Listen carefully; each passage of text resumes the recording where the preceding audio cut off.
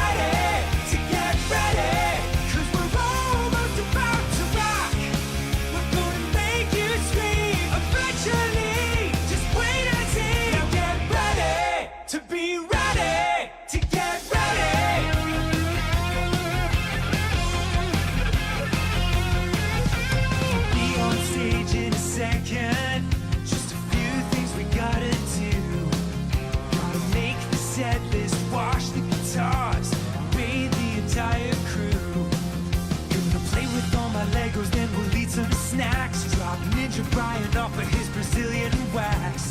Drink some gas so we can play real fast. And then you better hold on to all of your ass. We're gonna crush this show, just a few more steps. Nothing says rock like meticulous prep. So get ready to be ready to get ready. Cause we're almost about to rock. We're gonna chill your spine and blow your mind all into time. Now get ready to be ready to get ready. Ladies and gentlemen, are you ready to get fucking destroyed? We are nearly prepared to begin preparations for our final sound check of the evening, so please file out of the auditorium while we reset the stage. Thank you. For those about to rock, please hang tight while I find my socks. Gonna crack your skull like an aftershock. Just gotta call my broker and sell some stock. So get ready to be ready to get ready. Cause we're almost about to rock. We're gonna melt your face through time and space at an appropriate pace. Get ready to be ready to get ready. Now get ready to be ready to get ready. Now be ready to be ready to get ready.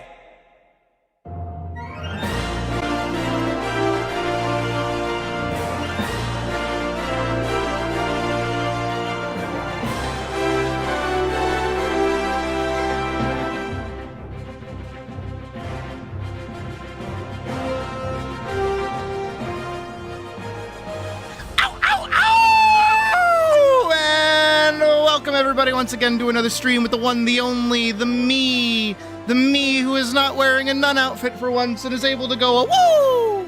Great to see, great to be back. I would say again in the saddle, but it's not like the saddle was out of for very, very long, as I was here yesterday doing the exact same thing. But today we are back with animation. Huzzah! I get to draw today. Woo! I'm excited. Very excited. How's everyone doing? How's everyone else? How you guys doing down there in the little corner? There you guys are. I see you. Hello. Turn down this music just a little bit. Good to see everybody back here again for another stream with me. It's awesome, but we do have a wee bit of the Dawama to talk about today. We actually... I only just learned of this moments before stream. As many people know here, Final Fantasy XIV is probably one of my favorite games ever, even though I'm kind of going through a funk with it. Thankfully, though, certain individuals, such as Badger, Vorkson, and Hullo joining us last night, have kind of helped gotten me back into the game a little bit. And sadly... what I'm about to talk about today is a little bit of Final Fantasy XIV drama. I'm not too keen on it. I'm not too happy about it, but this is a little bit of a buyer's beware moment and very topical, as within probably the next week or so, starting this Friday, which is the 24th, we will be seeing the fan festival for Final Fantasy XIV pop up. So for those who don't know, Final Fantasy XIV, around the time of a new expansion dropping, will host a series of fan festivals across the globe. The first one usually starts in America, then they have one in Europe, and then they have the final one in Japan. These are months apart, and each single time they release a little bit new information about, what is it? The new expansion that's coming out. Riveting, I know. So this Friday, we will actually probably be getting a little bit of information on it. But here's the thing, is that these fan festivals are, in fact, fan festivals. They're conventions. They're not just, a thing that happens online or like a regular live letter where they go over patch notes. These are full conventions with activities to do, things to buy, places to go see, people to hang out with, and it's a great part of, the community getting together and doing stuff. I definitely want to go to one, and they're usually held in Las Vegas, and that is no different this year. But we have hit a little bit of an issue. or rather, a certain pillar of our community has hit a little bit of an issue. If you don't know, which you probably do because he's very, very popular, Jesse Cox. Yes, that Jesse, the redhead who almost looks like Simon from the Yogs cast, is obviously going to be in attendance of this year's fan festival. And they had originally intended on going in cosplay. And they were going to cosplay a specific character who's basically a plushie. And it's meant to go in tandem with a friend of theirs costume as well. These are characters that have been debuted in Dawn Trail, so you guys probably won't know them if you haven't played all the way through Dawn Trail, but that's not really important. But I do have here a Twitter post, so I'm gonna have to go to the shit site, so you're gonna see that. But I do want to pull it up, and I want to talk about it because I got some words to say about it. I got some shit to add. And it's even worse because this is Jesse Cox. Jesse Cox is a wonderful person. He's very, very, very, very sweet. He's very, very kind. He's basically, people call him like the grandpa of Final Fantasy XIV because he's just that good of a dude. He's been like next to no drama. And so for me to hear today that he basically got scammed to high hell is horrible, actually. Just downright miserable. So before I even give you like a little snippet of what we're going to read, I'm going to read his initial post, and then I'll read you the, basically a twit longer, but it's not really a twit longer. And I will go over it from here. So Jesse Cox, as of, is this today? Oh, this was 3 days ago. So this is not recent, or well, it is recent, but it's not super recent. Not as today, because I did assume it was today. Here, we're going to put on Ulda's night theme. This is what he says. This really sucks. My apologies to everyone I got hyped up with my 14 FanFest cosplay. Sorry for the long read via Discord photos, but I need to show you exactly why I'm so upset. And now we're going to kind of dive into it. I'm going to swap over to general streaming, and we're going to talk about it a little bit. I'll be honest, I don't even know how to start this post, as it's certainly not important in the grand scheme of things. Shush, Jesse, it's okay. But it's also something I'm so extremely upset about that at the moment it feels infuriating to the point of needing to both vent and apologize to those I hyped up. This coming Friday is Final Fantasy XIV FanFest, and for months now I've been hyping up a ridiculous cosplay I was going to go as. I even signed up, agreed to, and planned to be in the cosplay walk. It's been something I've talked about on streams for months and months. My excitement was very high. You know me and the silly cosplays I do from time to time. I always try to make something fun. Well, for this go around, I convinced Twiggy, who looks exactly like Halmaroot. I don't know how to say that. They're a new character. I haven't learned to say their name. Do cosplay as her for FanFest, and I would be Plushy Calyx. I do know how to say his name. We planned, met with costume people, did fittings, etc., etc. I can't even stress the amount of screenshots we took of every angle. So back in January, I found what appeared to be a skilled costume/fursuit maker to help me. I was told it's expensive to make these things, but you know me. 1, I'm grateful that my job allows me to do things like this, and 2, I'd rather spend money on something fun that would make people happy than just buying something for myself. Felt to high fuck, Jesse. Felt to high fuck. I've always been like that. After paying a pretty hefty sum for it up front, paying a pretty hefty sum up front for their skills and time to get started, I was sent initial renderings and works in progress shots, and after seeing them, my excitement knew no bounds. I was showing these off to everyone on stream, obviously to anyone who would look. And this is what the character basically looks like. This is pretty frequent in Final Fantasy XIV to have like mascot characters like this. It's not anything out of the realm of anything. And it is very new. And these are like the new villains of the game, I guess. So they're very popular right now. And there it is. You can probably see some issues with that if you give it like 3 seconds of looking at it. I was giddy with how silly this would turn out. In my head, I was already imagining the fun I could have at FanFest just being a sassy, depressed squirrel guy. This, however, is the last time I was happy with this project.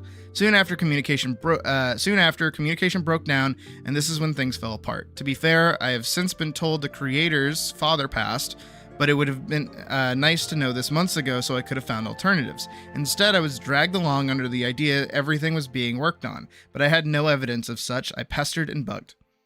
And it wasn't until the 6th of this month that I got my first real images of the costume, and it was the tail, not the body, not the head, the tail.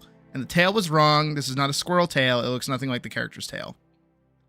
So this is one of the first issues that you can probably see. Where are the eye holes? It's way worse than that if you actually look at it. Because this is, as some people have definitely pointed out, and as some of you who are more astute and aware of these things, that's AI. That's AI right there. Not only just from the flat lighting, but you can see that this the sewing machine is kind of going into... I wish I could zoom in a little bit. Can I zoom in like a little bit? No, it's gonna keep... it's gonna do what it can. Back up a little bit. Oop, oop, oop, oop. So this image right here, as you can I open this in a new tab? I can't even zoom in on it. But the sewing machine is like in the wall.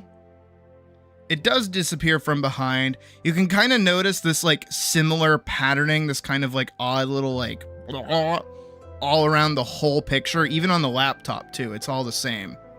There are a few errant chords. Yep, all the chords kind of go like wherever. Why, if this is something for a head, why is it the size of a laptop? Fursuit heads are huge, especially for someone of Jesse Cox's build, because he's a big guy. This is huge. Like if I were to grab my fursuit head and put it on my tablet that I use for drawing, which is about the same size as a laptop, no. That thing's gonna fucking eat that shit up, right? And even then you can see that it's not really producing any kind of real shadow. It also doesn't have like any kind of reflection. This looks so flat compared to this like angle that it's at. It also like, is this on a desk? Why is this pushed all the way into the wall?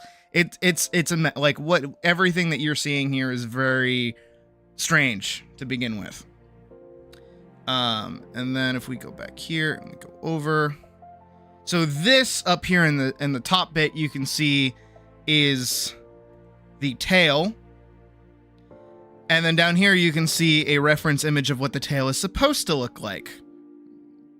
A, B, A, B, A, B, A, B.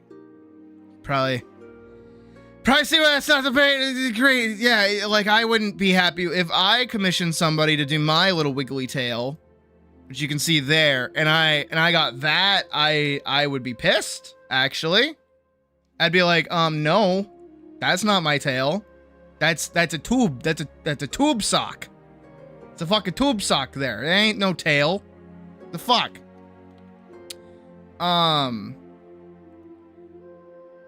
And we'll read on more here while you guys can take a look at those. I responded saying it was wrong and should be fixed. I was confused how it was possible to even make that tail. I was sent a complete mock-up of the character.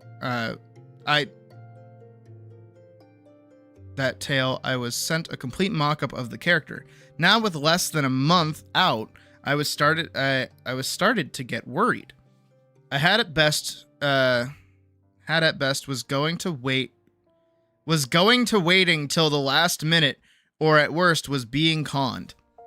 Jesus, Jesse, help. I messaged repeatedly about how we are running out of time and I need the costume. It's been months, and it wasn't until yesterday I received some pictures. They were not, to put it nicely, acceptable. Now, before I swap over to the pictures, let's just take a second. I'm gonna pull up my handy dandy fucking schedule, like whatever it is, calendar. That's what they're called. And let's give this a little read. So this was started all the way back in January. So it's been 1, 2, 3, 4 months, right? 4 months of time, with most likely like express shipping and all that, because you know they need it, and they need it pretty much today.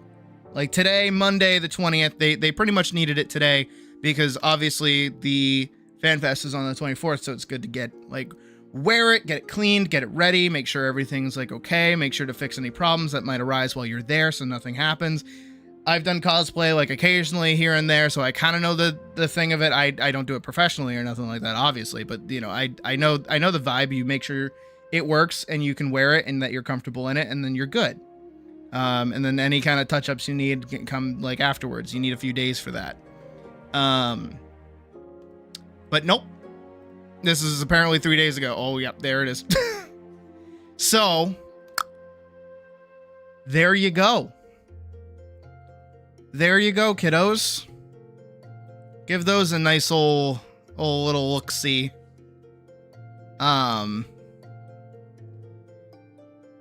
Yeah.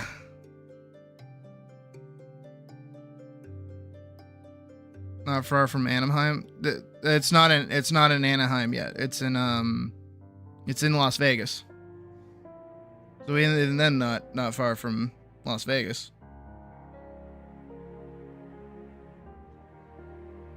But yeah, no.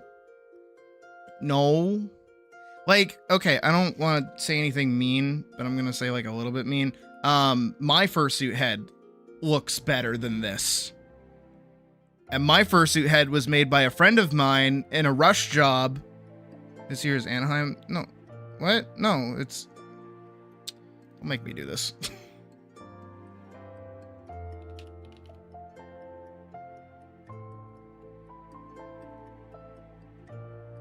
Oh, it is! Oh, what the fuck? It's always in Las Vegas. They're not doing it in Las Vegas this year? No, you're right. No, you're right. You're right. I'm wrong. I'm wrongy. I'll eat that. I'll eat that on my chin. I haven't been following FedFest. That's my bad. Well, that's even... Okay, that's even better then. I mean, even worse, actually. Hold on. Hey, baby. No, I'm so used to it being in Las Vegas. That's why I want to go, is because it's in Las Vegas, and that's how I was going to convince Puck to take me, is because it's in Las Vegas. Damn. Anyways, my bad. But yeah, like, my fursuit head, that, again, was a rush job made by a friend and only cost me, like, $350, and had no other parts to it, looks better than this. And I like my fursuit head. I just wish it wasn't a cat. I wish it was a wolf, because... Now I'm a wolf. So, new fursuit head has to happen at some point. But yeah, no, this is garbage. These are this looks like something you would get at, like, fucking Spirit Halloween. And I wouldn't even begin to guess how he's gonna put on the little coat. Even that has to look how tiny those arms are, and it's just, like, on the floor. Like, what is this whole setup that they have here, even? I'll mention in the post how much it costs. No, I don't think he does. Because this is after the last bit. But knowing how these things kind of go, I'll talk about it in a second, because furry. Furry. I've seen these before. I've experienced these before. Well, not personally experienced them, but I know how these things kind of go a little bit. But let me finish reading, because this is the last little post. The head was wrong. The tail is still not fixed. The jacket is barely acceptable, and the body is just a furry body. Yep. There are not puffy ankles or wrists. I was livid. I couldn't believe it could possibly look so completely different from the rendering I was sent, let alone the head that was already being made. It made no sense. I was told the reason for the change was that I wouldn't be able to see out of the half-closed eyes. That's not true. But then, why send me the renders of the or the initial head assembly? I was like, you had months to work on this. I paid you for the materials and the time and the labor, and this is bad. I was told they'd work all night to get it fixed. Today, I was told at 5 p.m. that there is no way it'd be done for Monday, and that I could have the costume after the event, given the changes I wanted. This is unacceptable. It was literally for this event only. That was it. I asked for a refund and was told they didn't have the money. That's your biggest red flag right fucking there. There's your fucking red flag. Cause this is a thing that I fucking do when I do fucking commissions. I'll talk about that and again in a second. On stream today, it ran him 20K. Oh God. All right. Yeah, no, we're talking about that. Oh boy. Oh boy. Essentially, I'm out of money, I'm out of time and energy, and I'm out of a costume, which I promised the community I'd show up as. I'm also ashamed I let Twiggy down, who has such a wonderful costume ready to go. Except now she doesn't have a Calyx plushie, which is part of the whole vibe of the character, which is true. They are like a one-on-one group. So it goes without saying, I'm bummed beyond belief, and I can't even express how truly angry I am at the entire situation. I feel scammed. I feel like I should just shut up. Should have shut up and not promised anything cool. Instead, I'm here having to post this and try to explain why I'll be walking around as myself at FanFest. What a letdown. That is downright fucking miserable. All right, let's get into this. Because look at me. I'm a fucking furry over here, and I do commissions and shit. So guess what? I've got personal information. Well, not personal information, but I got like personal beef with this. Step 1. This right here. Where is it? I asked for a refund and was told they didn't have the money. No. That's no. No. Oh no. Do I pull out? I'm gonna pull out the hips for this one. Yep. All right. So let me tell you why I'm better than this person. Not Jesse. Jesse's great. Jesse is way better than me. Let me tell you why I'm better than this commissioner. If you commission me for anything, right? Step 1. At the start of the commission, I will ask for half of the agreed upon price. And then only after the commission is done will I expect the other half of the payment. 2. That money that you send to me to start with is at no point touched. It stays in PayPal, which is how I accept my payment. It stays there. I don't touch that shit. It don't go nowhere. Why? Because what happens if you're unhappy with it and you want a refund? Then I go, okay, I'll refund you that half. And I just don't give you the unwatermarked version of the actual commission. I know not a lot of people have like regularly commissioned me, but usually when I do it, I do provide a watermark over the top of it to prevent like super thievery. And then also a way to kind of give you the chance to just be like, no, never mind. I'm not happy with it. I'm going to get a refund of it. And I'll be like, okay. Other hand of that is that if you, not you, but that person who commissions me then tries to dip or not pay the other half for it, they just don't get the other end of it. And then also I keep that other half of the money. On top of that, if there is a refund, I don't touch that money so it can go back to them. It happens all the time. I very rarely, unless I need it, take money out of PayPal. All of my money stays right there. So, them saying that they don't have the money is, in fact, a scam, because it means that they weren't considering it as a finished work, or, what is it? What's the word for it?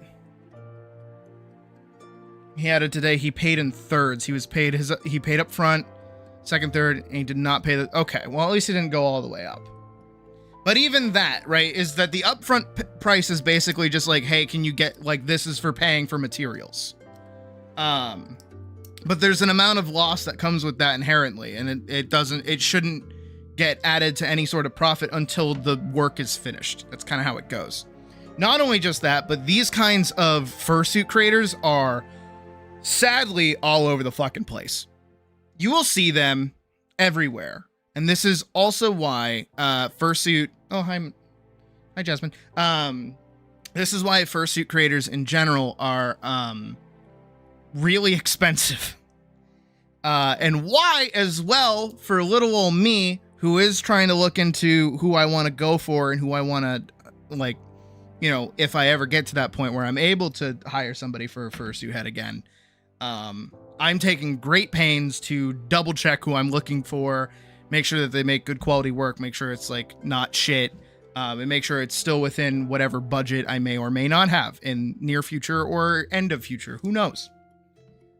Very important. But some people don't do that. And a lot of the time, those people are people who just want something like this, where it's like, hey, it is a furry character. I want someone who's like versed in this.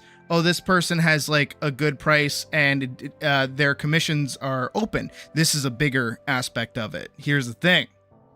If you've ever tried to commission a fursuit head before, I doubt it, but if you have, usually there are open seasons for people doing commissions for specific fursuit heads and things like that, right?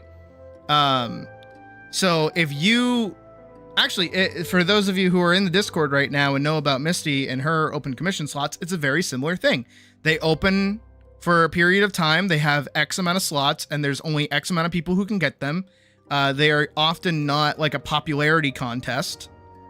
Believe the folks who recommended this artist were either bots or the guy on alt accounts. That might make more sense, actually. Yeah, no, that'll happen. But that makes it way harder to get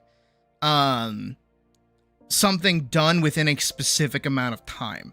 And especially where this had to be done like within a few months' time, you can't really wait around for like one of the more higher end fursuit makers to pop up and say, hello, we're taking on commissions right now. Come sign up and join our raffle. And then you have to wait for the raffle, and then you either get in the raffle or don't get in the raffle. It's one of the two, right? So of course, going to somebody who seems good and seems safe and is also capable, again, of sending, I guess this is like the actual render of the costume, which is theoretically neat, but not at all what it turned into. Again, you can see the difference between what you see here and then what you see here. I think the worst of it, though, is that you can kind of see that this is, in fact, being made as best as whoever the fuck this person is to make it. What's even more wild is that technically, the craftsmanship required to make this, it's actually not that crazy. Hell, even here in this mock-up that they did, even though it's AI, it's like, no, if you, like, this is literally all you would need for it. Like, this would look perfect. Just one-to-one make that. Instead of, like, again, a Spirit Halloween bought off of Amazon basic wolf head. This doesn't even have the same mouth dimensions. You see what I mean? Like, downright to the nose not being level with the fucking eyes. This is just a basic wolf head that's gray that has like some light patterning on it. That's all it is. It's not anything crazy. And it's, yeah, and between the tail and all these other, like, this is just bad. Like, fundamentally just wrong and bad and just horrible, actually. No pic of the suit in action. It's this one. It's all you get. And again, just this, again, to see the coat just like laying on the ground with no real like frame of reference here, no wearing it or anything like that. It's just like, it's downright diabolical, honestly.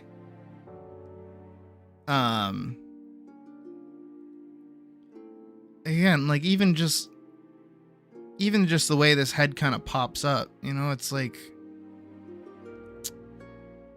I don't know how you do that. And that really sucks. And to blow close to like 20K on this. I spent $350 on my fursuit head, and I got a pretty big discount on it because it was made by a friend. But like, hang on. I mean, I have a few that I was looking at a while back. Who do I have? I have a bunch of cards.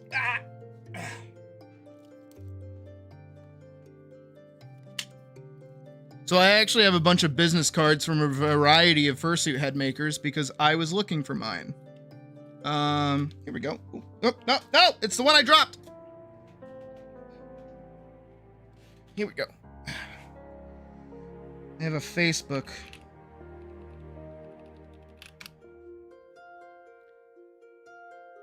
Here we go. So this is one of the few fursuit head creators I've been looking into. Let's look at that pricing info, shall we? Commissioning a fursuit, fill out the form to get a quote. Once you fill out a quote, you can be put on a wait list. When a commission slot opens, you'll be notified with an email you have provided and decided to take the commission slot. Pricing info. Fursuit head on average is 250 plus. Or, yeah. With a resin head, it's like 300 more. Partial is 3,000. A full suit is 350 or 3,500. And then 4,000 for a digigrade. So as you can probably imagine, this is just one creator, and this isn't even one of the ones that I've been looking at because this one's like way out of budget. But like, you can see just through their gallery, right? They make pretty good-ish stuff. Right? Welcome to fursuit creation. It's, yeah.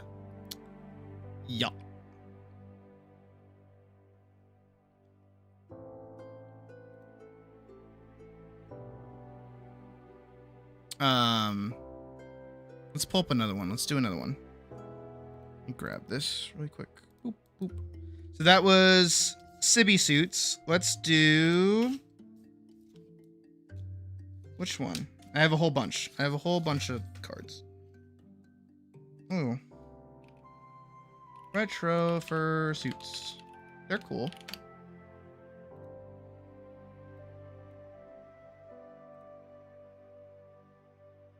Here we go. Again, it's a furry Twitter, so be warned. But these look really good. I actually really like these.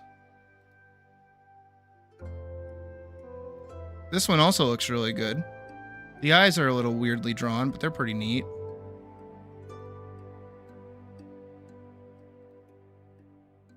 Yeah, that one's pretty good. This one's also pretty good, right? But I don't think they do dedicated commissions. Yeah, commissions are closed indefinitely. Please don't ask if I'm reopening. I'm not. Yikes. It looks like... What was their most recent post? Still can't top this as my best April Fool's joke, so once again, I will repost it.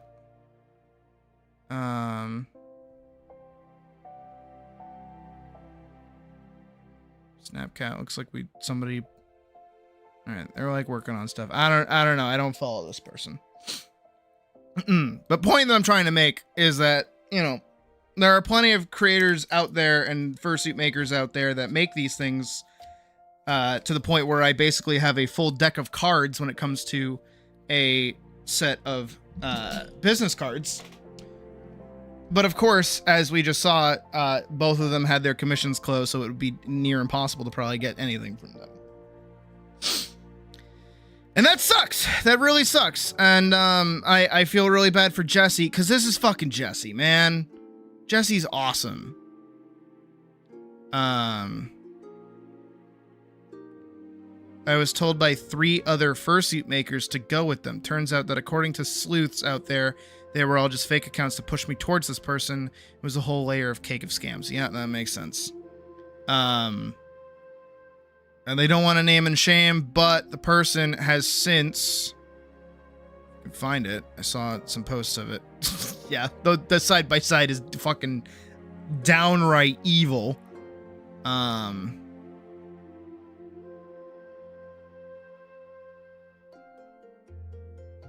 Eesh. But that sucks. And I do hope we get some kind of good outcome of it or something. I doubt anybody will be able to make a full suit specifically to Jesse Cox's size within that time, but even still. And furthermore, to the point that the creator made, that like seeing with like a half slit eyes, like in the reference, would be bad. I have a rebuttal, and my rebuttal is hold on. Is this video. I'm gonna mute myself. I don't want to hear myself talk. But look, there's me in a fursuit head that has half slit eyes. Yeah, that is my fursuit head. It's the one that's sitting in my closet currently. And then I come to check if you have games on your phone. And then there's old me. But yeah, I have half slit eyes, and I could see out of that thing perfectly. I've worn helmets that I could not see out of, and had more visibility than, or had less visibility and like did things with than this. Like, honestly, this wasn't that bad. And you can even see as I get like a little closer, wherever I am. There I am. Back up a little bit, me. Back up. Back up, you fool. Like, you can see it's not that bad. It's like actually not that bad of a fursuit head. It's even got my little forehead marquise. I bet I would be easier for them to make now. I should look into asking them again though.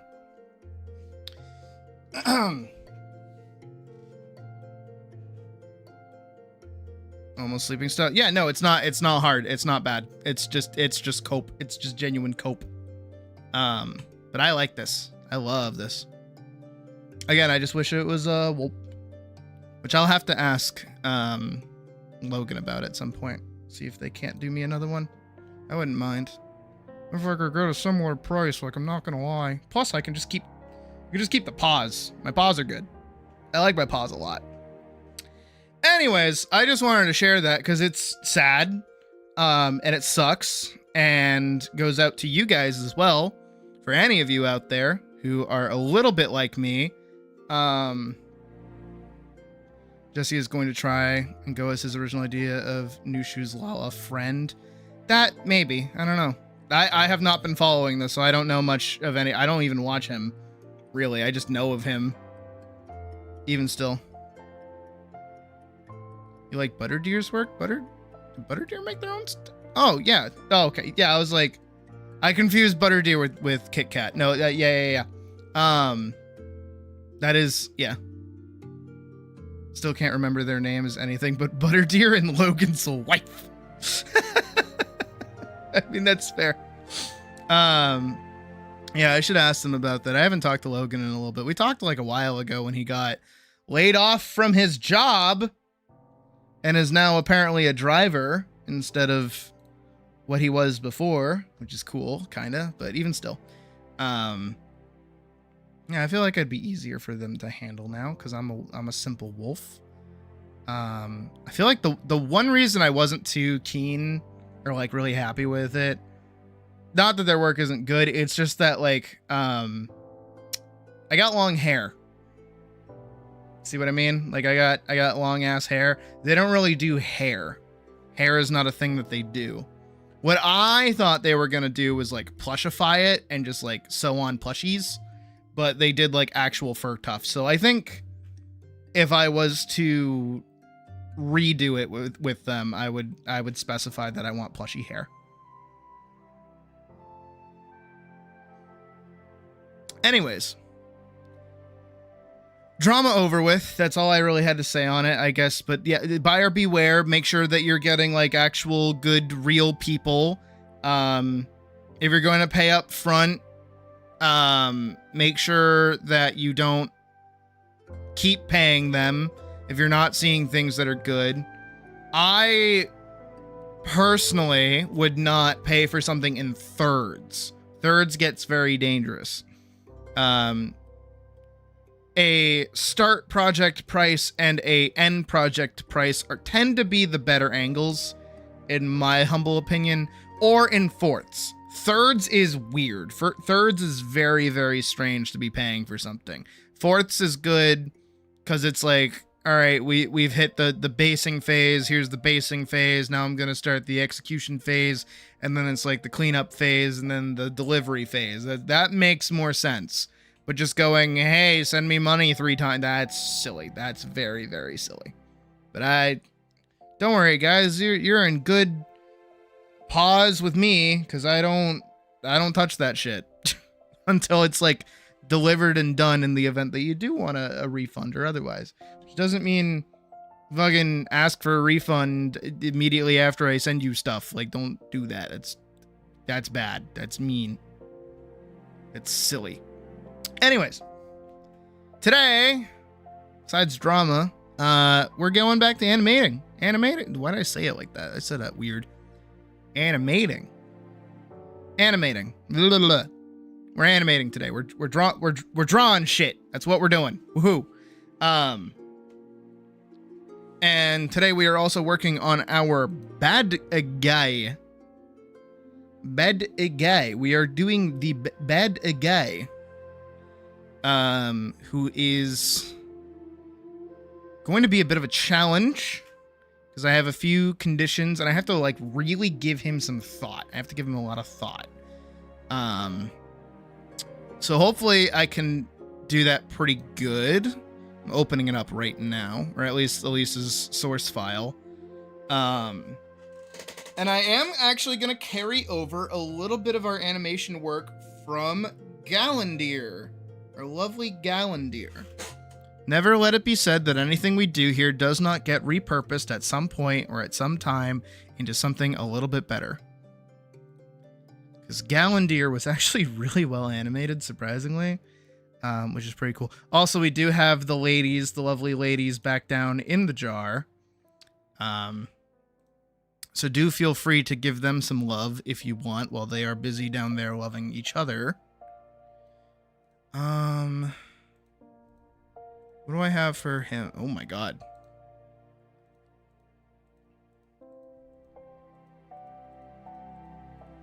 Wow. Alright, let's get to work. The 100 rail shredder. Yeah.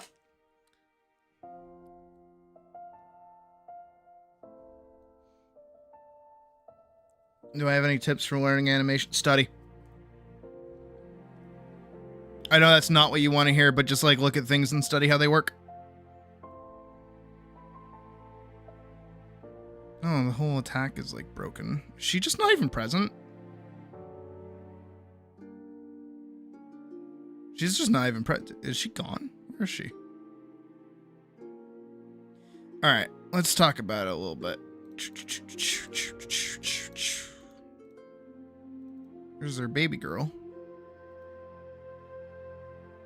Where'd her sword go? She doesn't have her sword.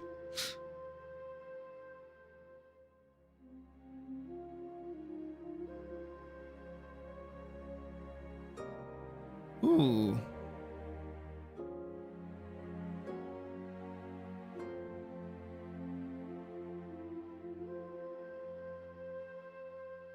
That might solve a problem, actually, now that I'm looking at it.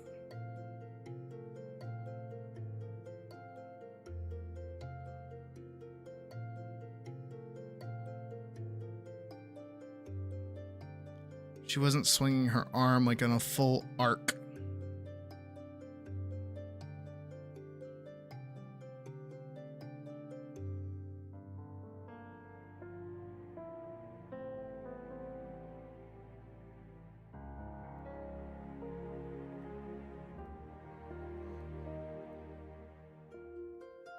Animation is a visual medium, so you need to have the ability to break down visual things that you look at and blah. I don't know, I don't teach animation, I teach you how to draw. I barely know how to animate, I just kind of fucking flail at the wall and call it a day. Alright, so we've added this over. I mean, I should probably not actually do that now that I think about it.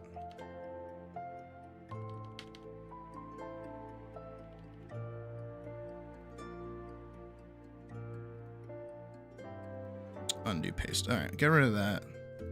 So let's just give this a little look-see, because, you know, I fully animated like a little thingy, just so we can remind ourselves of where we are actually located in the grand scheme of doing bullshit.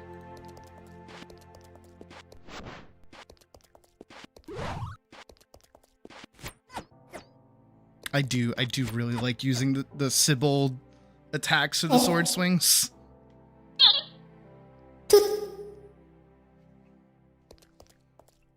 Do I actually have a teacher costume? I do, yeah. Oh, right, I'm supposed to let you guys vote on that. I forgot. Let's do that. Not a Q&A. All right, what do we want today? Normal, bunny, or teacher? What do I wear today? I got so caught up in the drama, I forgot to even ask. No, I like the toot as well. I love the toot. Teacher is currently... Oh, normal is winning. I mean, it's a 50-50. Nobody for bunny suit. Put so much work in the goddamn bunny suit. Nobody wants it.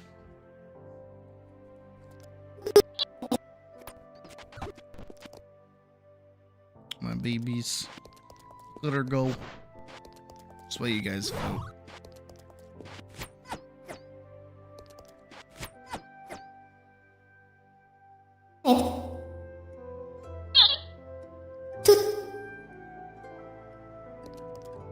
And then she just walks on back.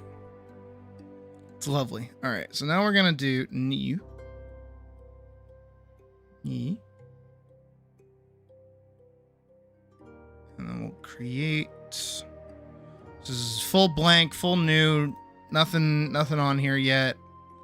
I'm going to grab her source.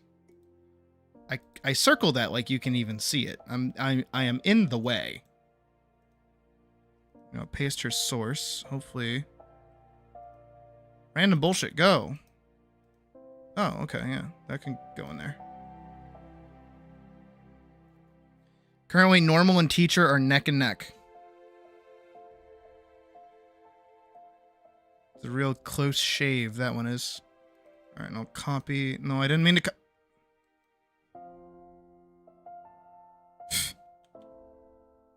Okay. I will copy boss. We'll paste boss here.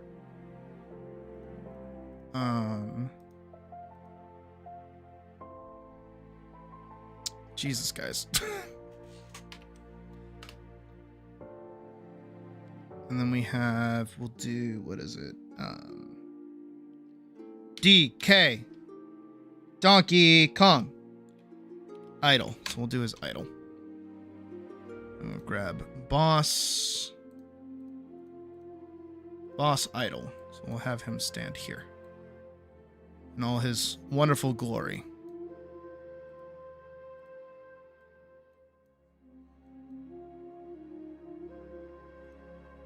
And then on another layer, I will also add Elise with her idle sword.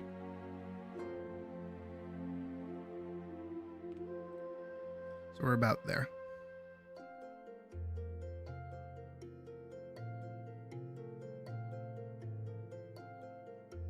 So he's got height. And she is short. We're going to do this.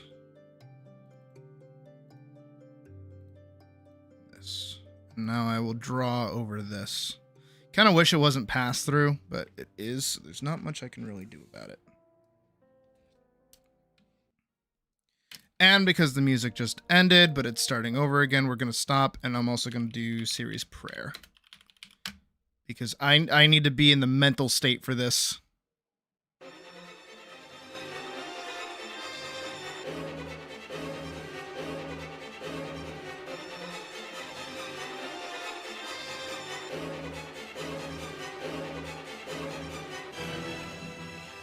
All right, here. I'll satisfy you nerds. It's fine. You guys get teacher, Sydney. It's fine. I don't mind. All right, we're just doing some base sketches and stuff, not anything super duper crazy. size that up a little bit.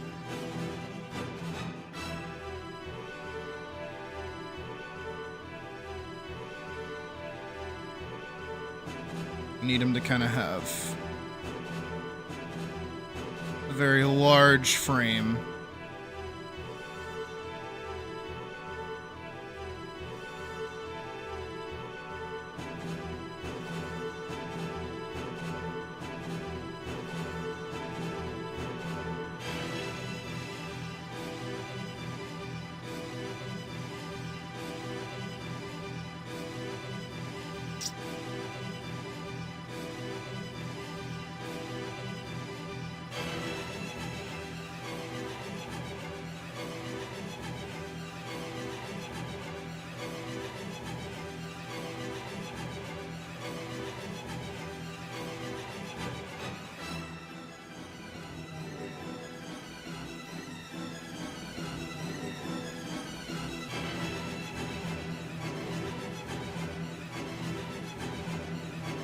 Do like an underhand.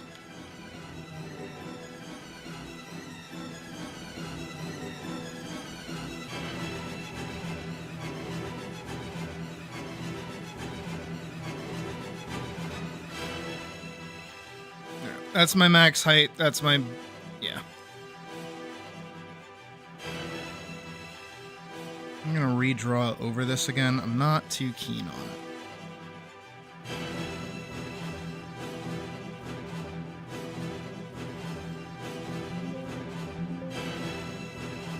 Come on. Adobe, I hate you. Adobe, I hate you. I just started.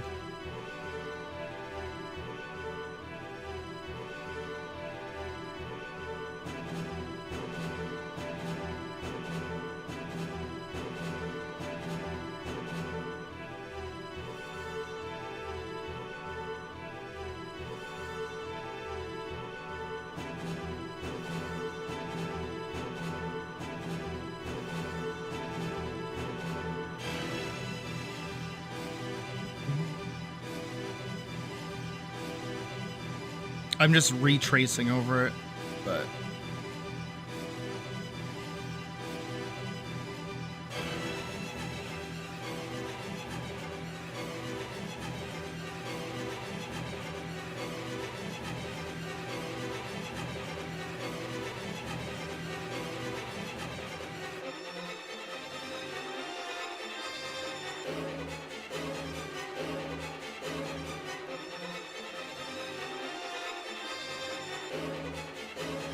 that might be good, actually.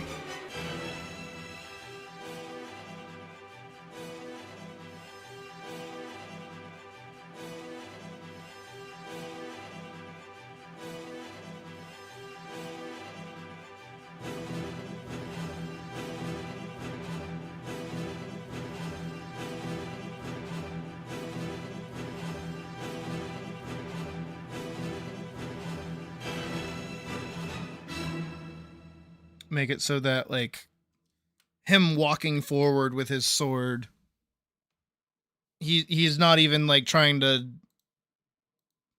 I don't know, because I feel like it's so similar to Elise's stance for his sword to be, like, out to the side. Oh, I have autoplay off. Let's turn that on. Let's do another. Let's do in the sky. I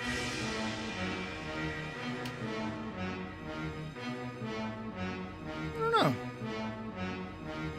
Maybe I do just keep his arm out by his side.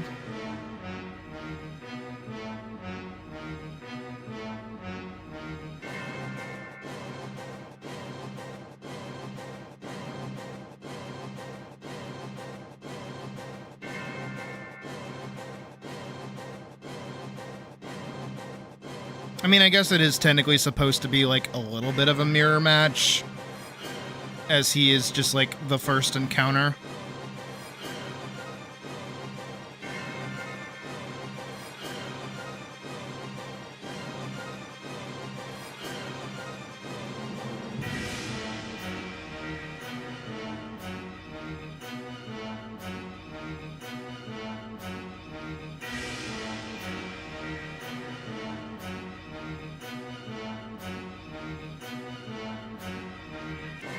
I do actually kind of like the idea of his like hand being forward. It's maybe not as large.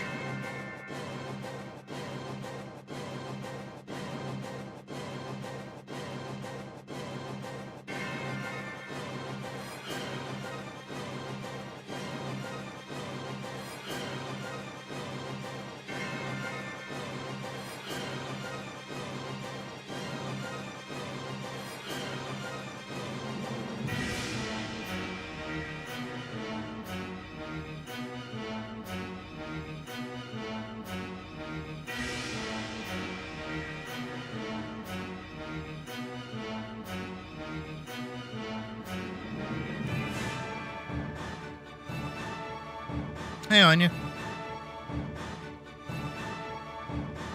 Wrap this around like that.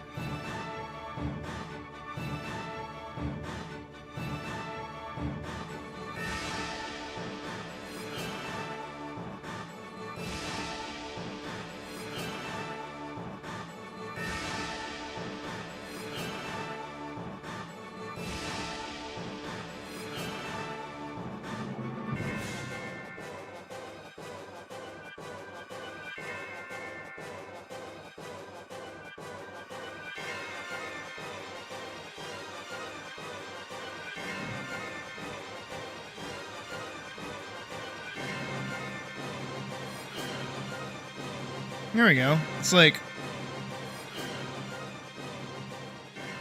That's not bad.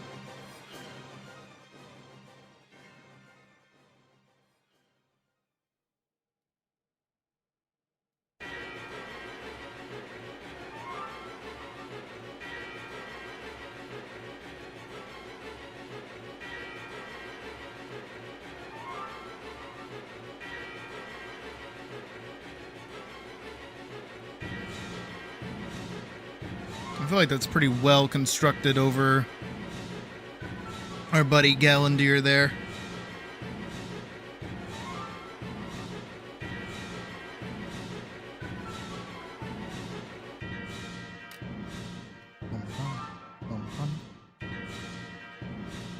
Bum, bum, bum, bum, bum, bum, bum.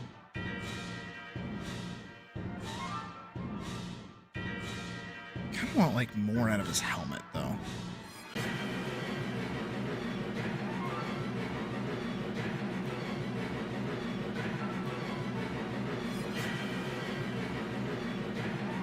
I guess that works.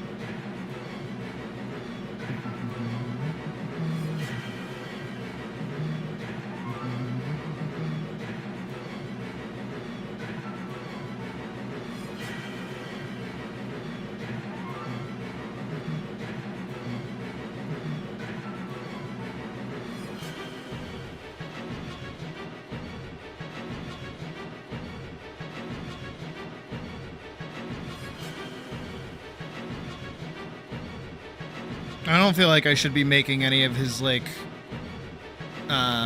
limbs or anything, like, super, baggy or anything like I usually do. I think I'll leave the bagginess as, like, his cape.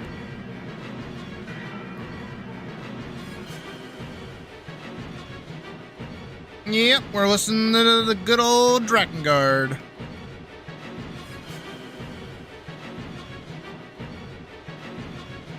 Actually, let me do... I want to see if I can get away with not entirely redrawing him and just, like... what is it? Just drawing his cape. I wonder if I can do that as a way to give him some motion without having to, like... redraw him as many times as I usually do for a character.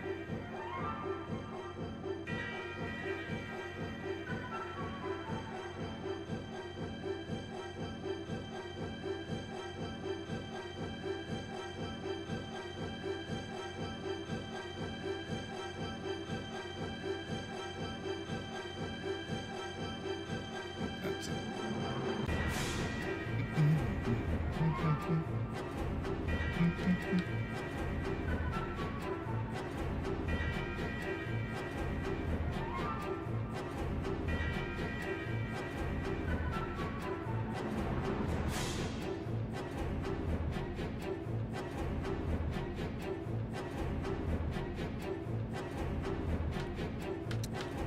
I'm actually just gonna draw over him, like in general.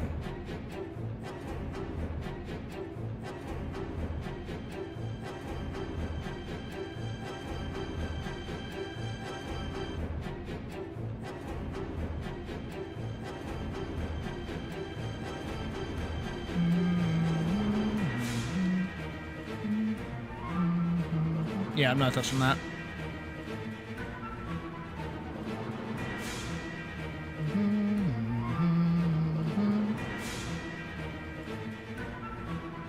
Alright, let's maybe not have disappearing Elise there.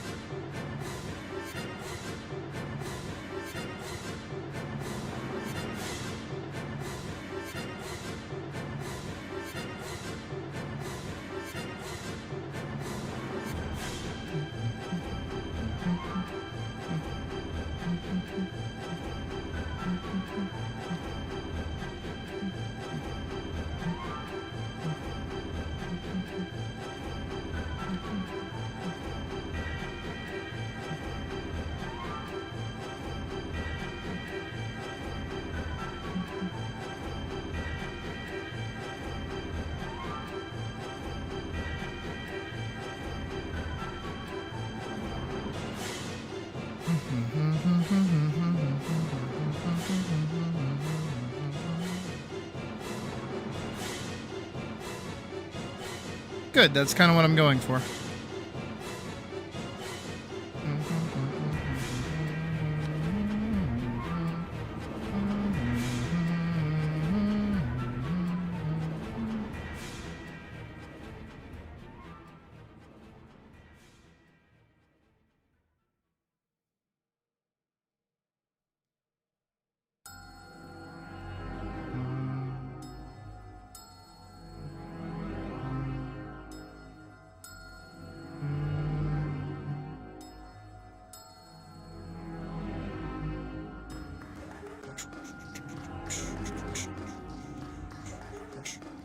Let's do that, and Shasha.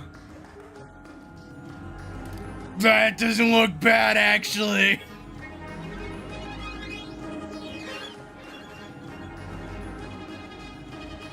No, it's not. I never said that that was any sort of rite of passage. I don't even condone you guys really talking about that right now, if I'm being entirely honest. I already said I'm not touching it, so...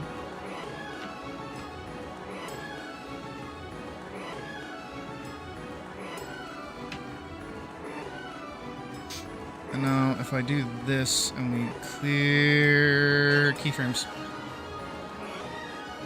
Just in theory, I'm just testing this. That there. How many frames is this total? 20. So it's 20 frames, so about 10 frames in.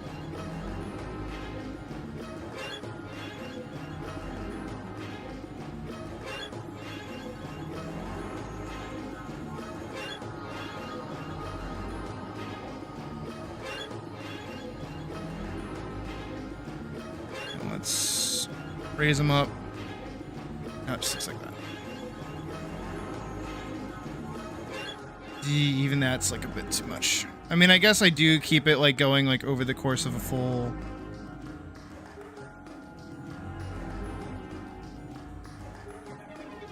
It's actually not bad. That's kind of sick, actually.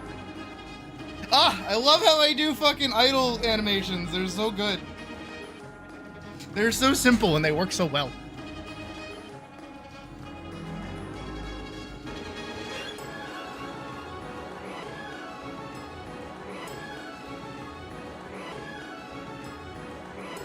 Do you guys think he should also have Renoir's cane for when he steps? Hold on, do you guys think he should do the what is it? Where is it?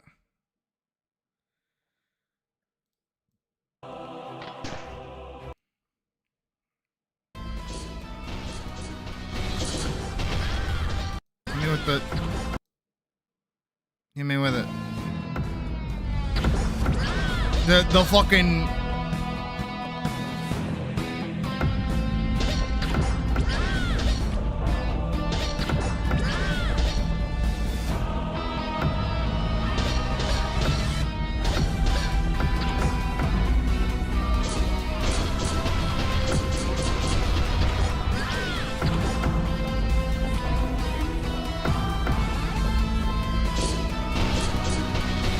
Really? But Frog Knight's not even that intimidating. It's big enough to warrant it. I guess. I don't know. I just like it because it's like... Because it's just fucking this.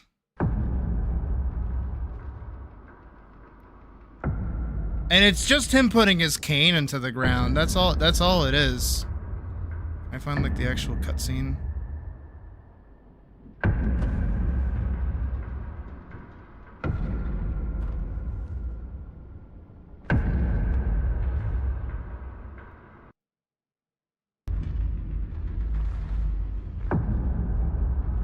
It's so cool. What am I looking up? Renoir on the beach. This bit. It was designed for historical armor.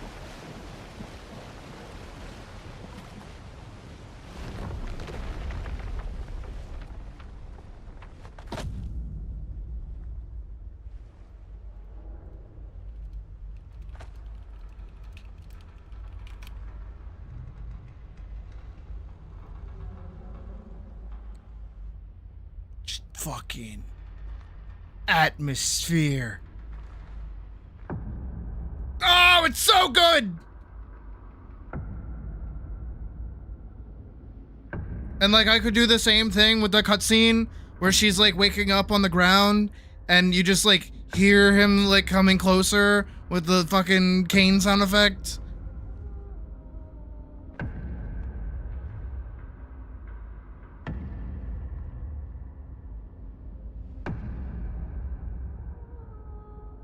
So good. Oh, I love Expedition 33. We will absolutely be listening to fucking Renoir's first theme in a second. Get ready. Floating body part aspect, because I was lazy. Because I could just draw each individual limb instead of having to draw like each individual frame. And then puppeteer them as I needed, which is what I did. God, he's so fucking cool! And to think this is painted Renoir even. You're old. Hello, my name is Aline. This is my husband Renoir. I fucking hate him. I gave him the coolest fucking wolf imaginable. Which expedition are you from? And you're dead, and your head is just gonna go bloop.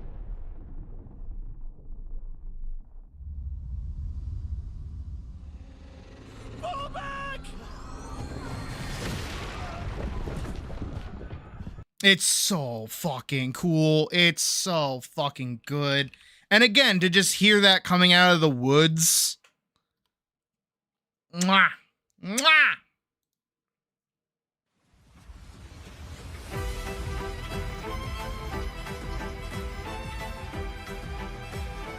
No, I gotta turn that up. I gotta turn that up.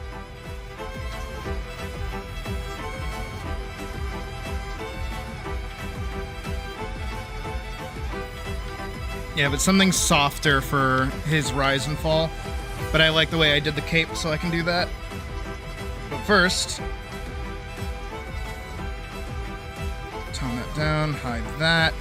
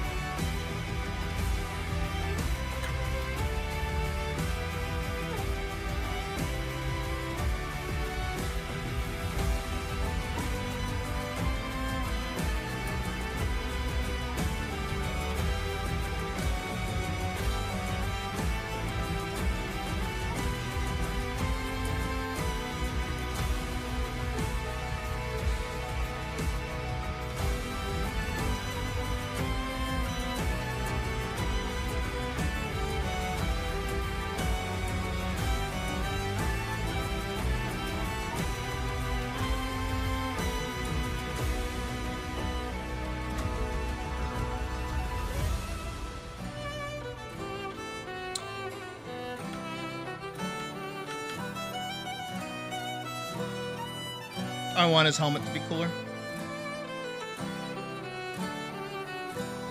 Maybe I can lean more into that hound skull kind of look.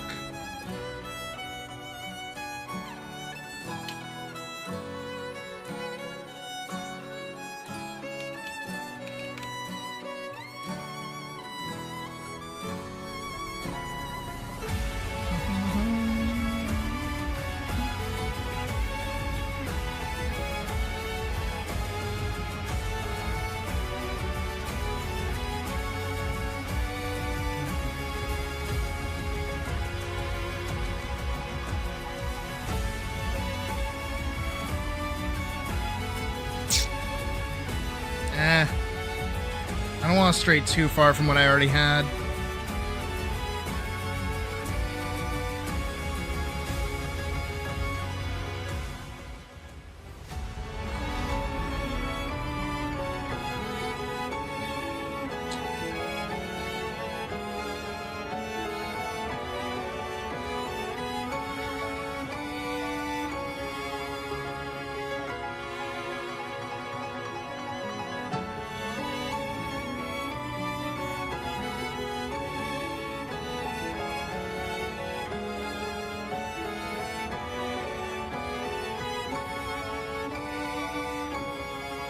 I still hate you, Adobe, you suck ass, and I want you to explode. But then I would be out of the job.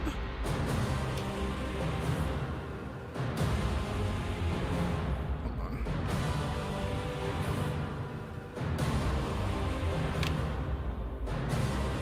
Just give it. Just give it.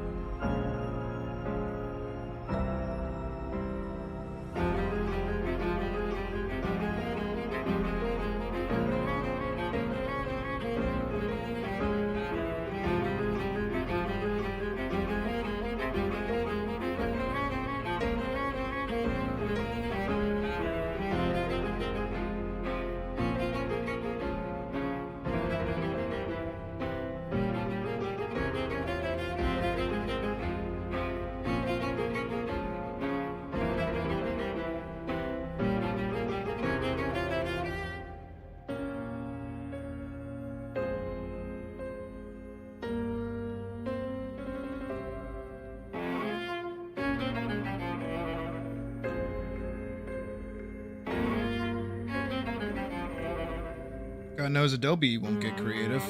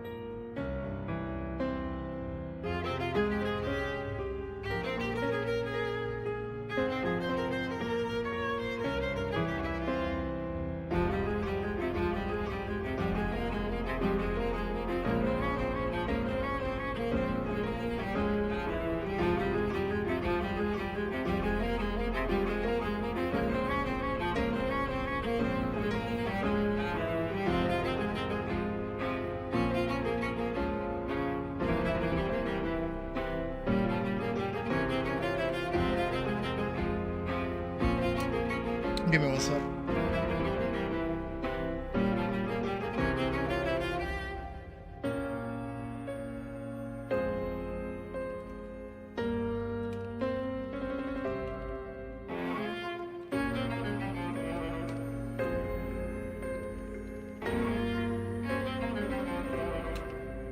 my god, can I type?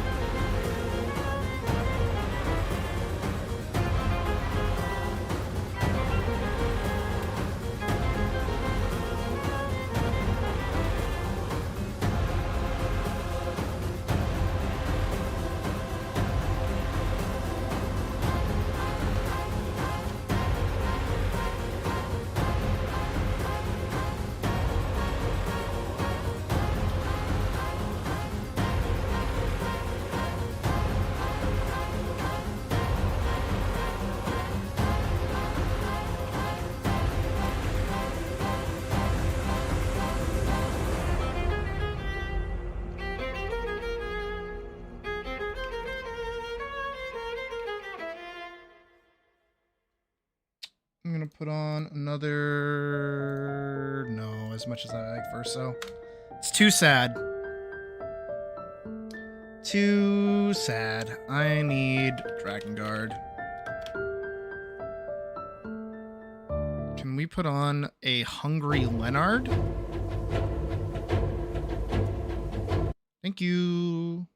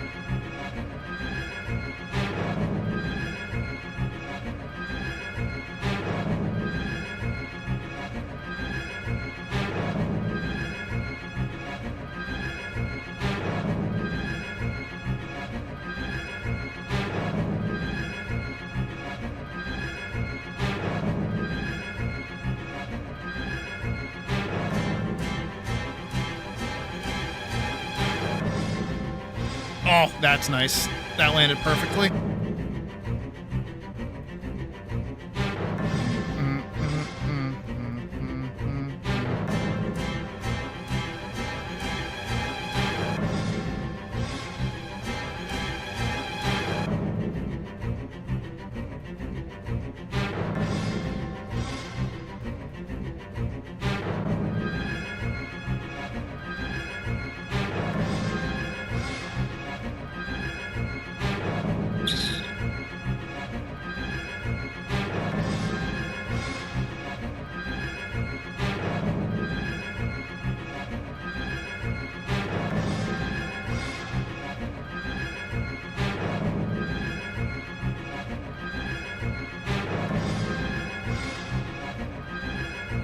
Can actually kind of get away with like a little bit more detail in this, purely because his idol isn't going to be moving too much,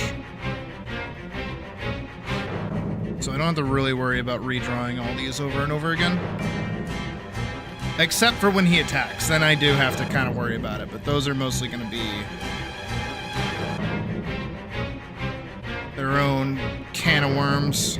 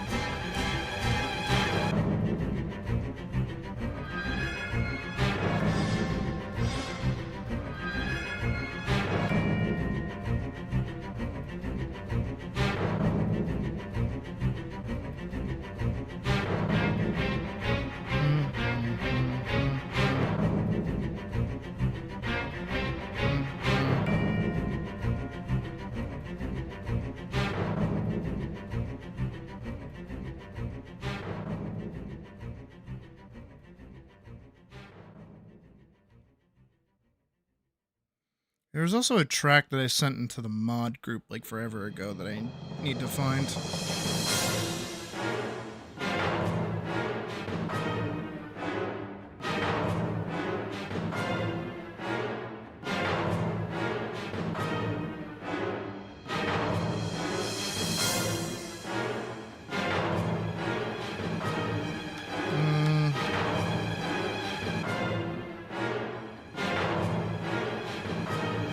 That should be better.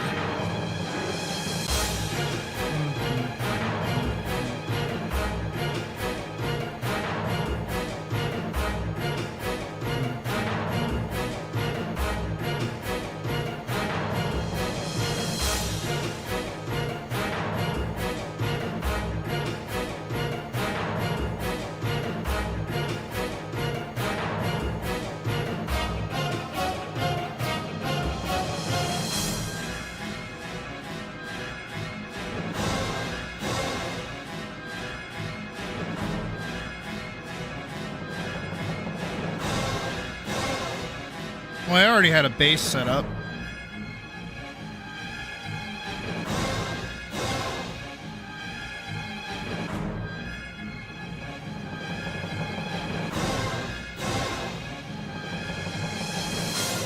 Which you could probably see if I hide this, that I already had the fingers set up and the palm. So I just took it from what was in front into what was in back. Which this should probably get covered in.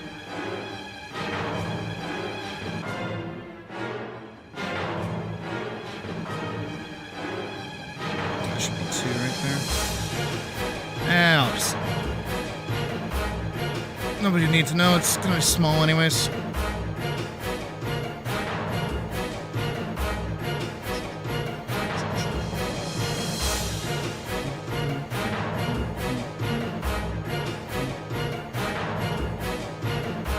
Like I said, I can get away with a little bit more detail.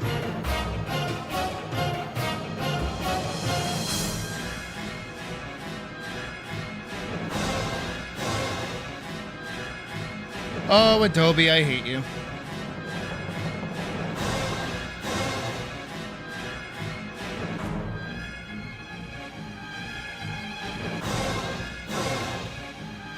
And Adobe, I will most likely never not hate you. So if there's any constant in my life, it is my hatred of Adobe. It's good to know.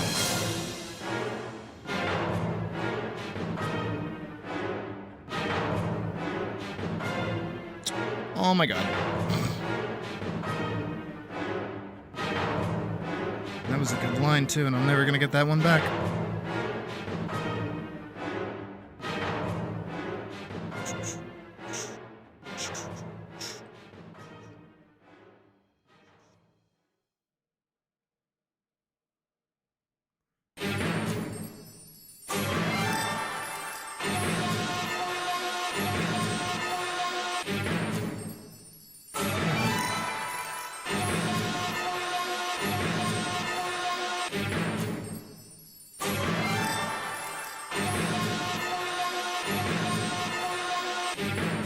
Yeah, 3 there, 3 there.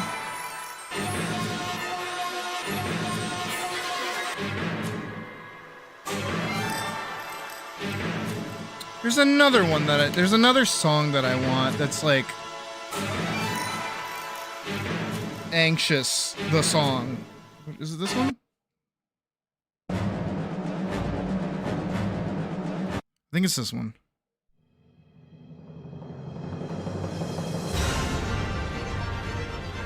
Is it this one?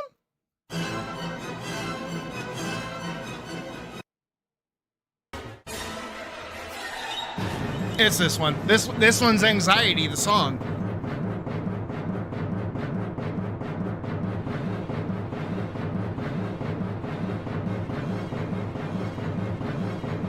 I don't like that.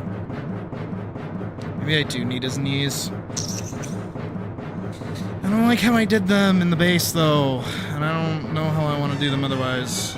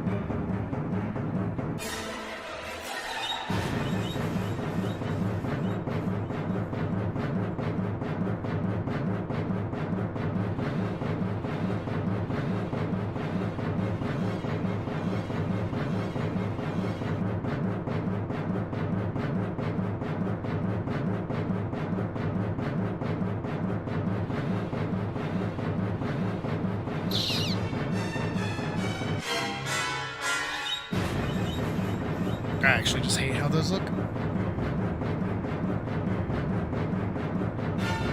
I think I'm gonna round out the knees. See how those go.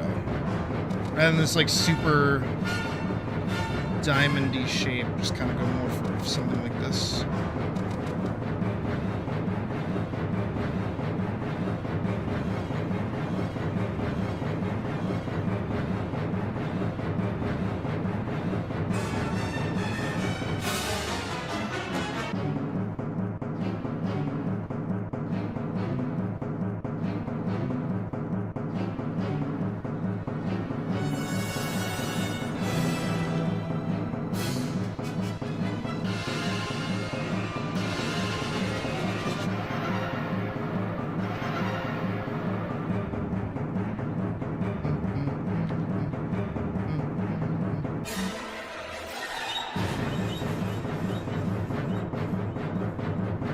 That's at least something, I guess.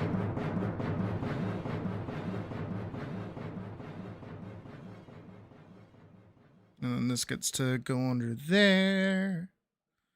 And now his arm gets to go over here. I also like this track a lot.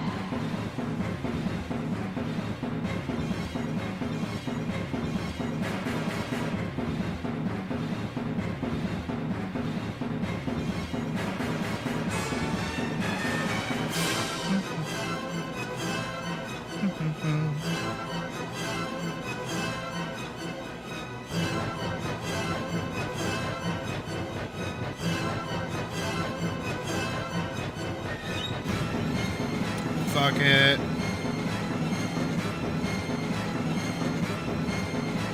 I don't actually want to do this even. What does this sword even look like? Hold on.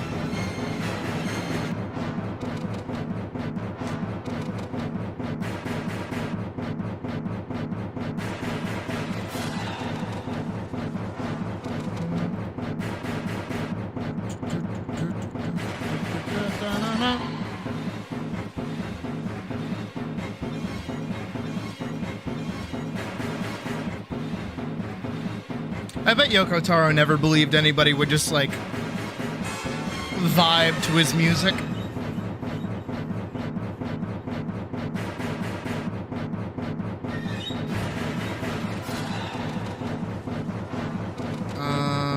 we go. Let's see what it looks like. Alright, it's just a standard longsword. Both of them are, it seems.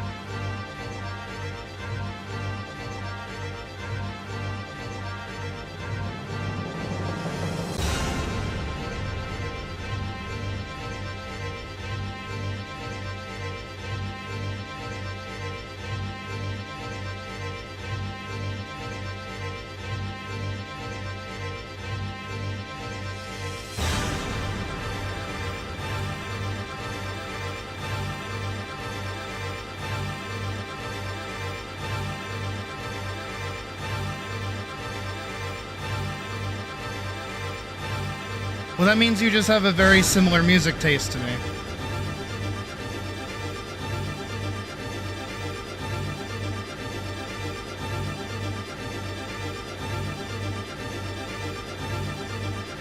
Which I am not about to disagree with, because apparently most of you like the music I usually play, so...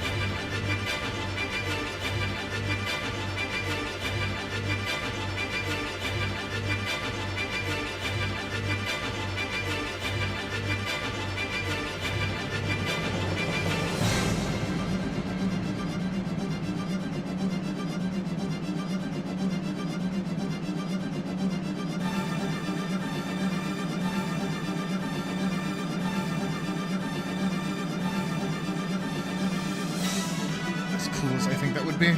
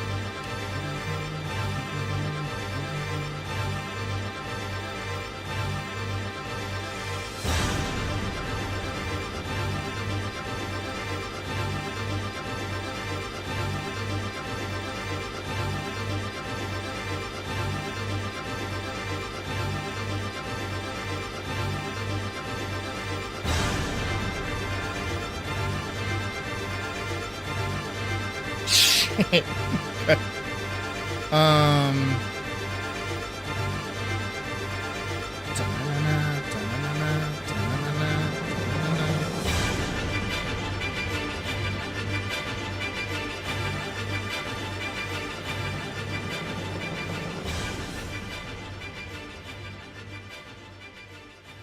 What is that in the library now? DK.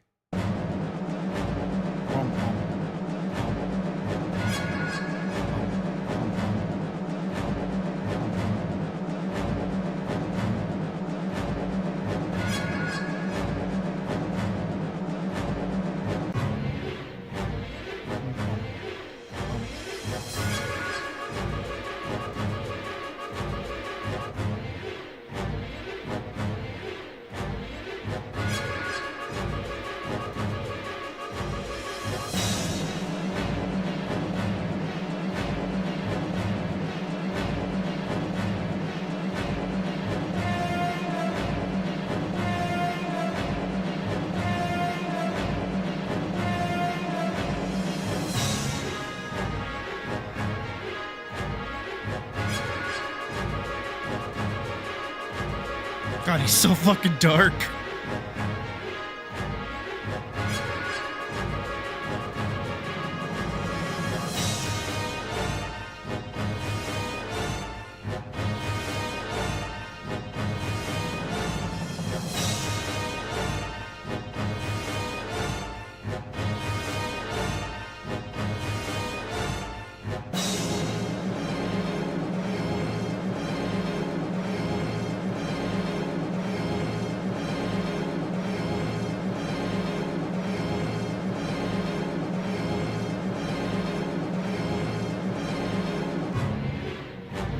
Pump.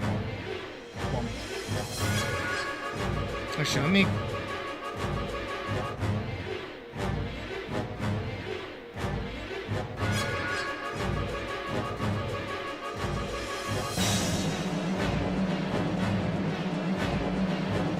I'll leave him alone.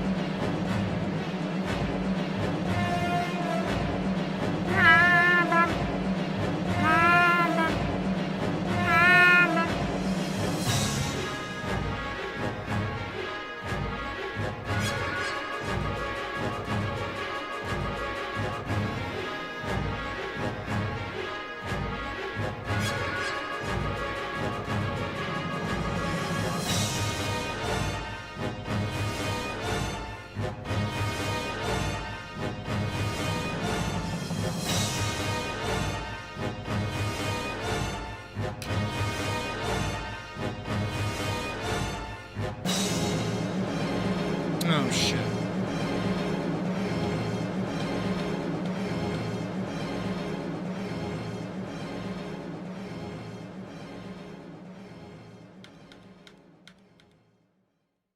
There we go. When did I hit him with that?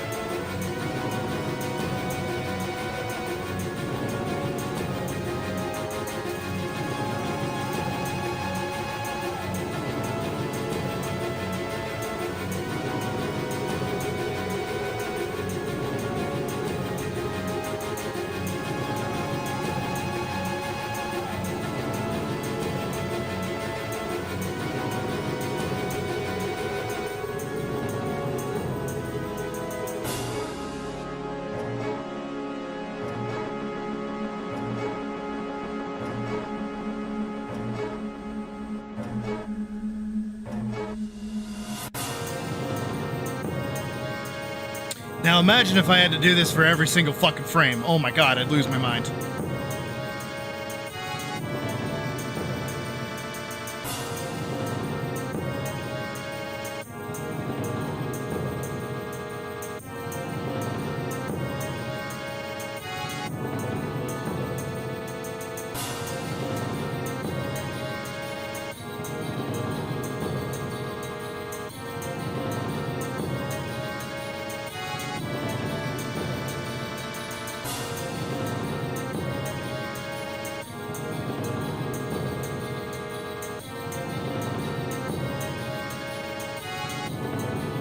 Nope, I'm cheating.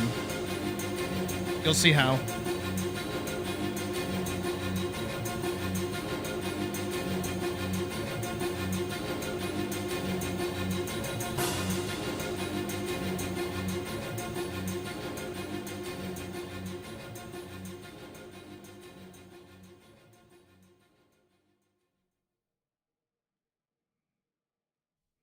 The main things I'll have to worry about are his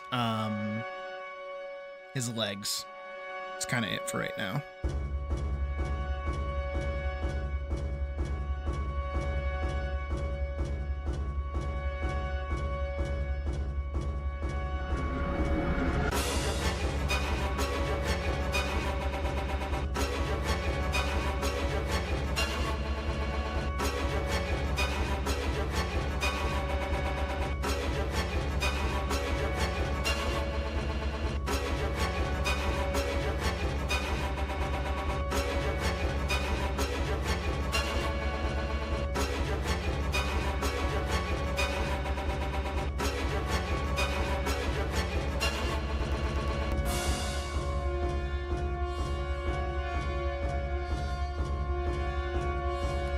Good. That makes them pop out a little bit more.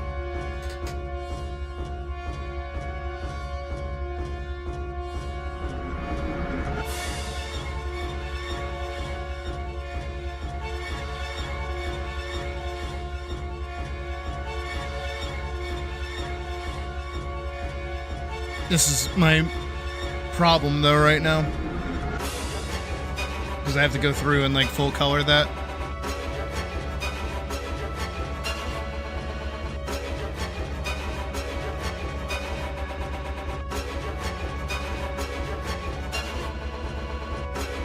This is the soundtrack of Drakengard. Might as well be the soundtrack of Vanguard though. That's what I listened to while I was working on it.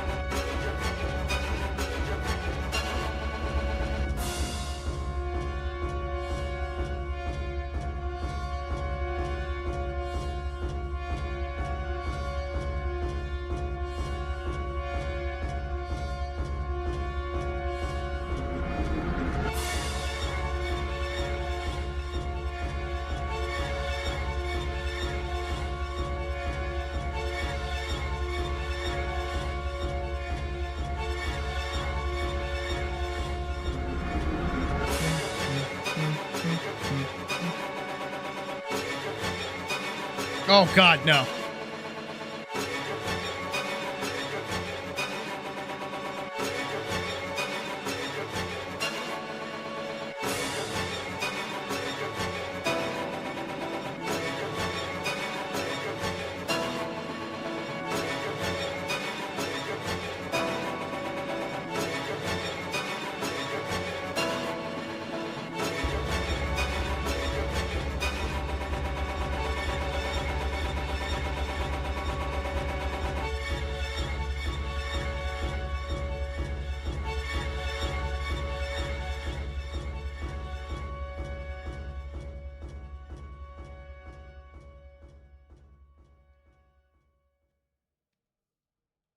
What could be next? A second version of it.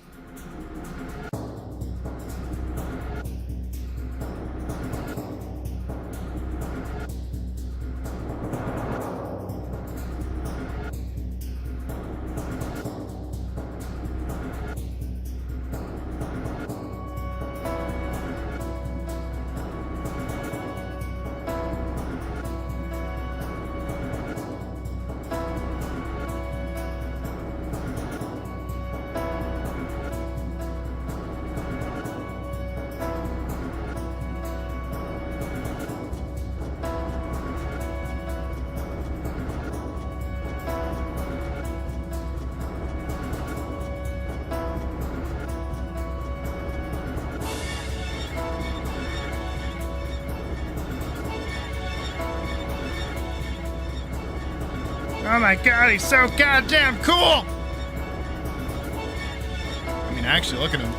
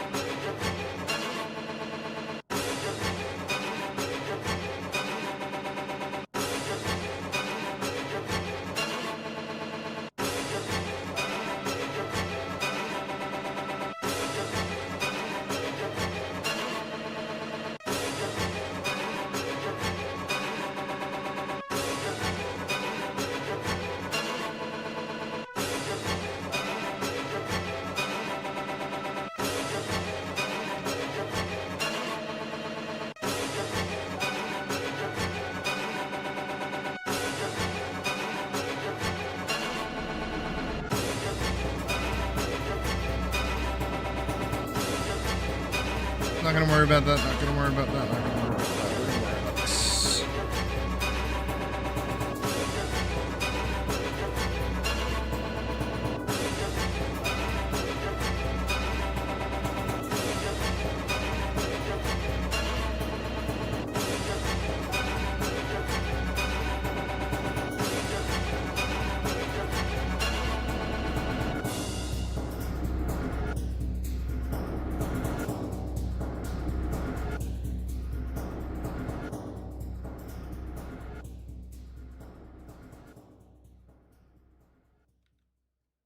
You don't want to play Dragon Guard. Take it from me, someone who's played Dragon Guard, you don't want to play Dragon Guard. Enjoy the music, don't play the game.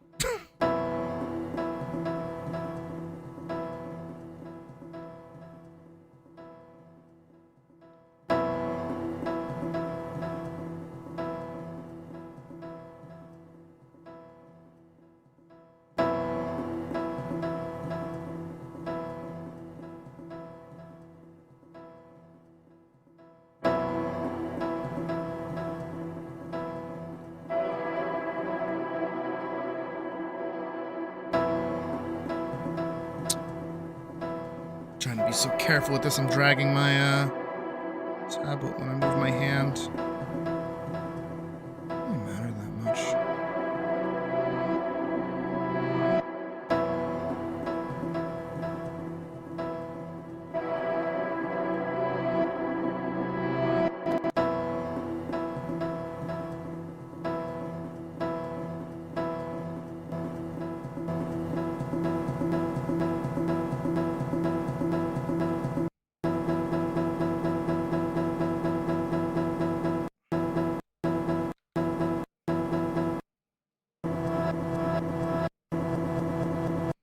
I love how many people think that their fucking audio is broken when they play this stupid fucking game. It's so great.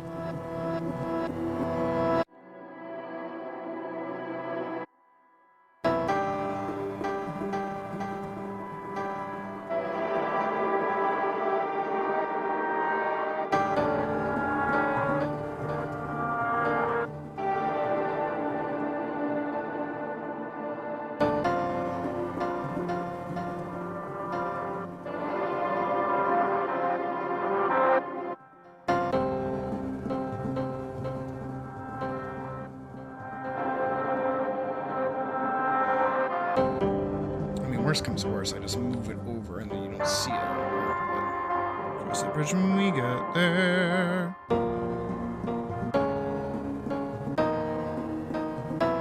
It's like if you took Devil May Cry, removed the style meter, the cool weapons,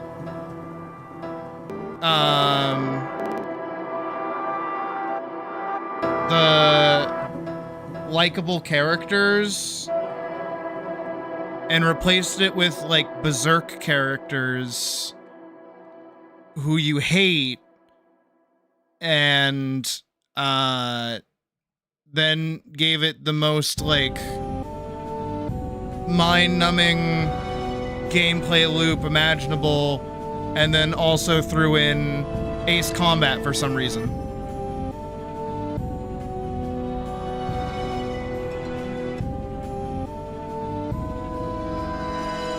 Look, I love Drakengard. Game no good. Game not great. Story great. Game not great.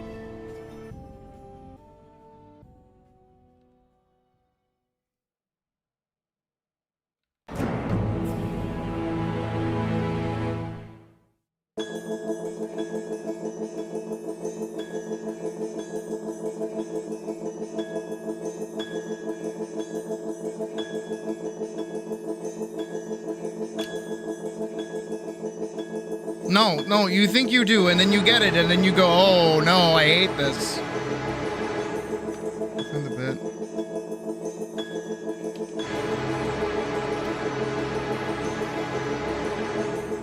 Found it.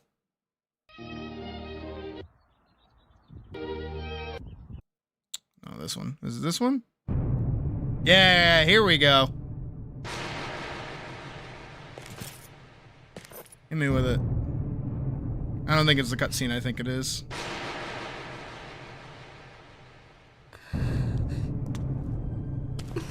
Final Fantasy wishes it could.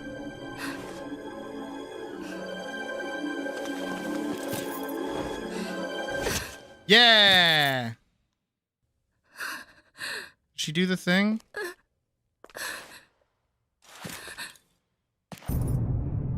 No, that's not the cutscene. Where's the cutscene? Just made you watch someone stab themselves. That's fun. Mentally draining workout music tracking card. Where's the bit with the fucking... I forget their name. Ha ha ha. Cutscene. Am I right?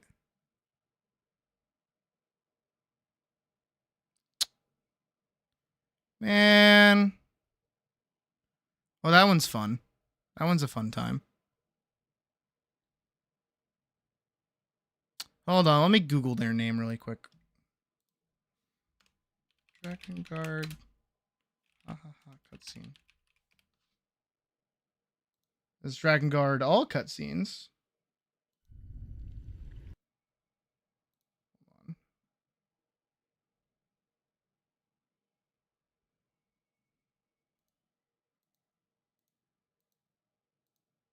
Oh yeah, the eggs. Eggs were a thing. A lot of explosions. Oh, there it kind of is. What have you done? I broke the seal. Now she's useless.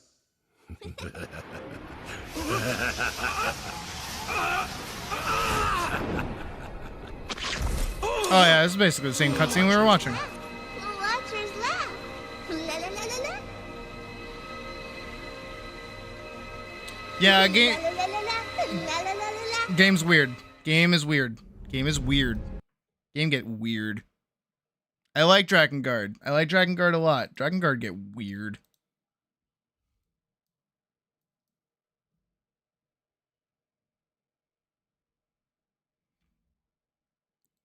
To most, that probably didn't make any sense. And when I say weird, you're like, what the fuck? That was like totally The seeds not never the strangest were, thing I've ever seen in and my life. Mankind remains unforgiven.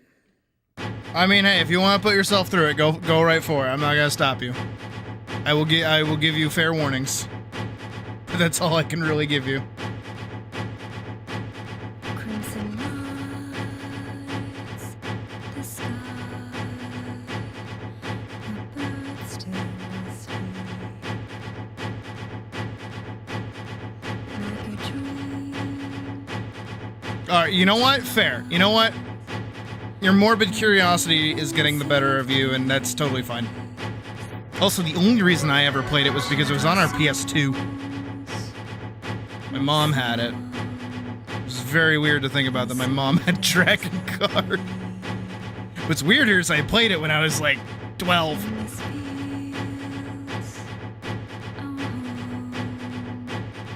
I just thought it was cool, guy with sword video game. My mom didn't think any better of it. call out these prayers to the skies, filled with thought. See your face. I carry these memories inside, scrolls of the soul, colored by love. See me grow wings and fly high. Passions will die down below. I burn in the peace and the fire. Okay. Watchers look on as they dance in the merciless skies. Magically. That is actually the preferred way of playing through the game, honestly, is just watching the cutscenes.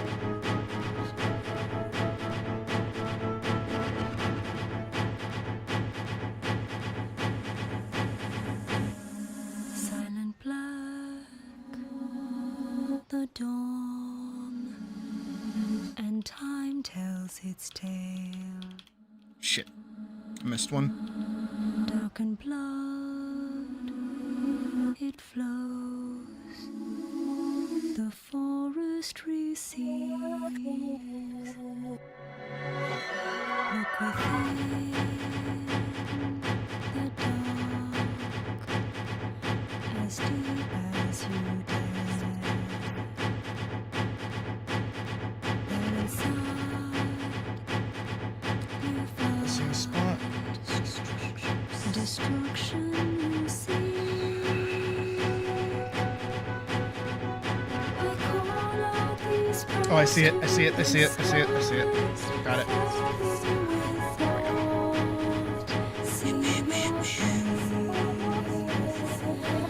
carry these memories inside, thoughts of the soul, colored by love. No, that needs to be this dark red. Wings and fly high, passions will die down below. I burn in the basin of wine. Watchers look on as they dance in the merciless skies, watching me, watching you, watching you. Shit, there he is.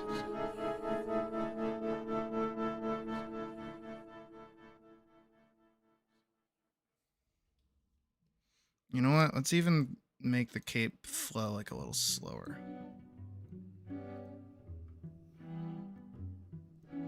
Bim, dum, da, di, dum, vacuum. We're gonna put it on thirds instead of twos.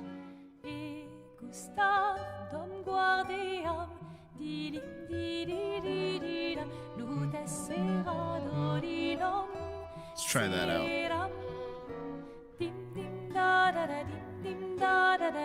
Ooh.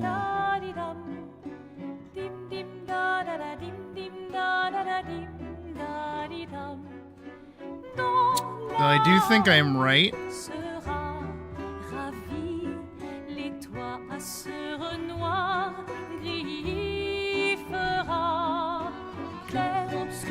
Godspeed, soldier.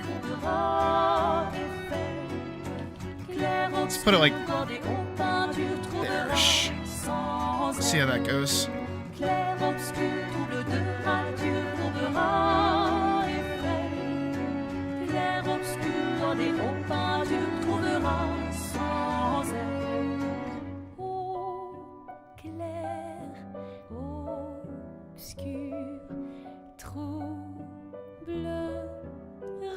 that's not bad.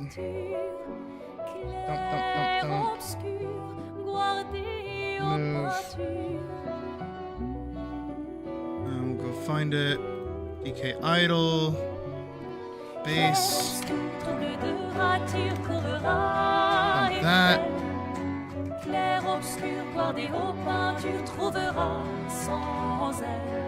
DK idle.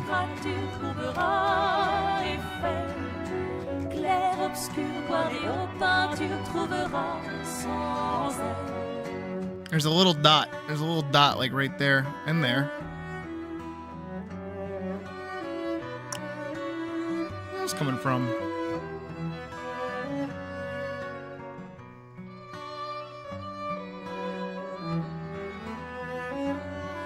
There we go.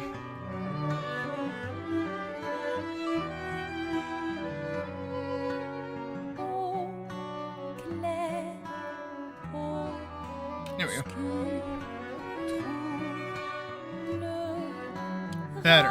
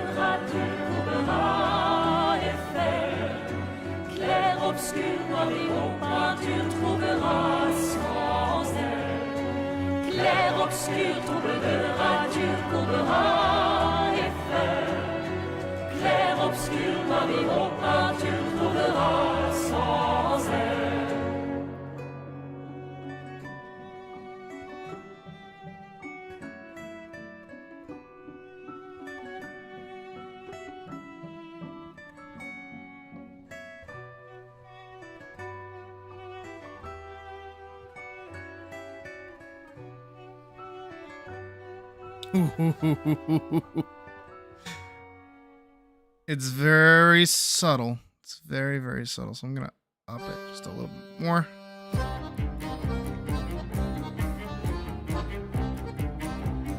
That's not bad.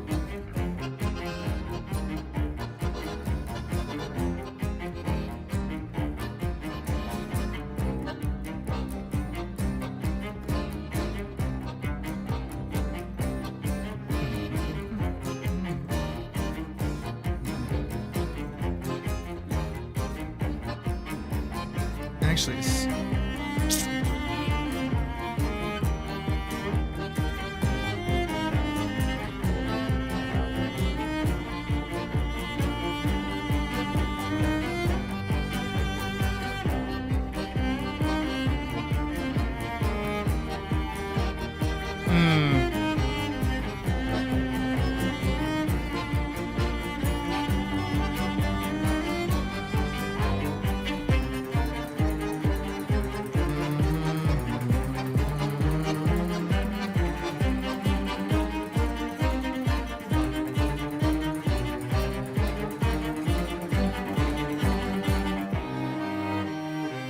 that's better.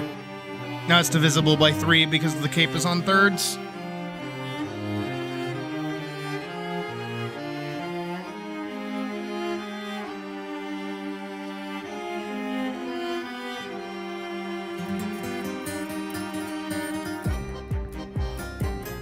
Hey, foundation.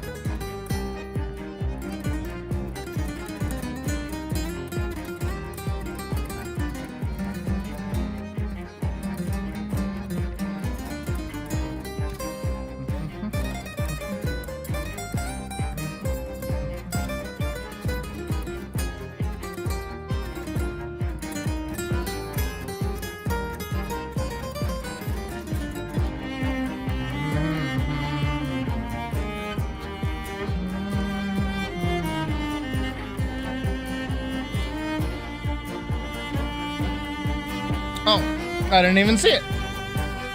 Am I comfortable critiquing mech designs? No. I'm gonna say no, because I don't know too much about them.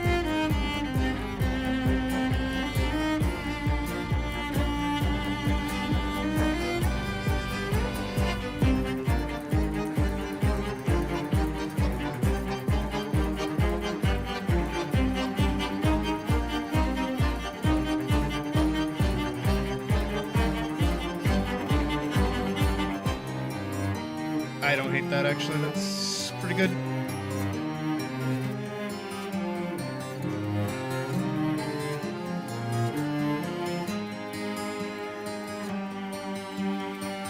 No problem. Thank you for asking, though.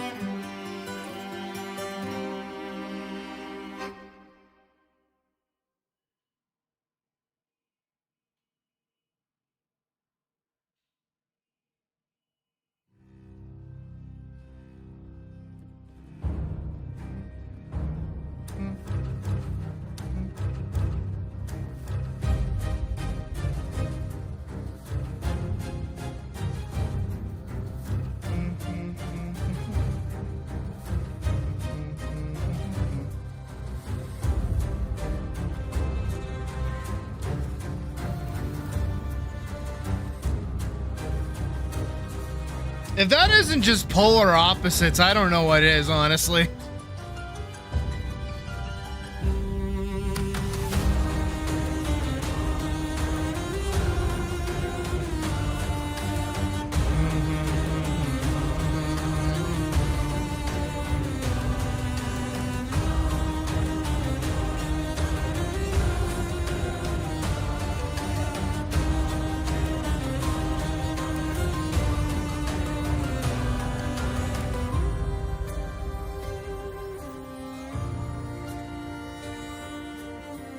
I want to see what it looks like. Shoot, shoot, shot.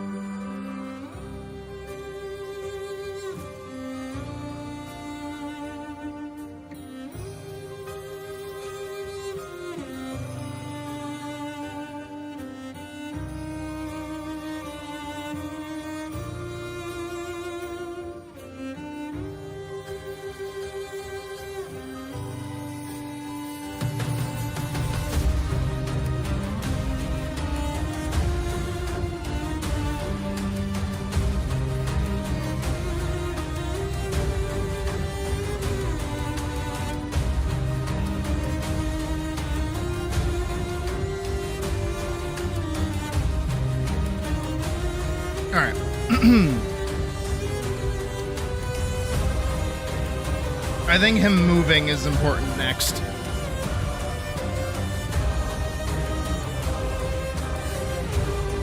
So let's get...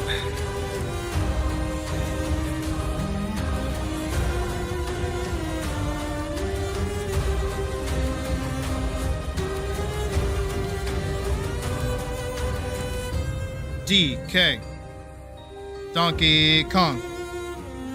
Walk.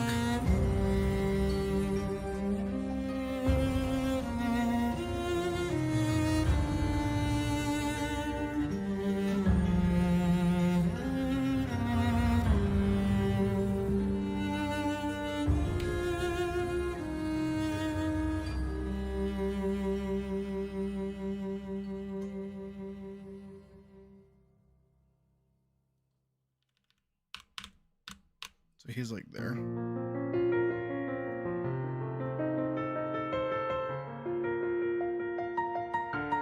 Still not over. Shit.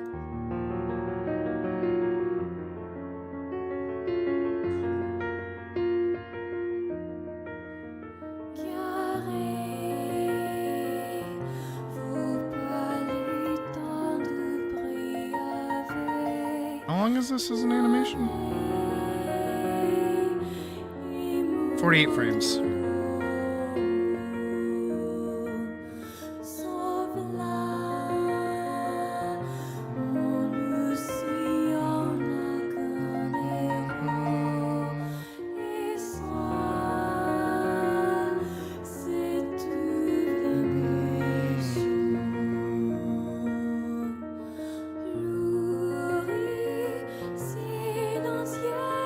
Shit, I don't want to do that.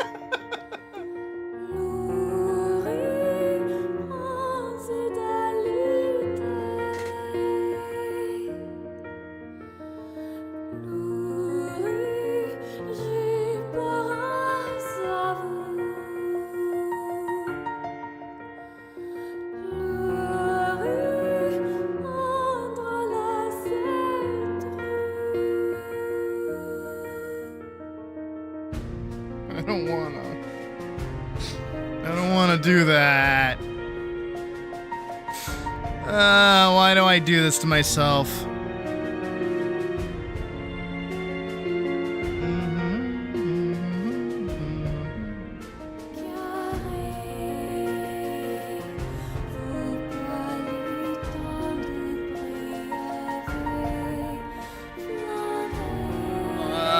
It's so many.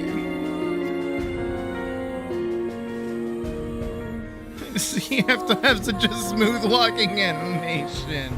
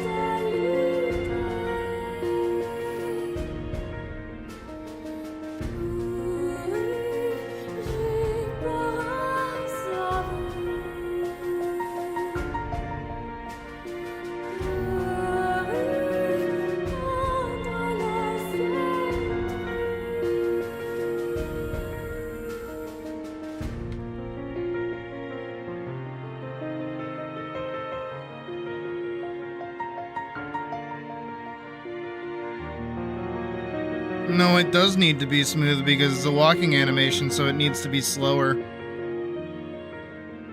And I would simplify his armor down, but that's the thing is that his armor is already simplified down.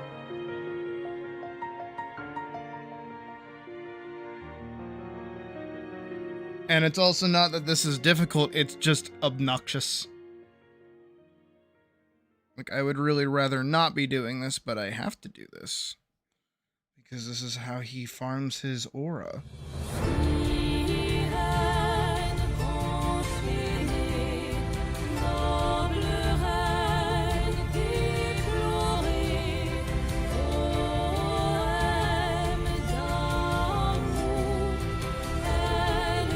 Again, if you really look at his leg armor, all it is just 2 sections.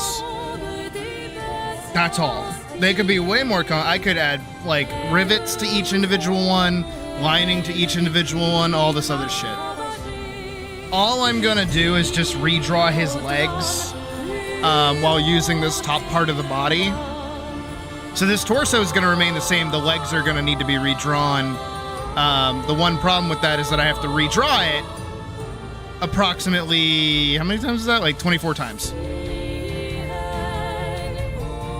Welcome to animation. This is why I hate it. And no one else is gonna do it, so I gotta do it.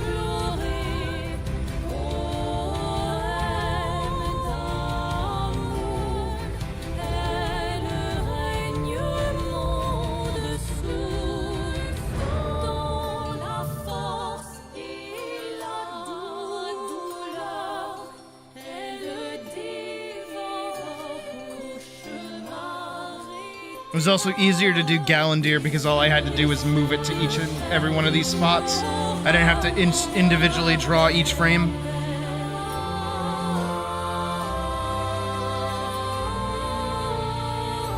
Light bulb.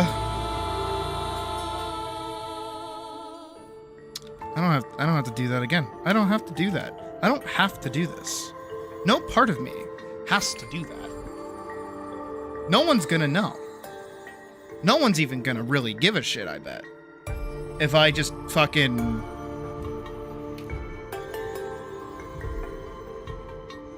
Yeah. No, who's... Yeah. What am I doing?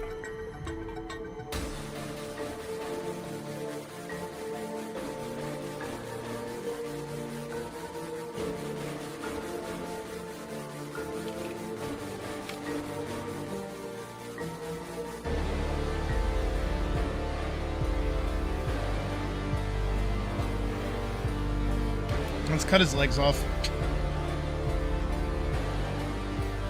Which one is it?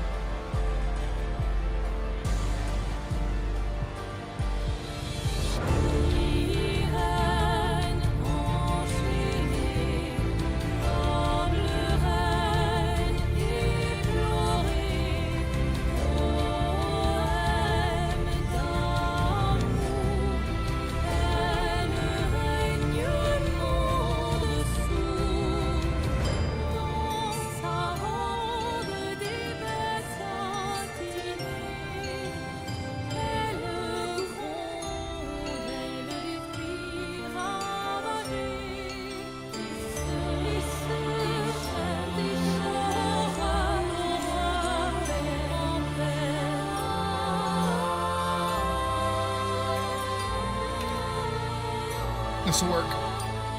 It has to. Otherwise, I'm gonna scream.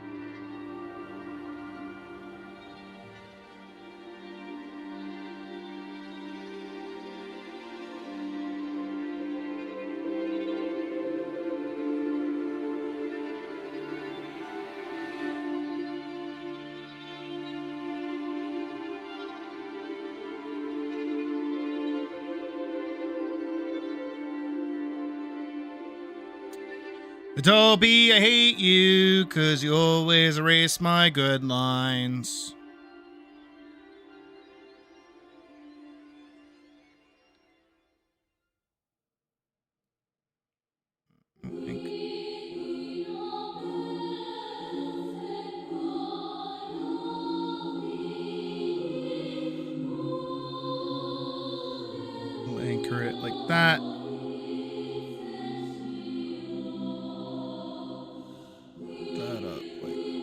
that. Go around, that can go around. That can go around.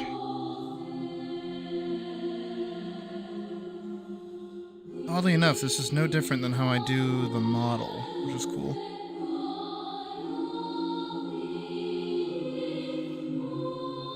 Alright, and then if I add a bit of color here, this will cut off this like joint spot.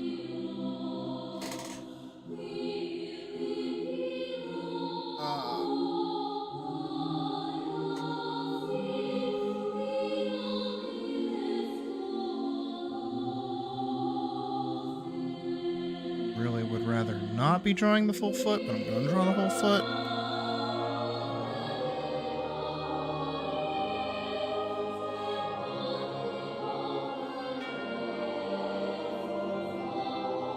So I'm going to sneak the foot.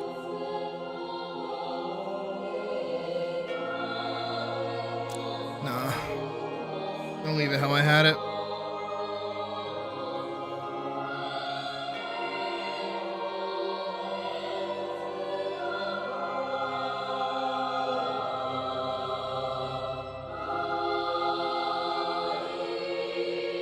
Anchor that, anchor that. This goes all the way up here.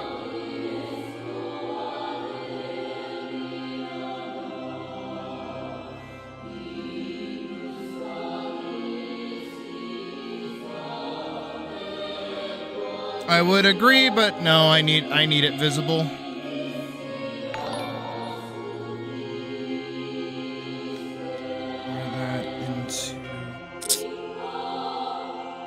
As long as that's the furthest his, like, leg goes, it should be fine.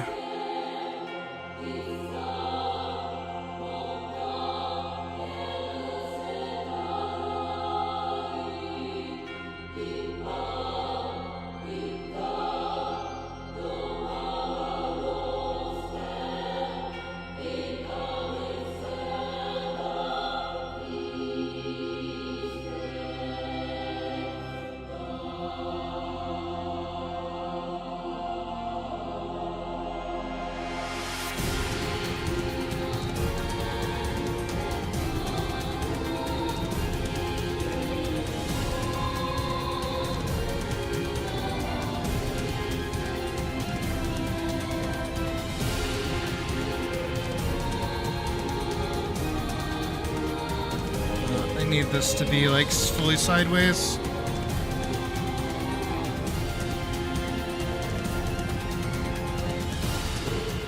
Basically a copy of this one. Like going this way. Going this way. Going this way.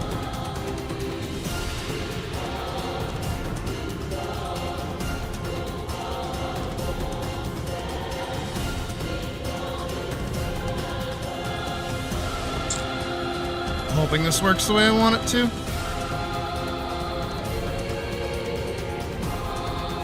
Otherwise, I'm gonna be upset.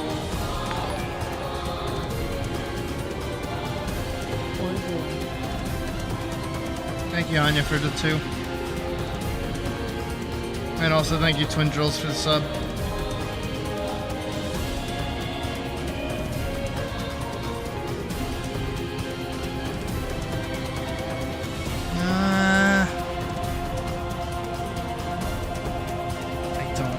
Where'd that come from?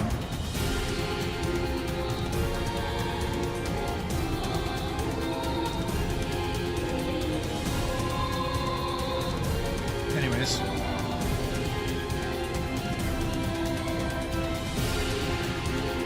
gonna kind of put those closer to the side of the leg, like that.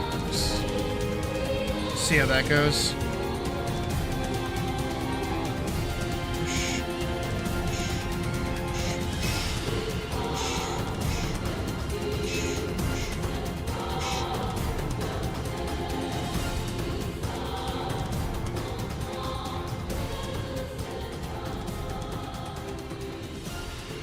Okay. Let me go over here, and I just need these 2 colors to begin with. Hello? And low. And low.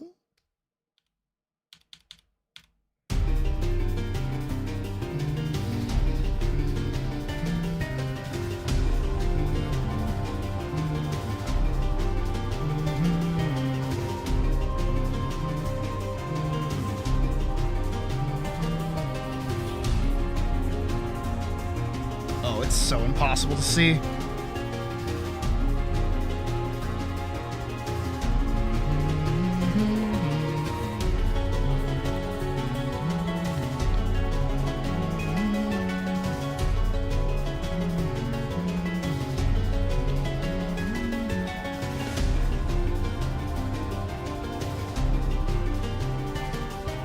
No, off.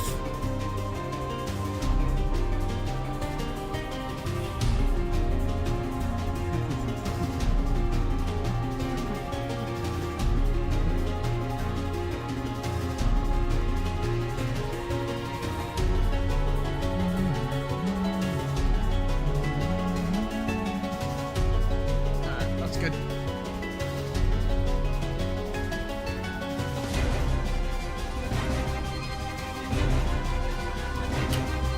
Alright, that should be it. Maybe.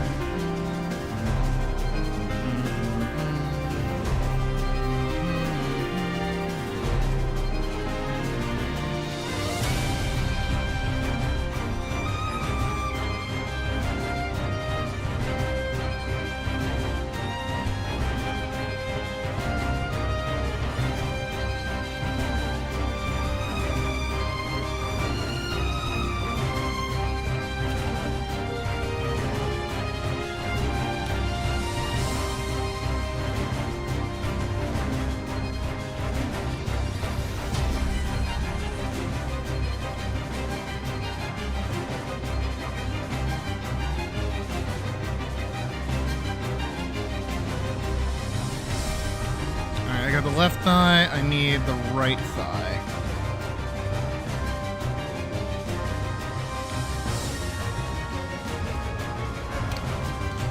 Okay. Let's hope this works as intended.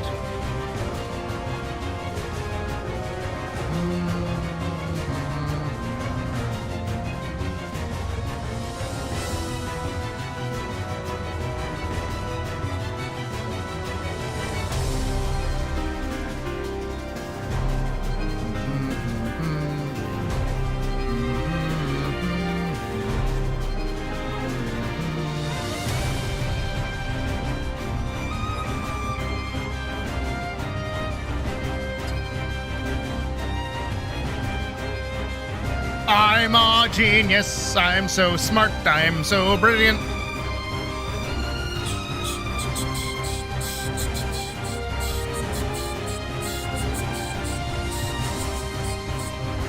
I'm cheating. I'm so cheating. Oh my goodness, I'm cheating.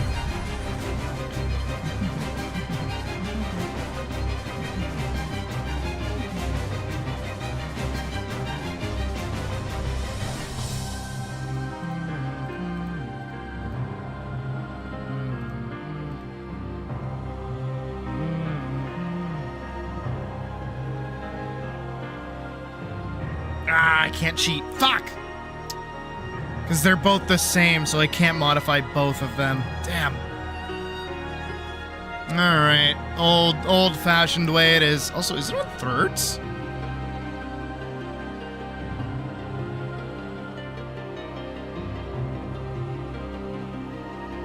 Oh my god, the boss walk is on thirds. Oh, past me! You were a genius!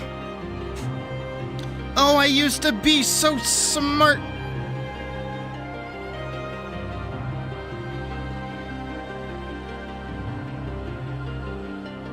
Okay. I understand. I get it. I got it.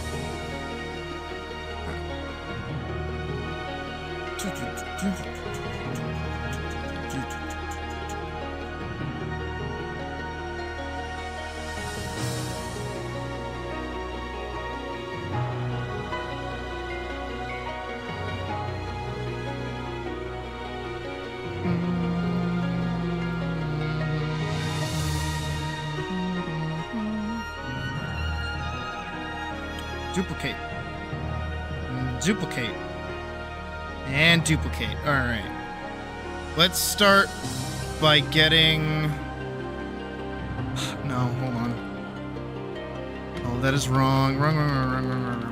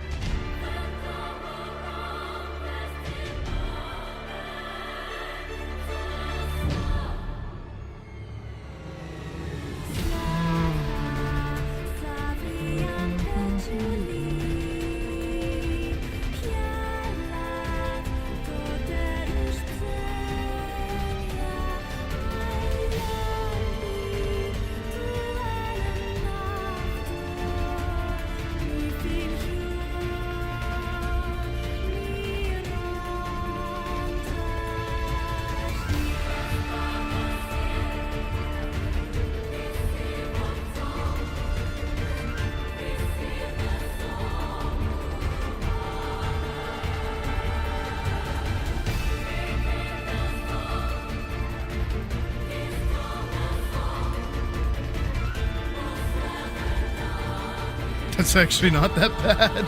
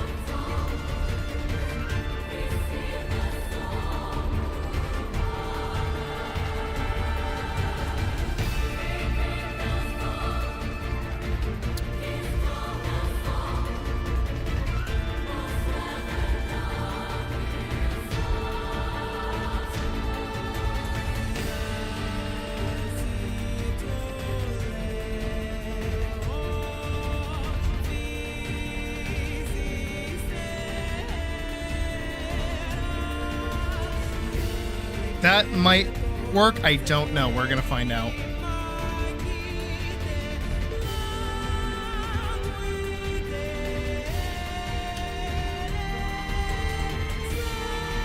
I doubt it, but we're gonna try it. Let's see what happens.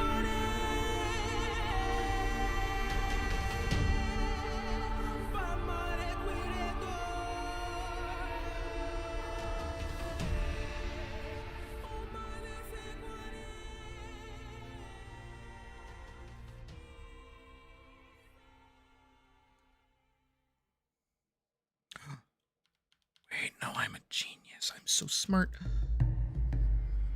I'm so brilliant.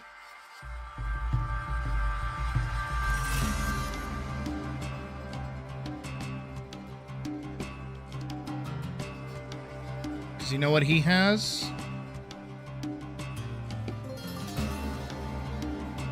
He's got the fin.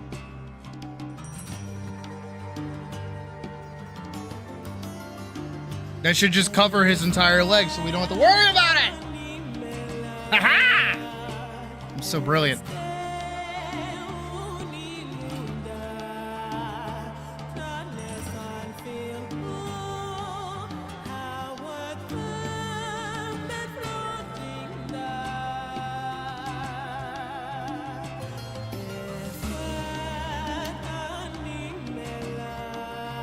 See, he's got the little fin over here, so it makes sense.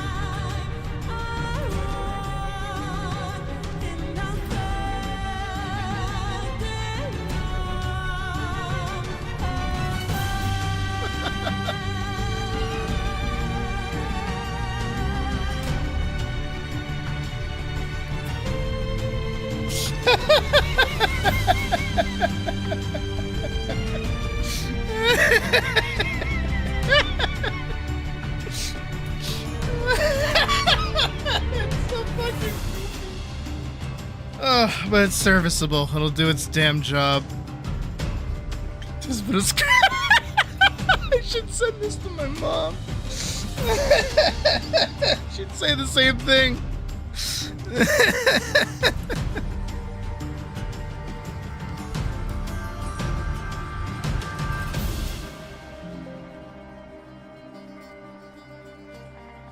Okay. It's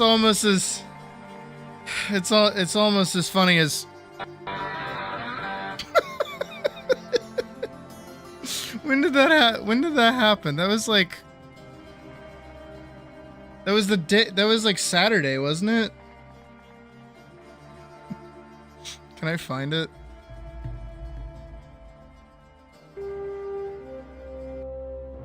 Hold on. I need to find it. I think. How long was it? Oh, titties. Heart, because the law Yeah, we did that. Yes. So, you know. That's when we did that. You don't know me, and you don't want to tell me anything. I get that. Here it But is. there must be some way I can get you This to is trust a me. bit. I'm sure there are things I can help you with. Of course there is.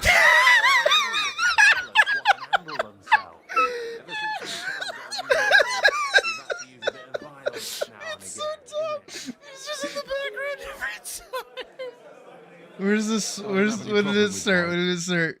What did it start?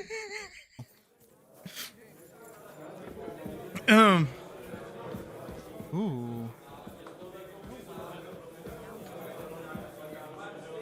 I actually feel like I'm in a bar now. Holy shit. This is fucking atmospheric. I love. Who's this guy? Is that today's special, or is it part of the decor? Okay. Here's me looking it up. Oh, please. Oh, please, please, please, please, please. I have no idea what the delay on it's gonna be, but like, I love getting. I hope this works. I love this. This is great. This is a fantastic time. Please, please, please. I'm begging. I'm begging. I'm begging. Please let this be the funniest thing I've ever done in my life. I hit her by accident.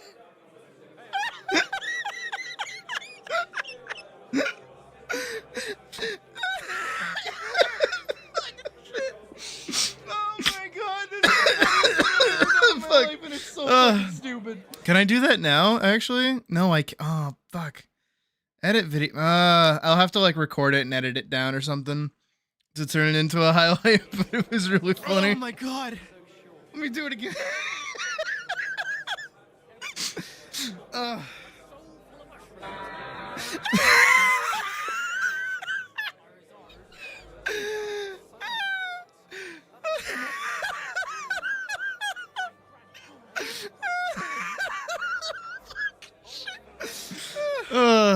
Good times. All right, no, we have to be. You know what it's like? You know what it's like? It was exactly like.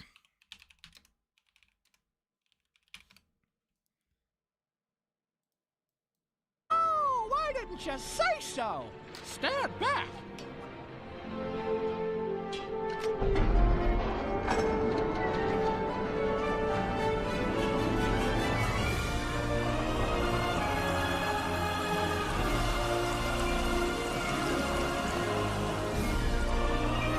Thanks. Thanks. What? Gotcha. You see, because you were all excited, and then boom! All right, I had my laugh. Go on in.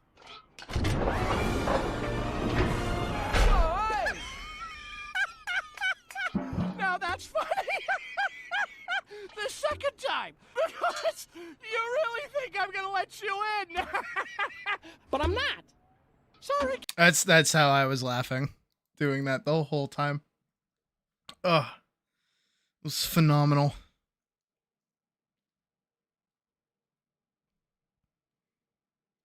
Here. Ah, you thought you escaped, didn't you? You thought you were done with this fucking soundtrack. It's back, baby. We can watch Robots at some point. I'd love to. It's one of my favorite films. Nope. I'm doing the thing again.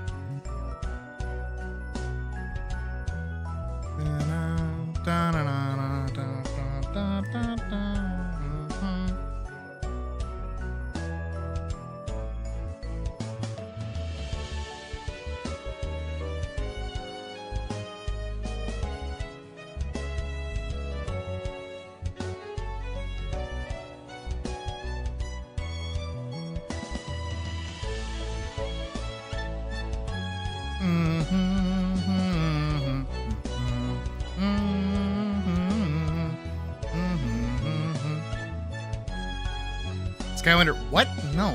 This is Roxbury. What? This is Florenzia. This is the game we played the other day.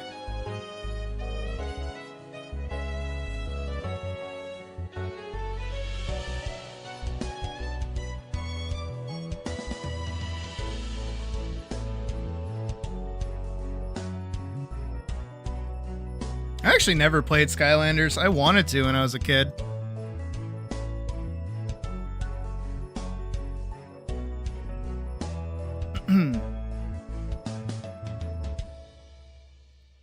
My mom could deal with like paying a subscription for an MMO. She could not stand to buy me toys for a video game.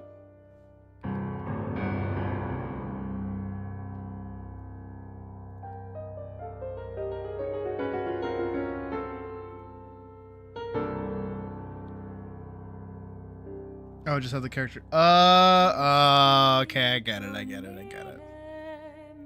Honestly, I wouldn't put it past Skylanders for having music like that.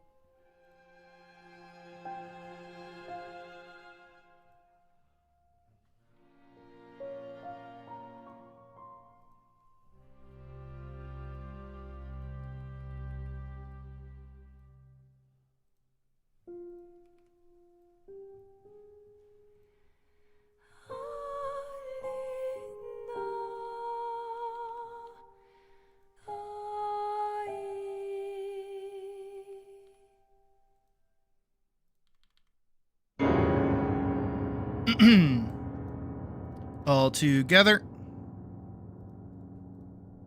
Visible. Visible. Visible. Visible. Mm-hmm.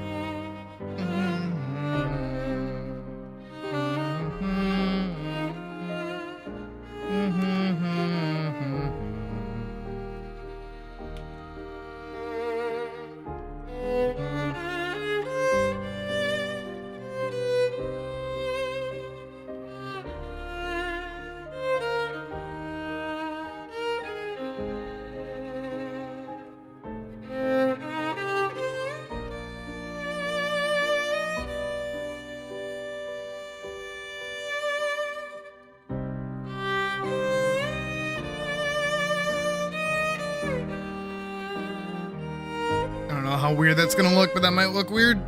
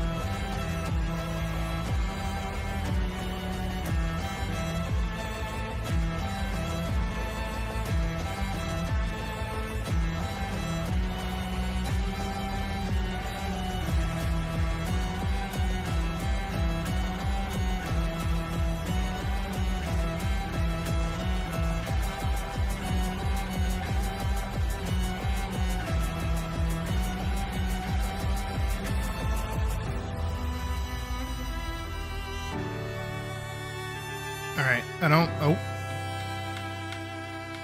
that didn't work the way I wanted it to.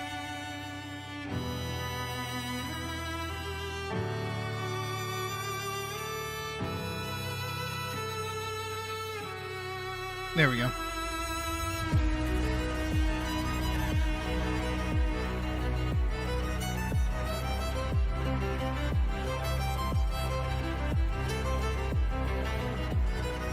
why this one...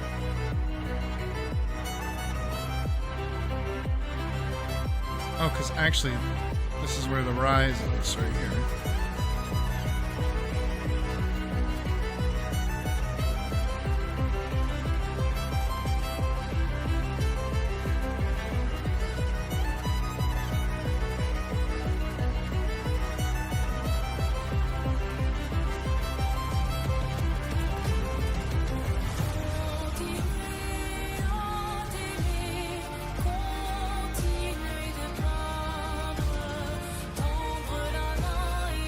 That looks better spaced.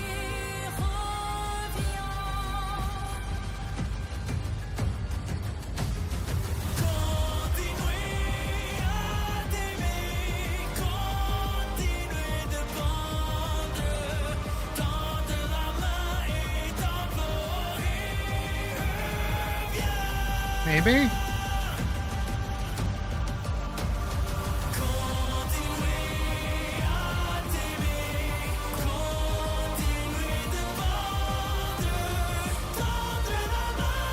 I also don't think his hip can go that far back.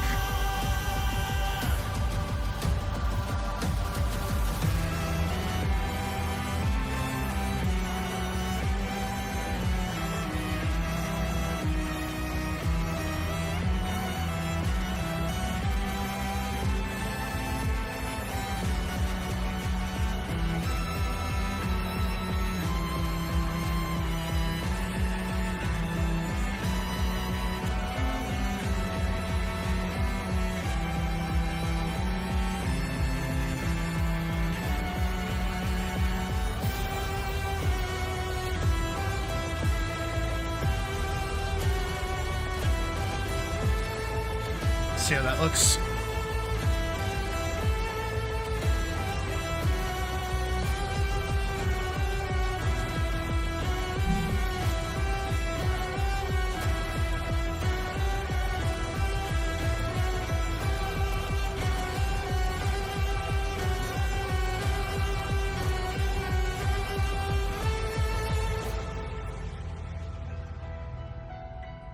Every third frame, so it should be like consistently chunky.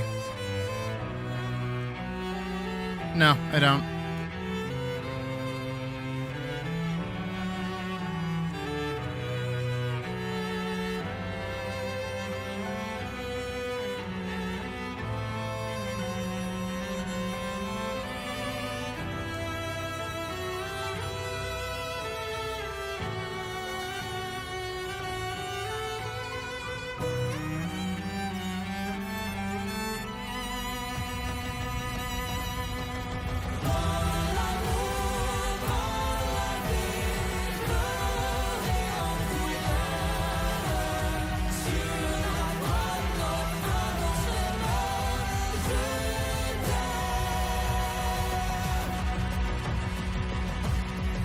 Alright, that's not bad.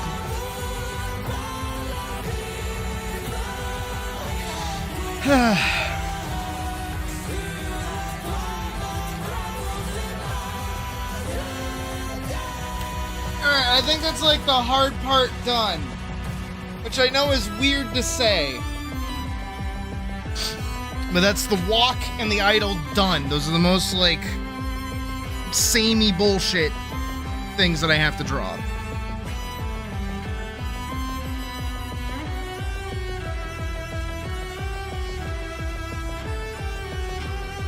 So now I just have to, I don't know, give them attacks.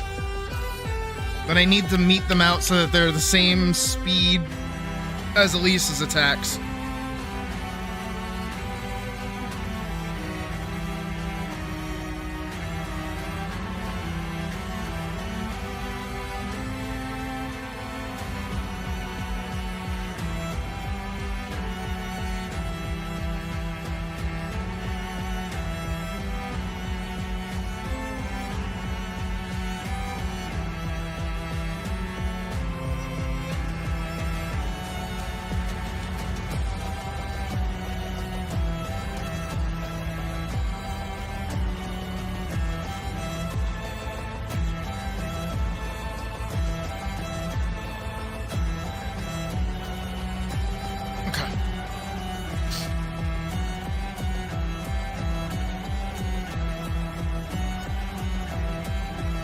No, it's just that like attack animations are a bit more like freeform.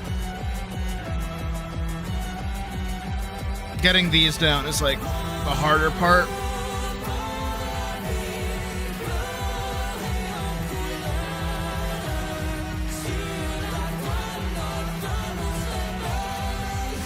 That right there.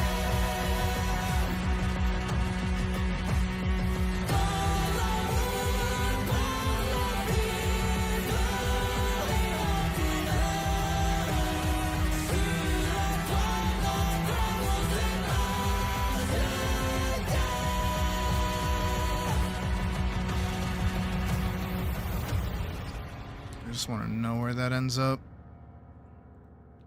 'Cause I'm noticing that there's like a huge drop that happens every time they put their foot down.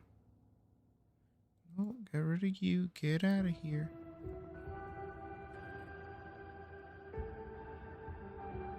Yeah, up in there.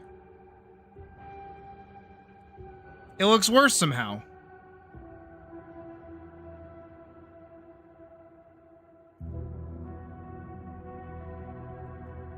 It happens like right here. Yeah, I see you. Okay, hold on.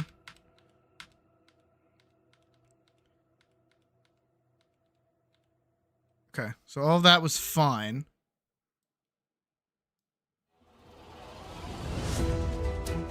It's right there. Here.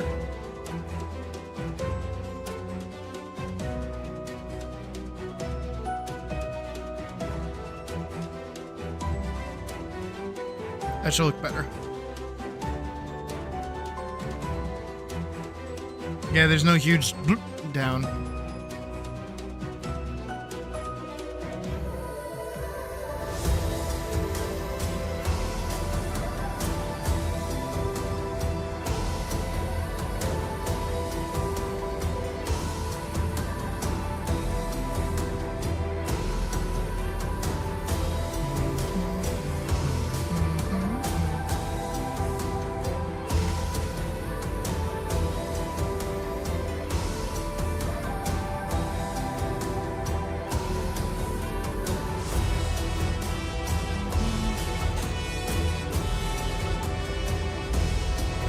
Okay. Now with that, I'm going to go into all of these.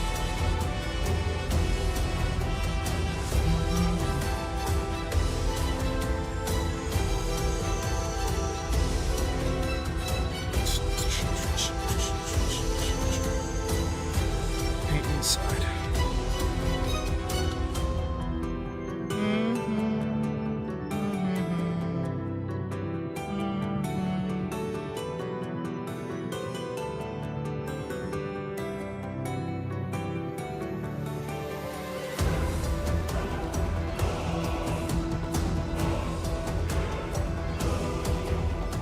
That's why.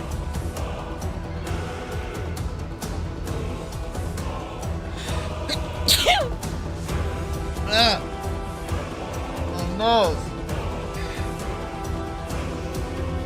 That would hurt.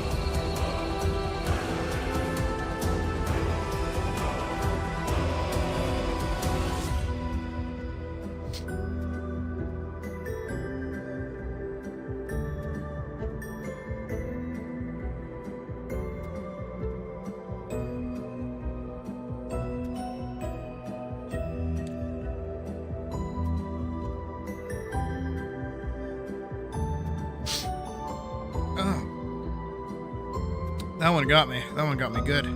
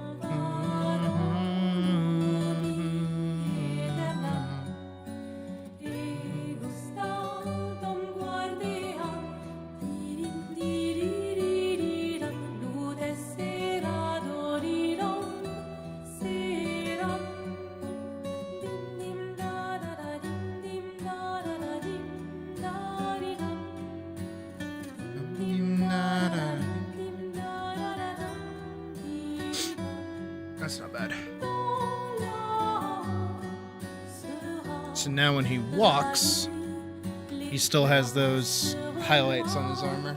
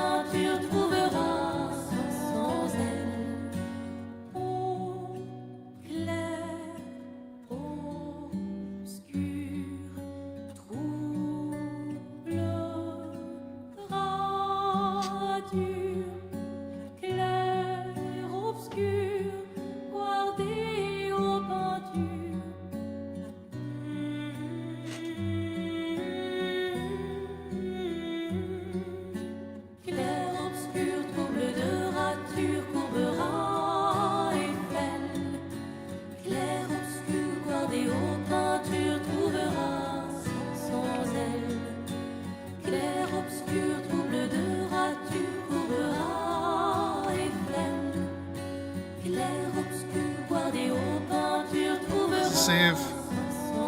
Don't really need to save that.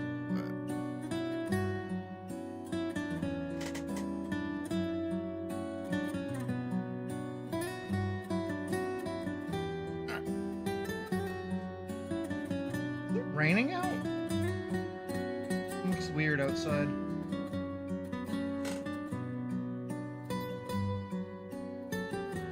I'll see you later, Foundation.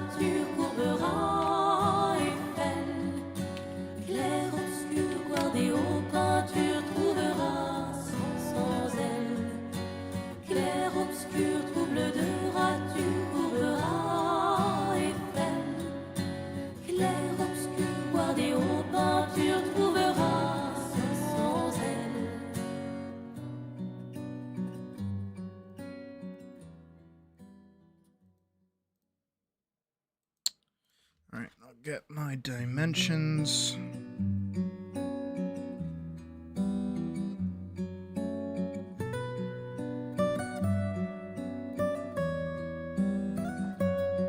And then we'll get a reference for Elise.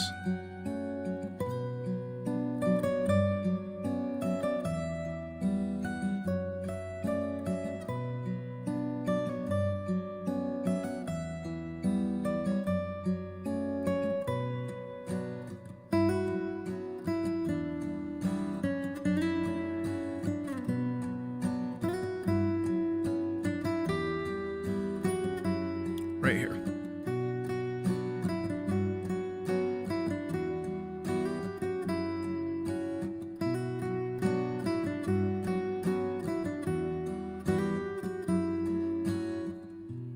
We're going to kind of base this out a little bit.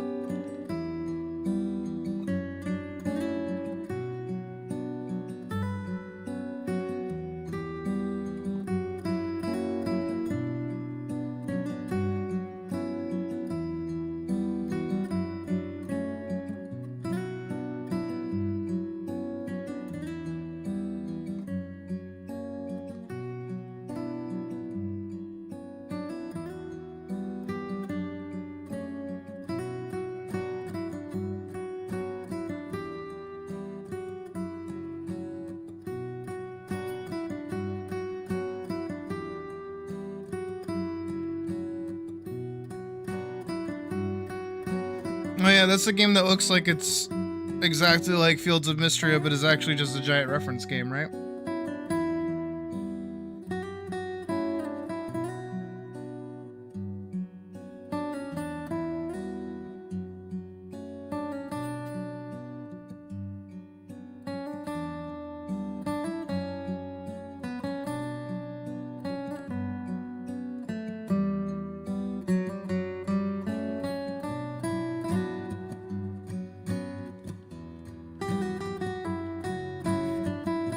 actually. I like this idea of him getting like kind of low.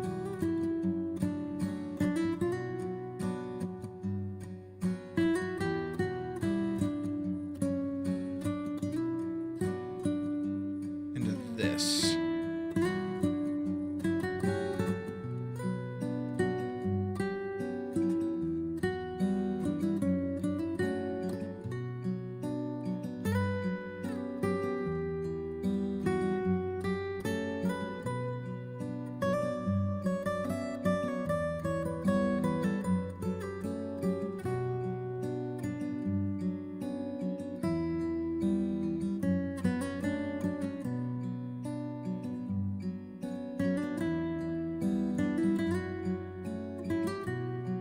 That's fair.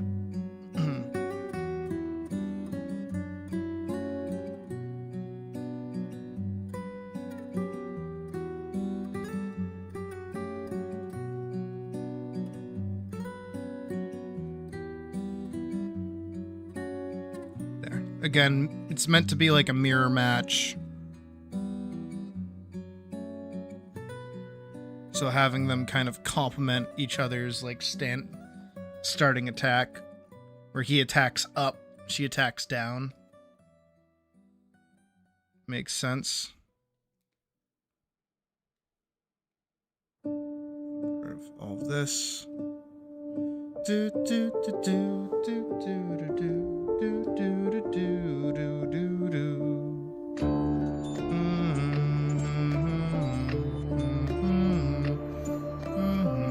I feel your breath upon my neck. A soft caress as cold as death. That nice, like, really big arc. He can go higher than she can. Well then, I blame it on all luck and vain.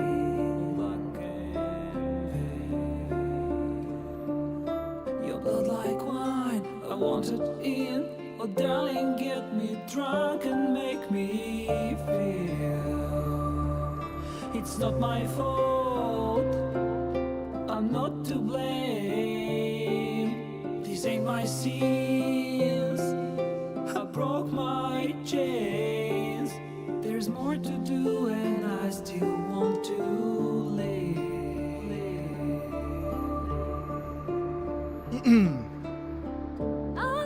How did I do it? Hold on, I gotta stand up and do A this. soft caress as cold as death. Stretch. I feel your heart beat in my soul. Our future's Alright, so, bound, our a little away from the microphone.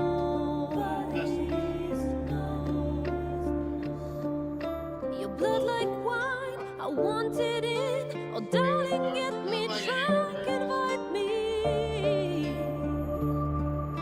It's not my fault, I'm not to blame.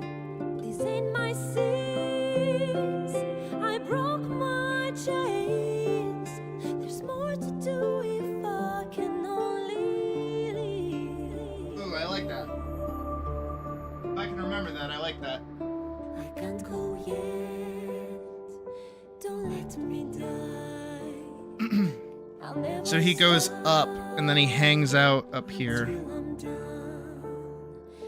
But just How many frames until she attacks again? maybe Here. I'll rest in peace. So then he's gonna kind of spin his sword around, actually.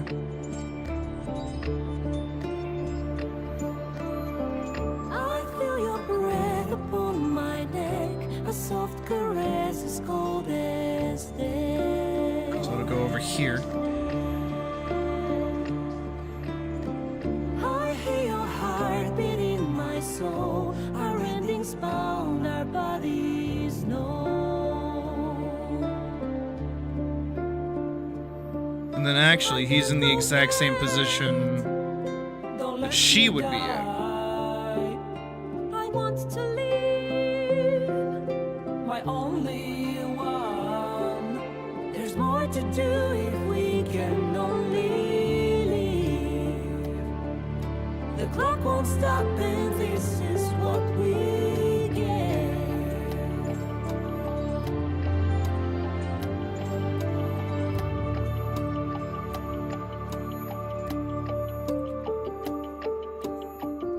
he thrusts, that's when he drops the attack.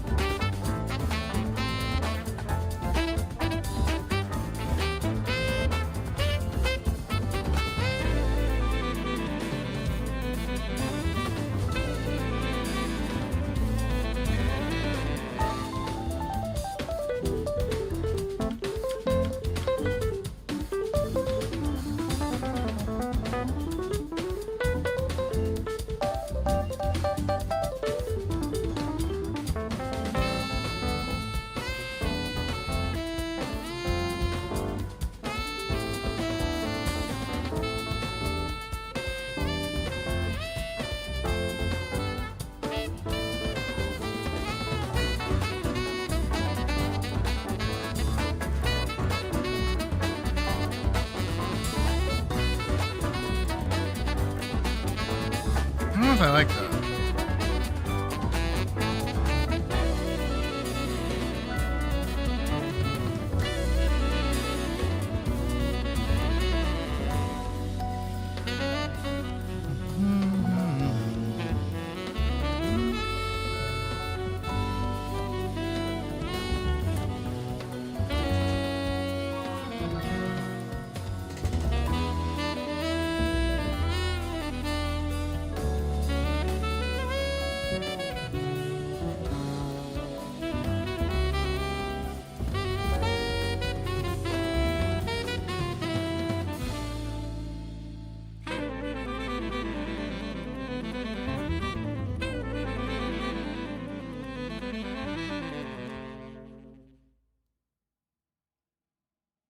Hmm.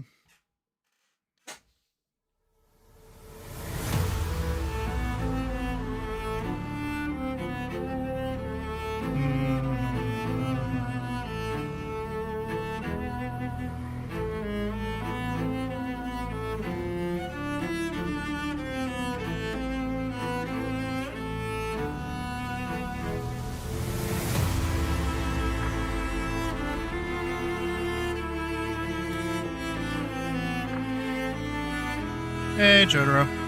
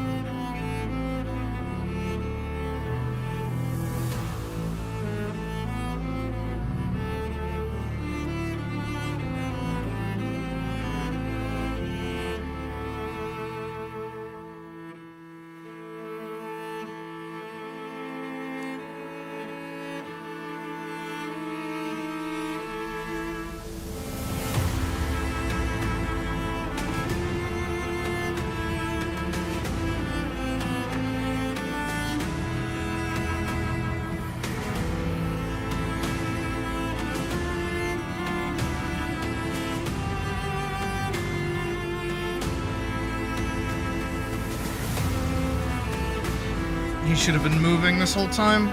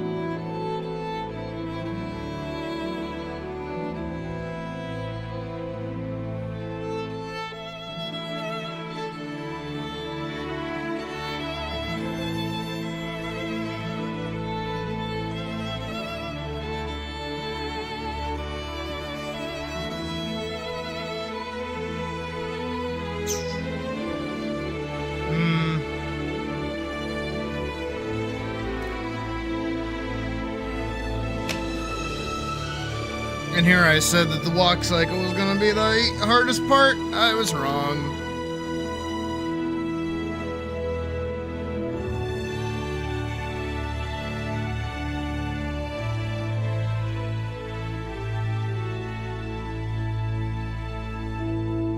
I gotta think. Give me a sec.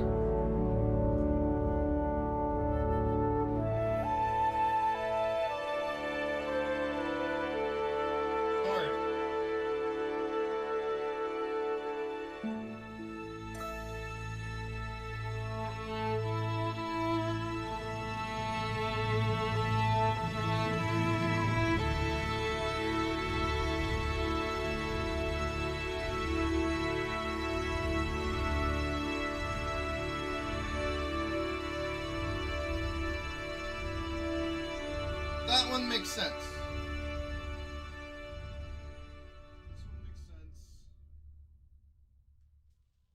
Oh, ooh.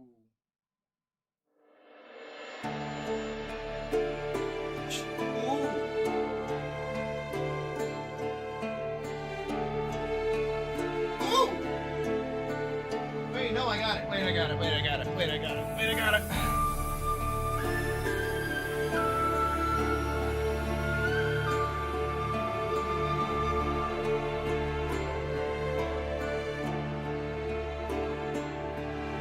Just need him in this frame.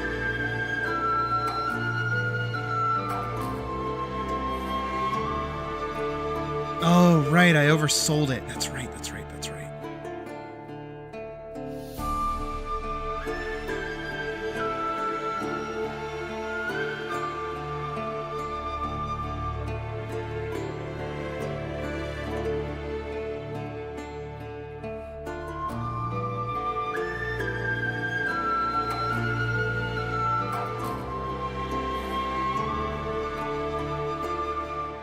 Alright, I'm gonna have him kind of dip a little bit.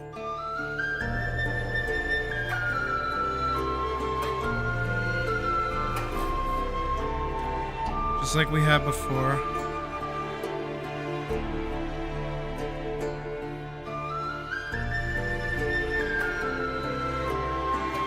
He's got this like low stance.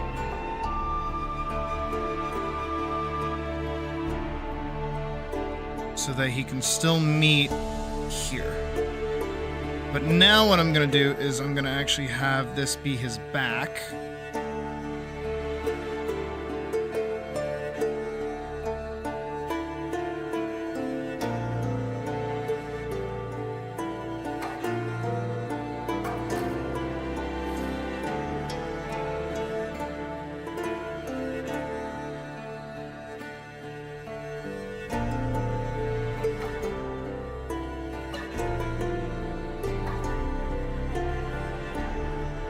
This leg gets to go there, this leg gets to go here. Let me do it again. I went from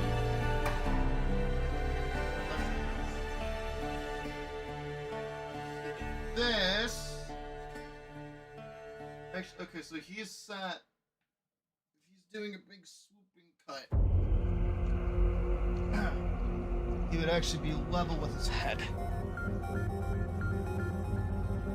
None of this, none of this, none of this, none of this, none of this. And if anything, actually, this would probably be higher. This would be the direction his head is going. His sword is here. His lead hand is there.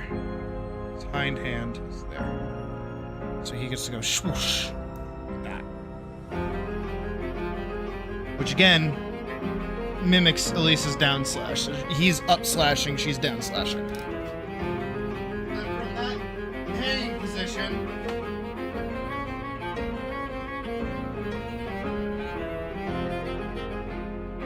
he's gonna settle.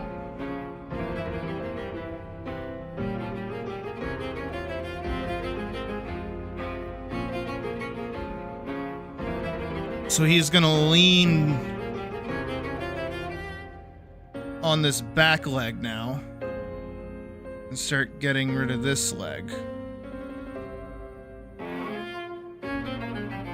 And actually start lowering the sword.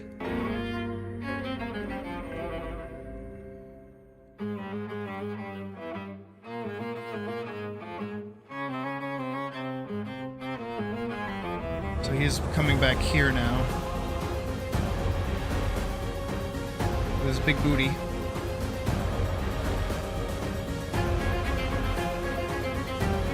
He's actually going to settle on this back leg.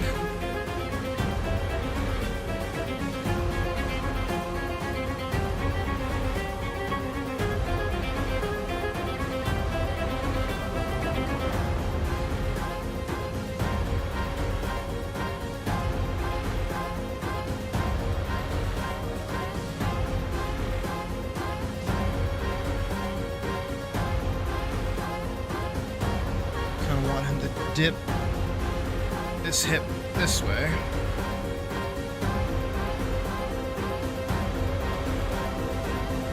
Put this knee and foot to go back here, and for his torso to go over here. Now his sword is level with the rest of his body. This elbow can come out here.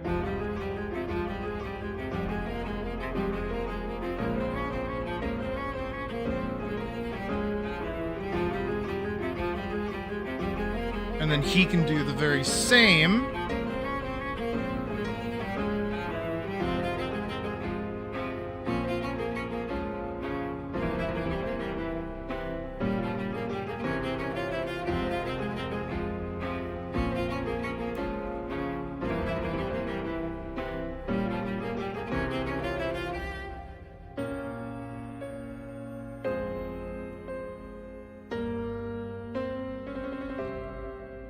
That.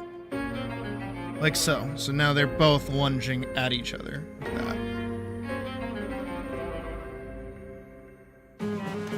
And then if I did it right.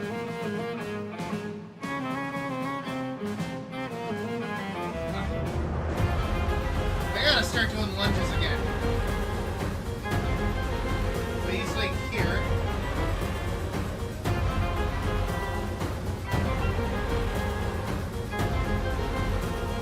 Everything should full arc and this big swooping over the back cut.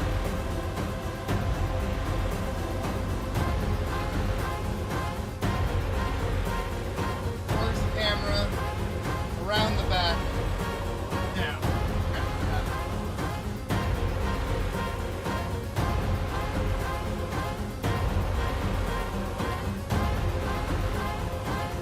It's a good thing I have lightsabers, right? And swords.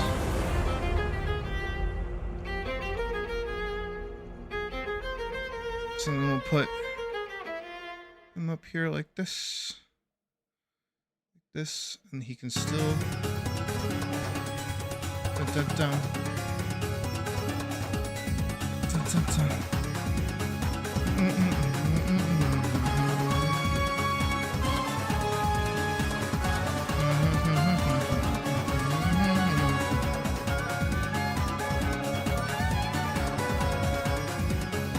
When I do that,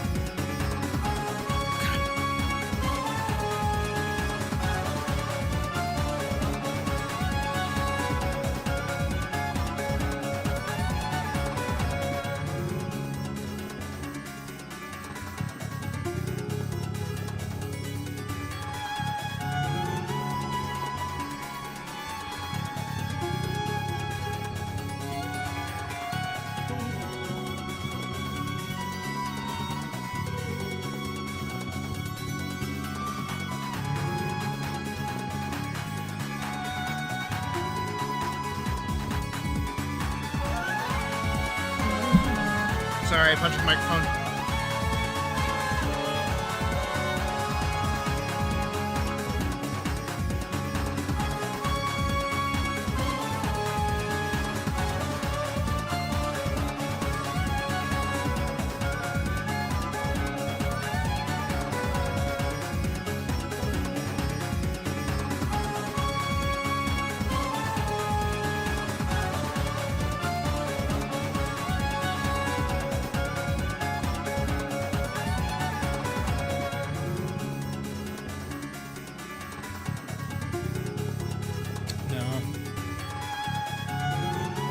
How did I do that?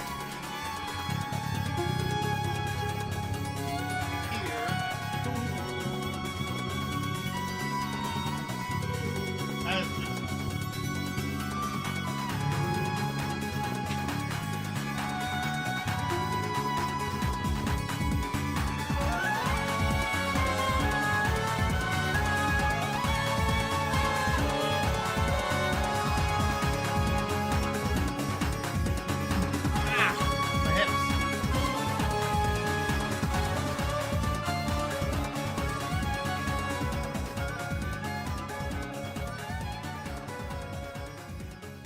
No, he should actually remain in about the same spot.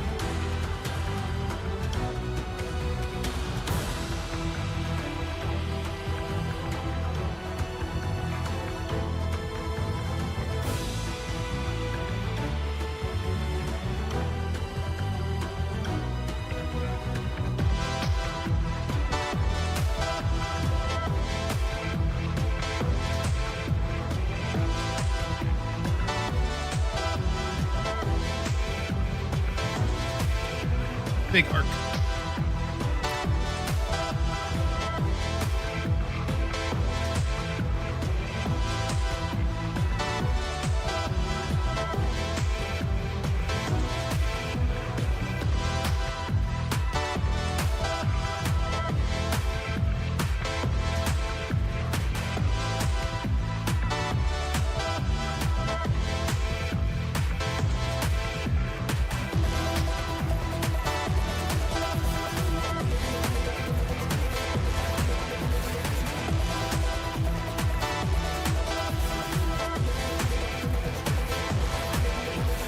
Sounds good, Badge. I'll be here.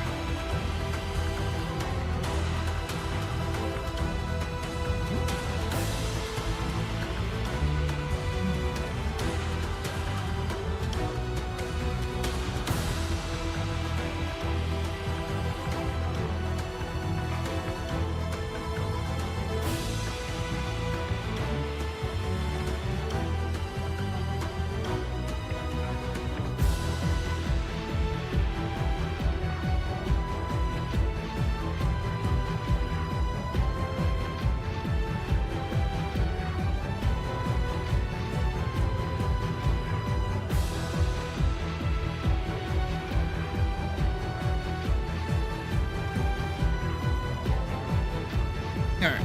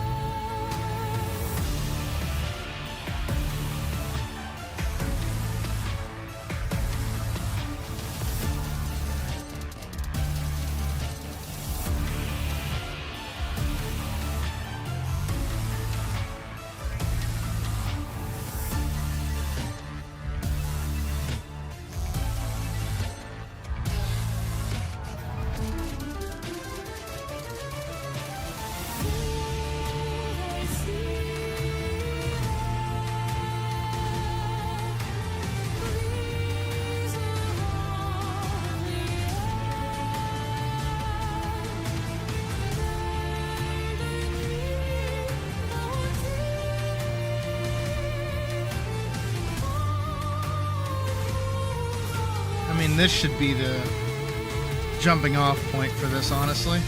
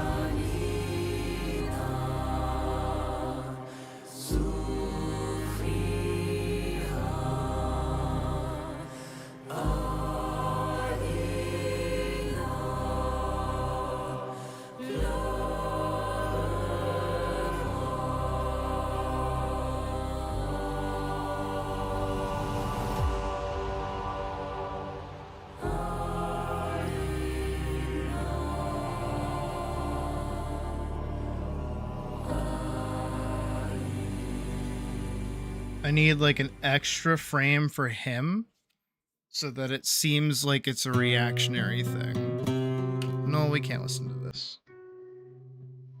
I wish we could. Ah, fuck it, we can. I don't care. I like this track.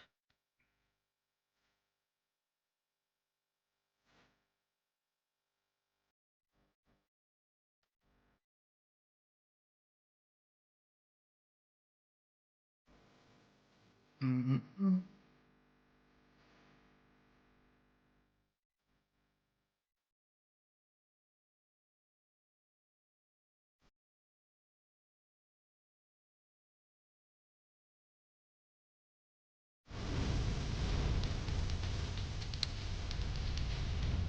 Now.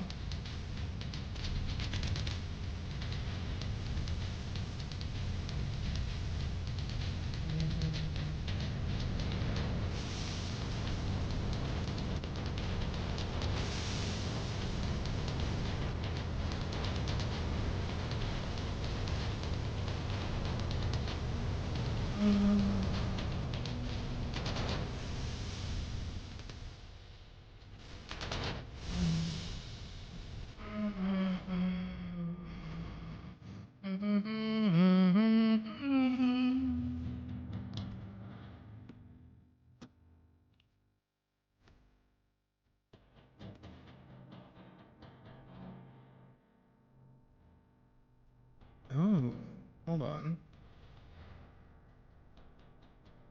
I didn't even realize.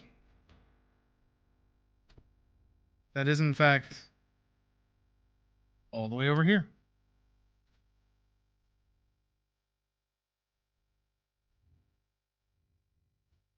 This is kind of important to the rest of this.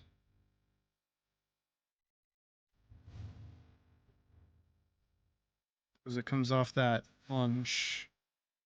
And that goes there.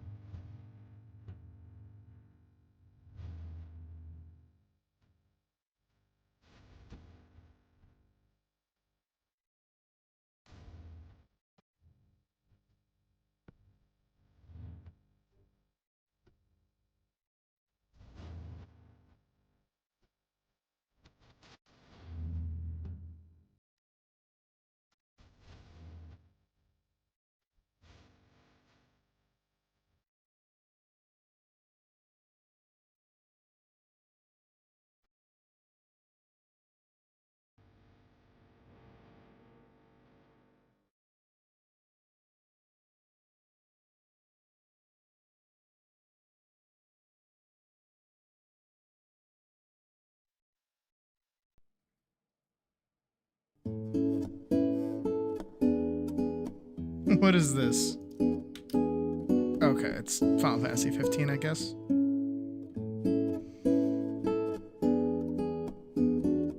Let's do this. We've gone a whole stream without listening to Uma Musume. Let's fix that.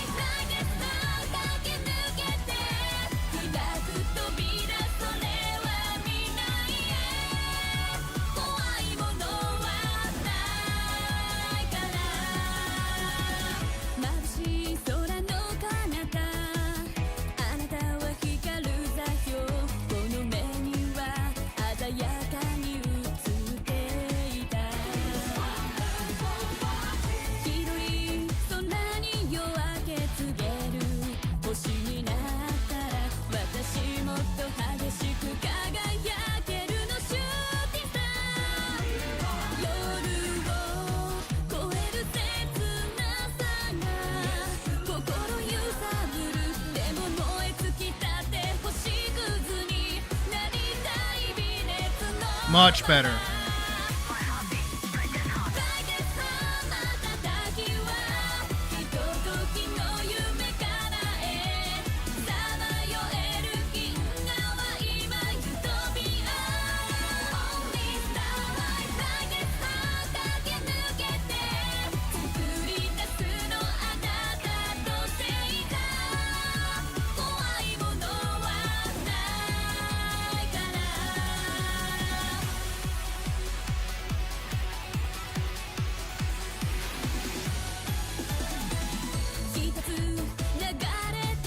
Like way higher. Is that how high he would actually swing? No. Do I want it higher just for the sake of like... Oh. Let's see.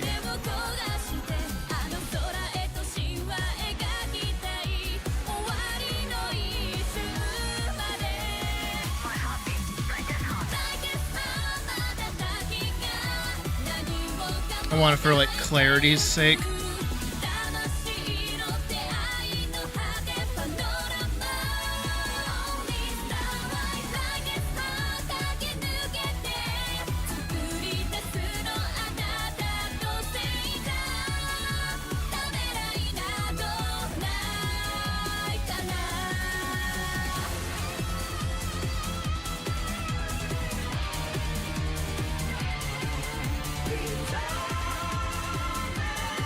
That's not bad.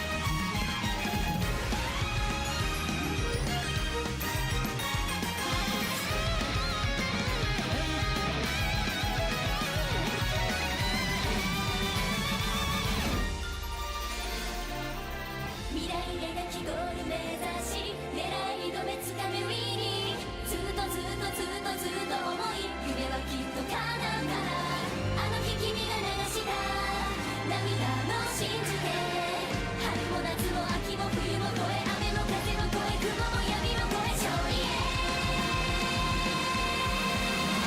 君と走り競いゴール目指し遥か響け届けミュージックずっとずっとずっとずっと思い夢がきっと叶うならあの日君に感じた何かを信じて春も夏も秋も冬も越え願いこらえ走れああ勝利へ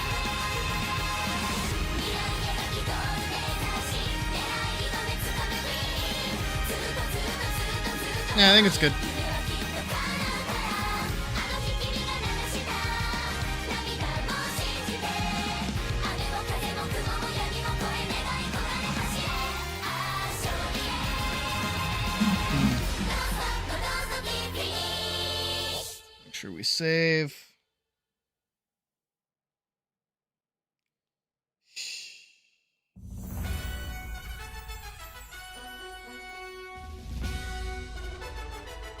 Mm-hmm.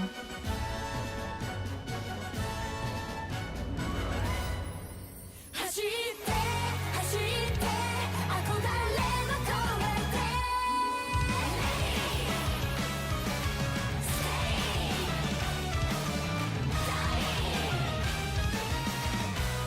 All right. まだ見たことのないスピードの向こう側へ地球をほら踏み込むっていてゴール前の奇跡仕掛ける場所は最終コーナーあとは行けるとこまで息を切らしてたい何万と手を高く降りれ Where's the sword? 響く大歓声バレが鳴る心音が高まる動き出す秒針夢のゲートが開く Here it is. 走って走って憧れを追い越して次は誰の番だ I did it again. 生きてく意味なんて All right, we'll come back to the sword later. Let's get his like motion down at least. これは本能走りたいやむない衝動叫びたい勝利の叫びが轟け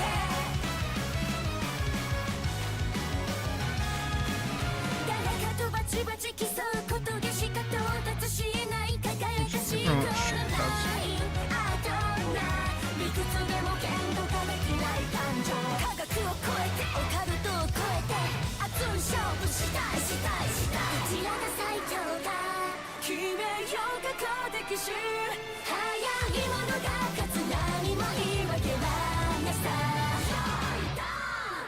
飛ばして飛ばして涙さえ振り切って前に足を出すんだ悩む暇なんてない答えを出すのはゴールした後でも遅くない抗えぬ本能絶対譲れない頂上騒ぎたい王者の雄たけびに続け Steady Going Ready Steady Going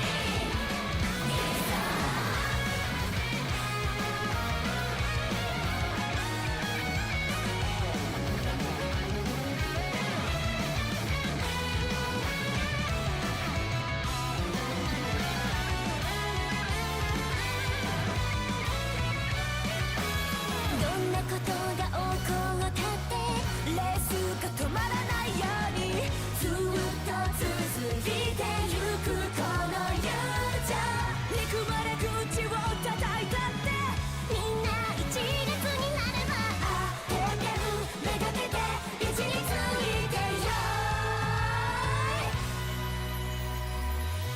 走って走って走って走って憧れを追い越して次は誰の番ださあ目指すスーパースター生きてく意味なんて打ち切った後でついて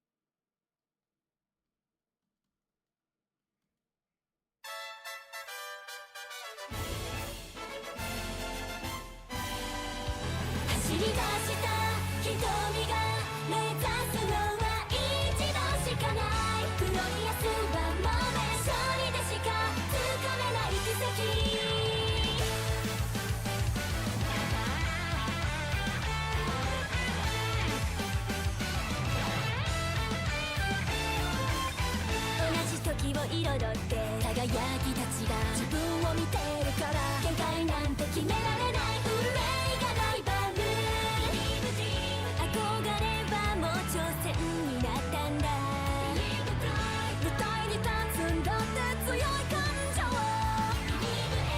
答えたい気持ちも抱きしめ今未来へゲートが開いてくレースが始まってく一斉タフに吹く風に変わる胸の奥の熱い想いは誰にも譲れはしないから駆け抜けてく速度は私たちの叫びなんだ競い合うほどに響いてく何とさとエコーというゴールへと向かう奇跡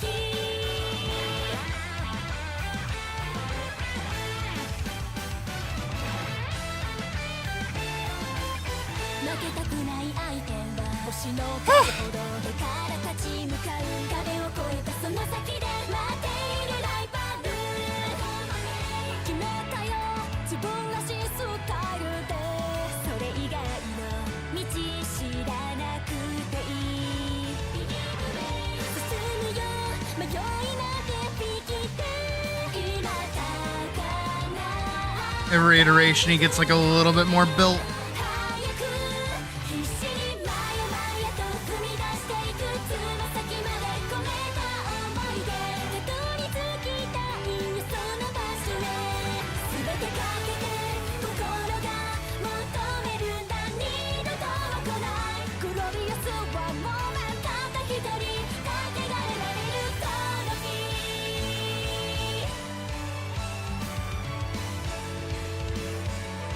何かさと何かさと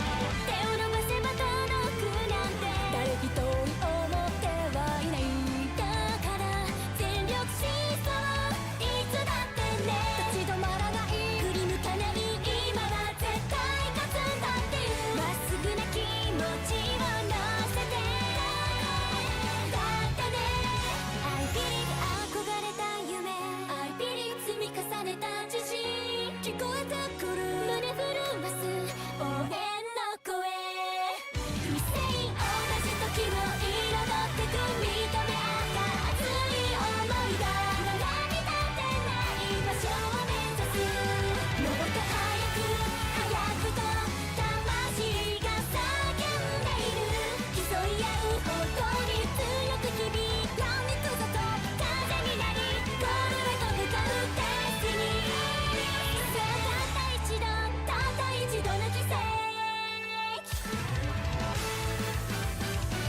走れ走れ I'm feeling like I need a break. That's what I'm feeling like. I mean, we've been at this for like probably about 4 showers or so.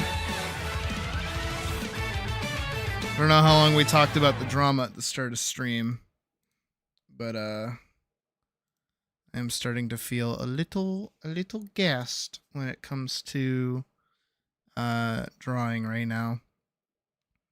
And that's the important thing, is to pace yourself when you work on big projects like this.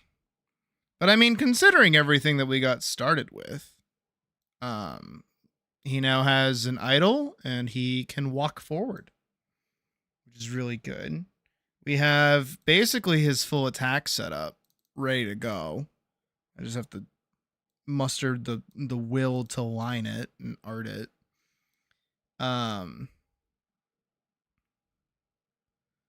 I think it looks okay. I feel like I want this phrase here where he's kind of returning or his settling back into his normal. I feel like a few more frames there wouldn't hurt. He does get a little big here and there, but that's okay, really. Again, I think this looks really good. And then I need So what I'm going to do is I'm going to actually give him 2 separate dedicated lunges, if that makes sense. So technically, here, I'll walk you guys through what my big plan is. So we're going to have not 2 phases. We're going to have 3. Make a bigger, let's get a bigger pen. 3 phases. Right? So phase 1 is going to be the mirror match. So this is, he's just walking and he's swinging the sword at her. That's it. And condition, and like for the sake of storytelling, it's not, the current objective is not defeat the guy, it is run. This is Elise's objective, is just to run, get away from him.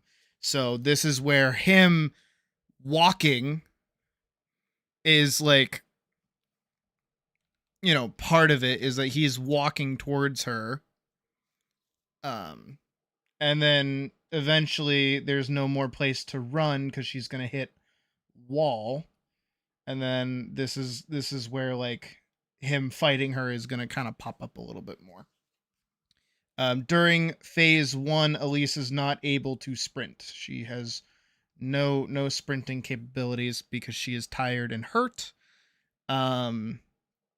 She can attack, of course, and her run speed is slightly faster than him running at her or walking at her. But that's why it's just kind of like he is a threat marching at her. Then in phase 2, still technically a mirror match, but now Elise can, in fact, sprint. She can sprint now, so now she has access to her slide and her vault, which is a problem for him because he will now have 2 lunge types.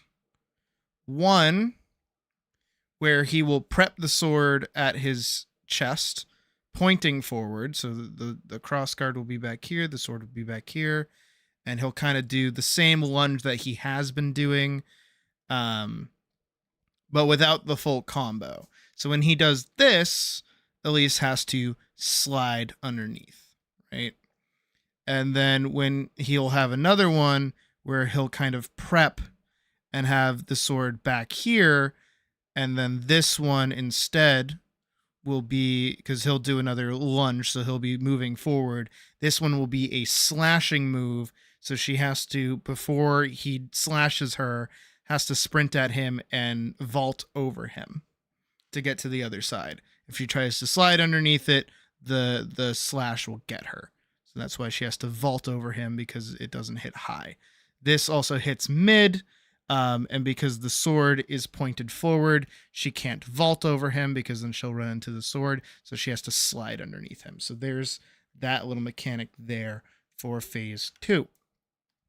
And then phase 3, which is an entirely separate situation, is basically we take all of the things that have already happened in phase 1 and 2, and now we're going to have like an actual duel where he will now have 2 swords,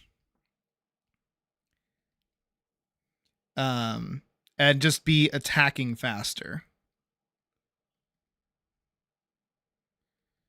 But there's a mechanic that will get mixed into phase 2 that I will have to animate, which is a parry continue. So basically what this does is Elise has a dedicated, this is the video gamey spot of it. Elise has, as you've seen, a dedicated 1, 2, 3, right? So she has her little down slash, her lunge, and then her spin attack, right? What this parry continue will do, is, for our sake of watching this, the parry continue can happen at any one of these spots and reset it with an extra attack. So then she can go back into 1, 2, 3. So what it can start looking like is 1, 2, parry. So this would be the attack. 1, 2, 3, parry.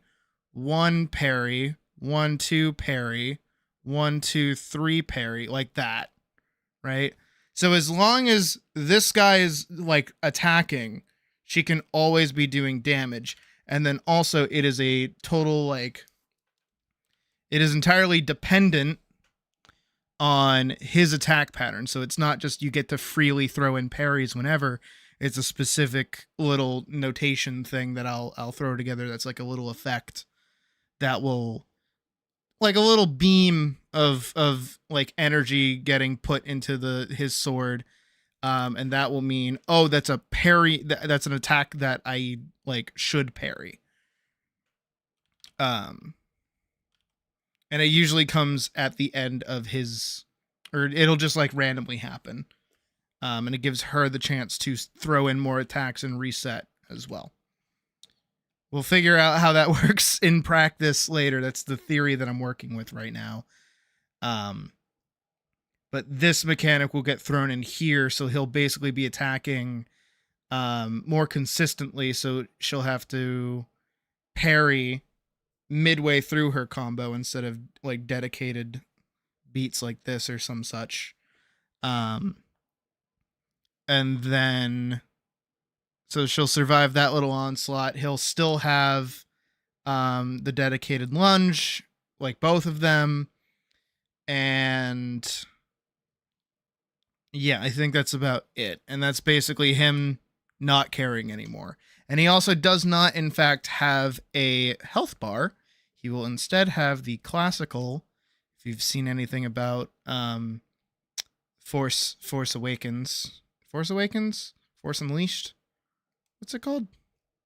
Fallen Order. That's the game. When you fight Darth Vader in that game, his health bar is not a health bar. It is a patience meter.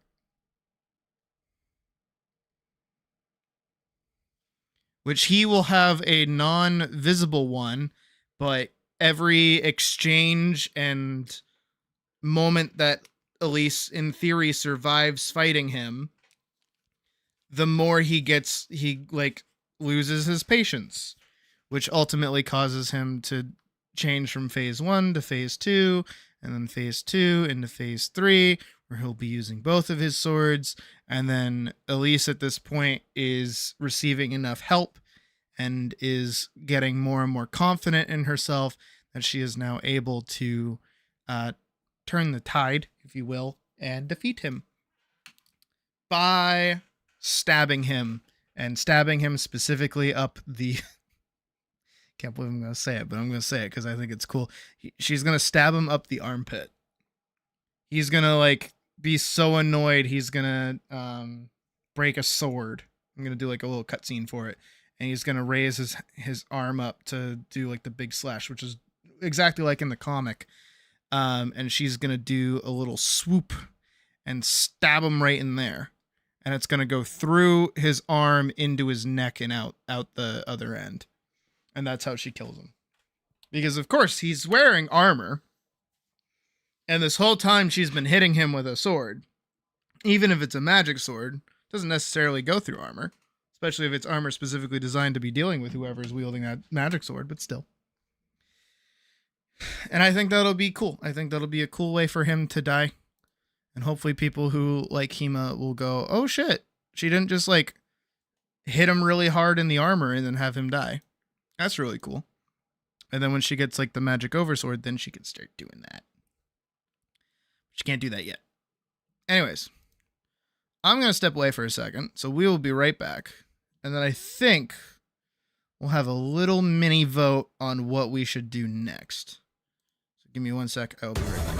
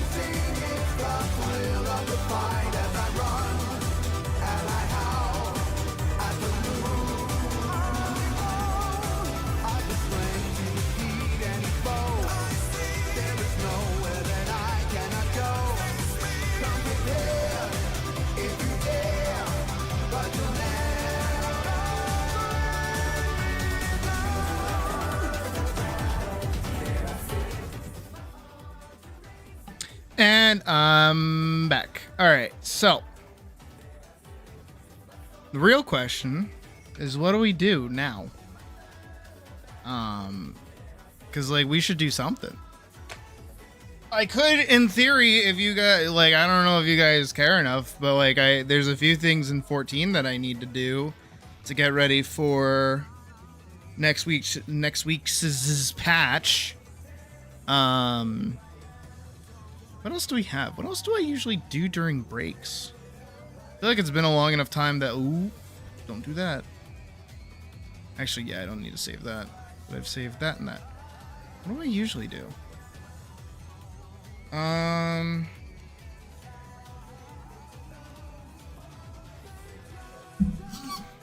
don't know.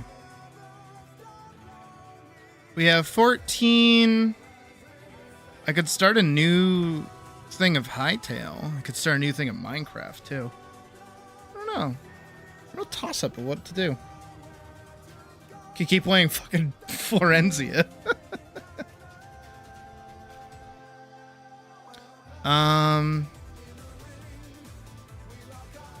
Description of animate. Thank you?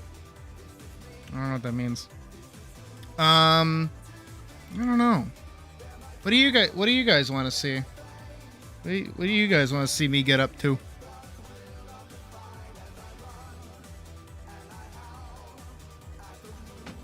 This is the audience participation part of the stream. Fields or Stardew. True. True. Fields or Stardew are a thing. That is true. Okay, so Fields start. Ooh, wait. Hold on. I haven't looked in a while. Where is Fields? Are we gonna get? I'm trying to see when we're gonna get the next Fields update.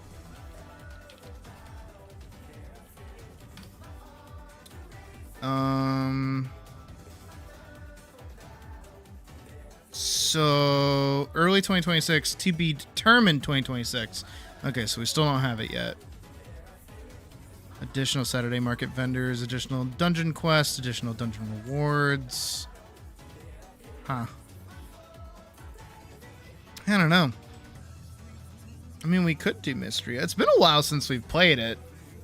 And Caldaris is certainly sitting there by himself. Yeah, I don't see why not. I say we do Mystria. We haven't played it in a minute. And it's a chill enough little thing to do. Where even is it? There it is. Found it. All right, we're good. Boop. Boop. Boop. And boop. There we go.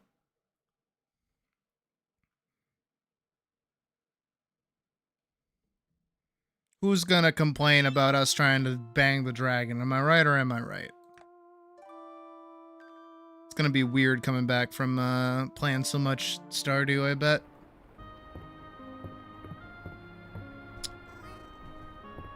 Yeah, a little bit actually. I'm so fucking fast. Why am I so fucking fast? Alright, so our main goal right now, if I remember right, is to befriend Ayland and Juniper. Juniper's a little bit behind. That's because she has harder things to give her that she likes. Ayland we've already given gifts to. Juniper... It's 5 p.m. Oh, right. So I did a little bit of off-stream playing a while back. To try and, like, skip it. You know, because that's basically where we're at right now. We don't have very much in the way of, like, progress to be making. So I was like, yeah, if I just, like, play off-stream and just, you know, spam those two hard events, like, who cares, right? And then I got really bored doing that. So, lo and behold, here we are. I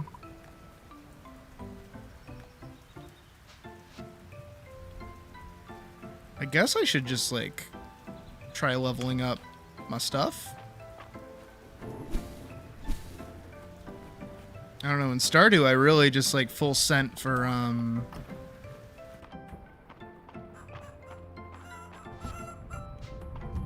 do I not have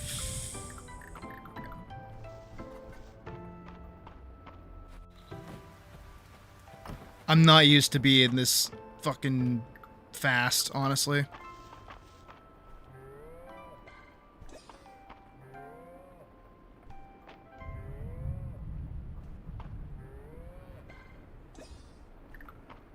I have a fish. I honestly have no idea what I was doing last time I played.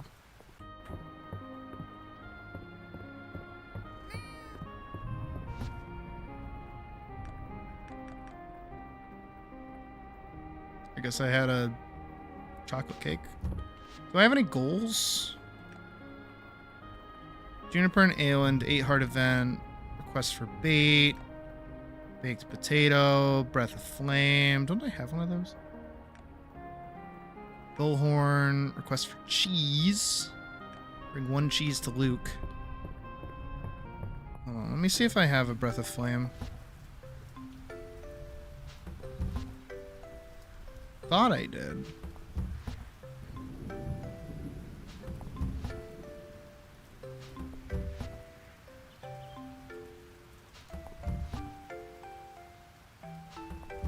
I definitely need to organize all this. My God.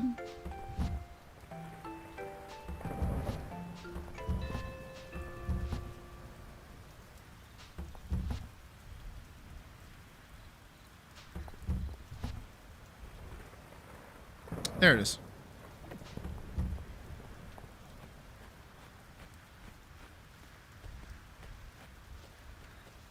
Yeah, that bird better not be fucking with my farm.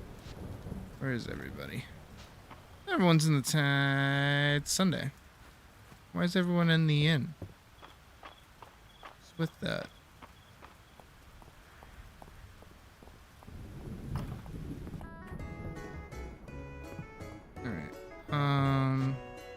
Turn in the cheese. My cheese! Thank you, Sydney. I love grilled cheese as well. It's a perfect meal. I wonder why that's okay for dinner, but cheese alone isn't. Time to find out. It's bustling tonight. Okay. Ooh. There we go. And breath of flame. Bada bing, bada boom. Nice. Let's go check the thing I already did, apparently. Okay. Now we can go to bed.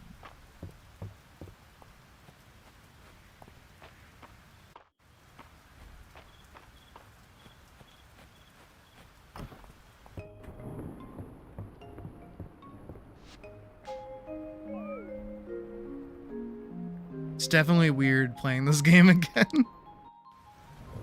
It's been a hot minute, but hey, who cares, you know? Nice little relaxing break game. I'm probably in like 30 minutes. I'll probably like order food or something. Then we'll watch a video and then we'll go back to animating. Because I do at least want to have that attack animation done today. We have a lot of stuff to do pretty much for the rest of the week.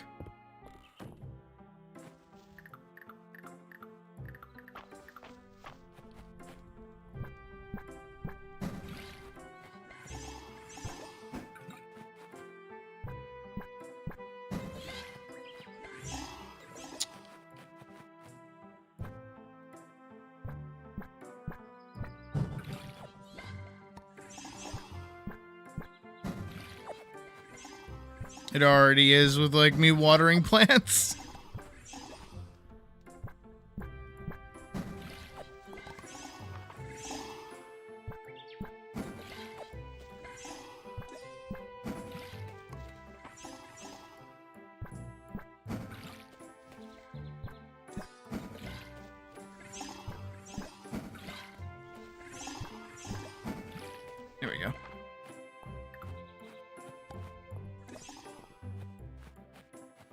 Yeah, and then comparatively to how much in like Stardew, like my farm takes up space compared to this, where it's just this little dinky thing.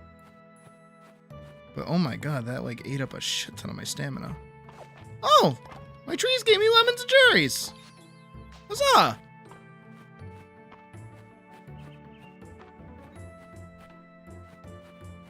Alright, well, today is another day to go give cakes and crystals. Off we go to give cakes and crystals.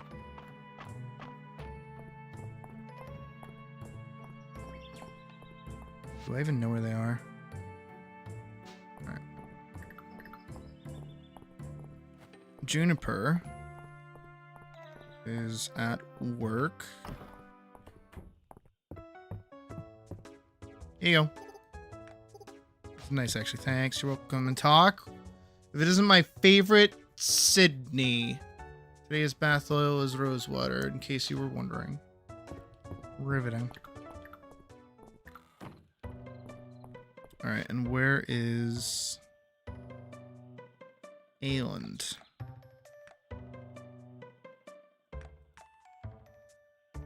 He's at the museum. Of course he is. He's a one-note character. Where else would he be? You know what I mean? That's all he is. Just the museum guy. The archaeology guy.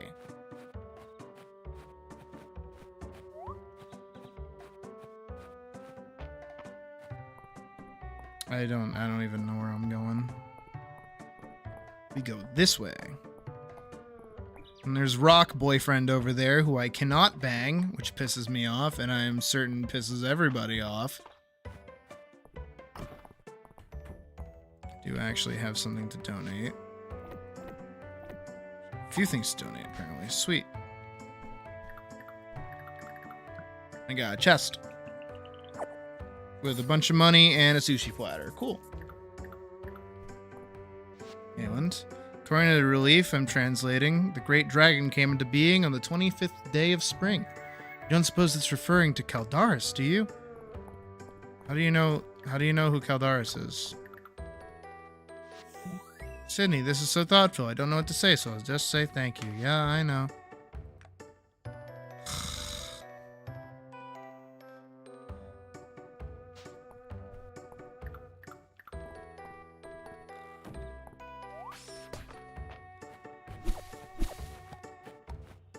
I don't know.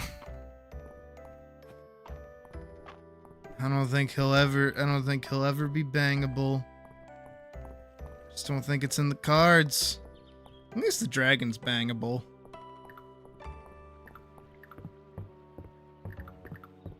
I got nothing better to do today. We might as well fish.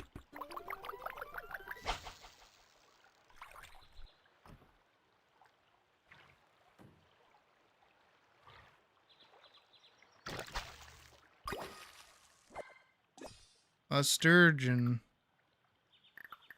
What is this? Oh, cool. Should probably eat one of these snacks. That was helpful.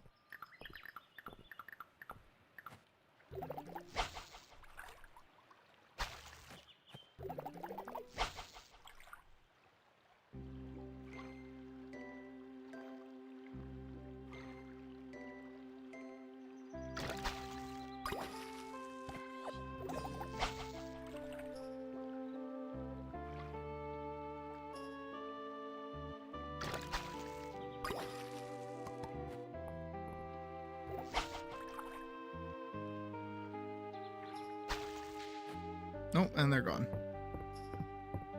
I don't remember how those worked.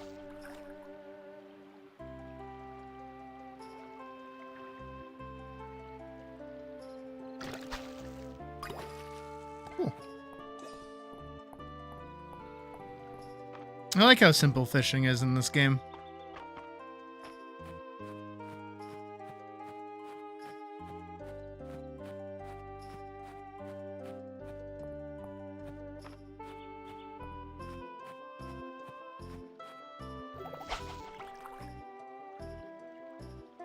And right, we're in year 2, I forgot.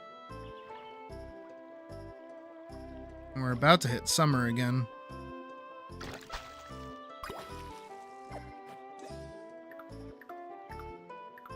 Oh wait, I have a bullhorn. Who wanted the bullhorn?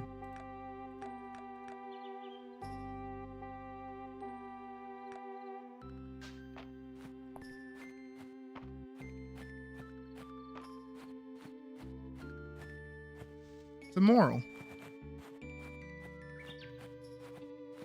It's a cherry tree. It's a berry bush.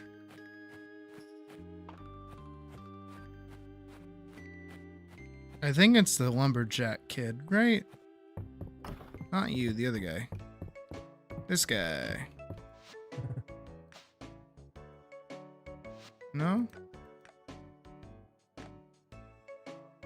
Oh, I need 2 bullhorns. Okay.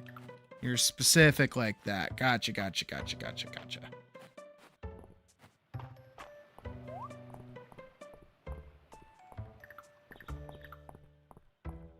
My inventory is a mess.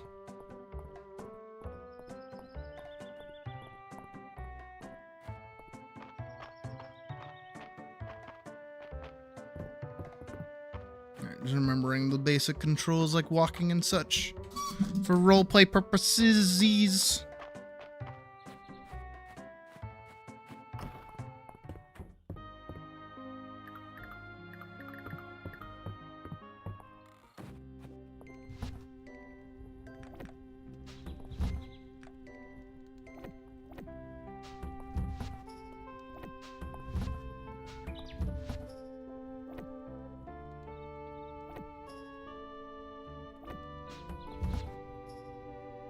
A lot of things at this point I can just kind of sell.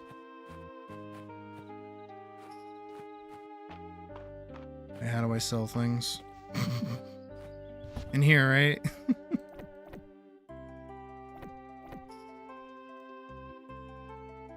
I actually kind of forgot.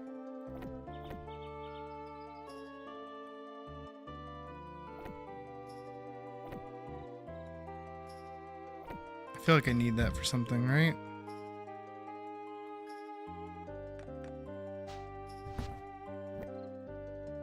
Those are pea. Yeah, those are peas. Hayden needs peas. Ayland wants pudding.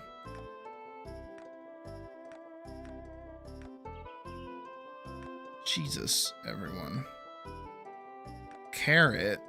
Why does Juniper want 3 carrots? Oh, for Dozy. Okay, that makes sense. Monster Fang, Monster Fang, Monster... Jesus.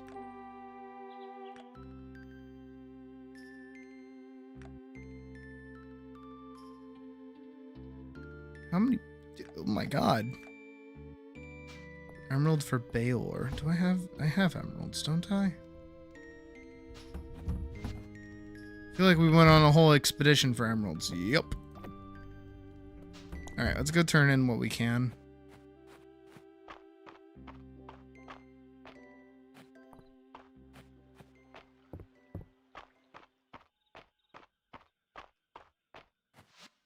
Yep.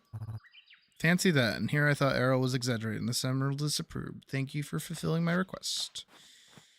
You're welcome. Who wanted the peas? Hayden wanted the peas. Hayden wants the peas. There's your peas. Thank you for the fresh peas. They look like, I don't know what he said.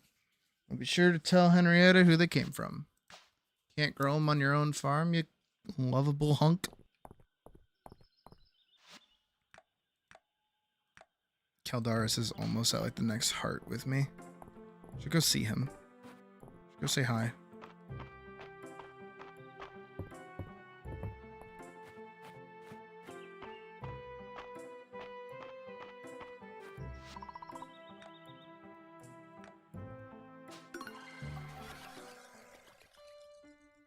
He was playing guitar. What's up, dude? Impenetrable melancholy to the way Caldaris is playing his lute. It's hard to find the right moment to get his attention. Now is Henrietta sounds like to be a proud and noble creature. I'd like to meet her someday. Yeah. I have a cherry for you. Thank you. Fucking close am I? Ah! What is that? What is that? Come on, give it to me.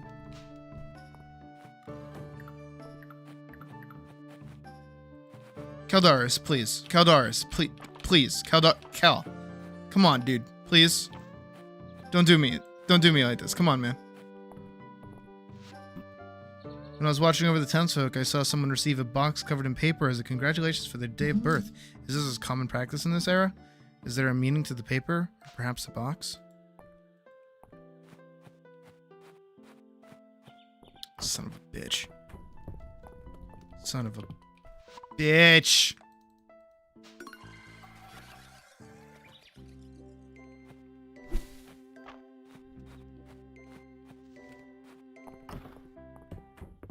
Oh wait, let's take care of the animals.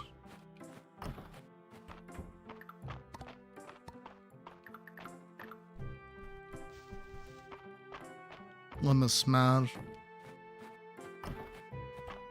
Please let me smash. Becky.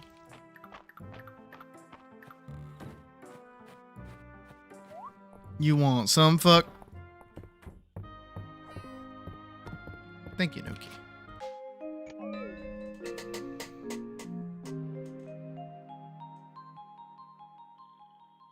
I mean, really, what is there to do every day? Besides just like farm out. Oh, I'm gonna get a witch's hat? It's my favorite.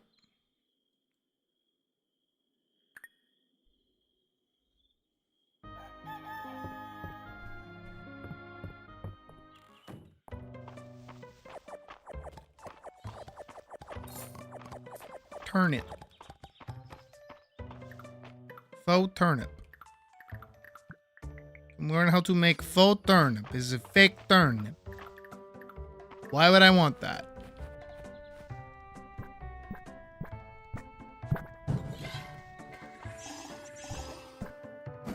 Actually, wait. Can I just like stand here?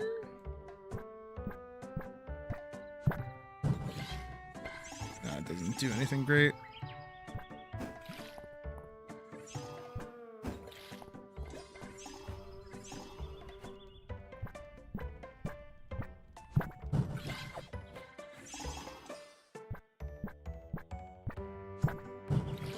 Who wants to message me?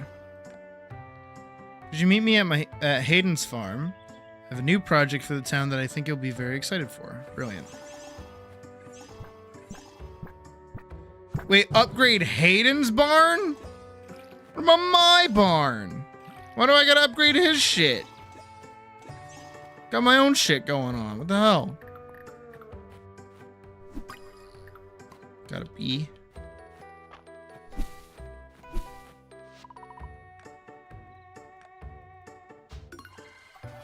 Caldaris, you slut, you better give me this fucking heart pointer, I swear to God.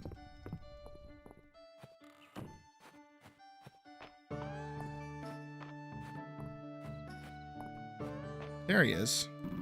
I have forgotten much, and yet these pines are familiar to me. Strange to find them in such a comfort. Yes!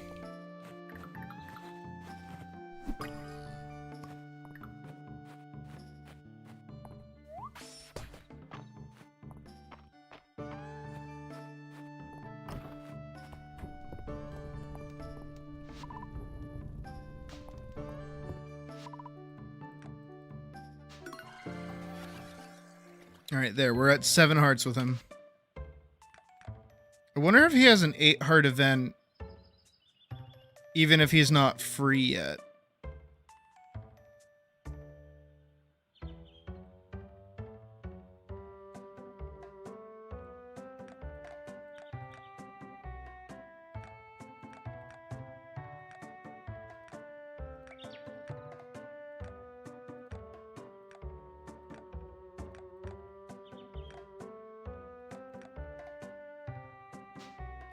Yeah, let's go bring people their loved gifts. Or in the case of Juniper, her tolerated gift.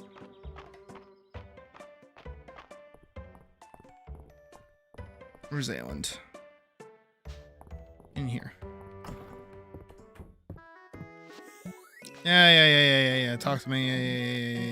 Yeah. Moving on. I got 6 more of these. How close am I with Ayland? Alright, we're almost there.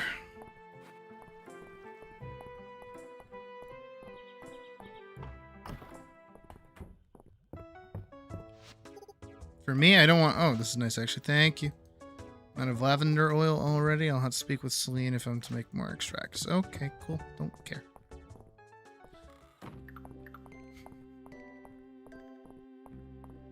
They're just stepping stones on the road to banging a mythical creature.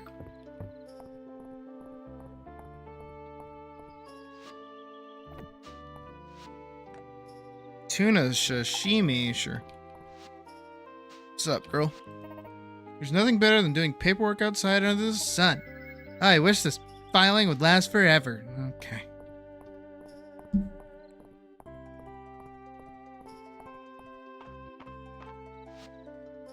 Oh my god. Hi, Celine.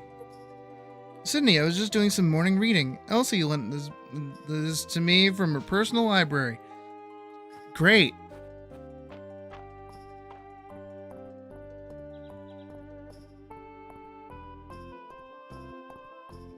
What's up? Morning. Okay. The cooktop beetle at the museum. Oh, that cooktop beetle at the museum. They say you can fry an egg on their shells. It'd be a really tiny egg, though.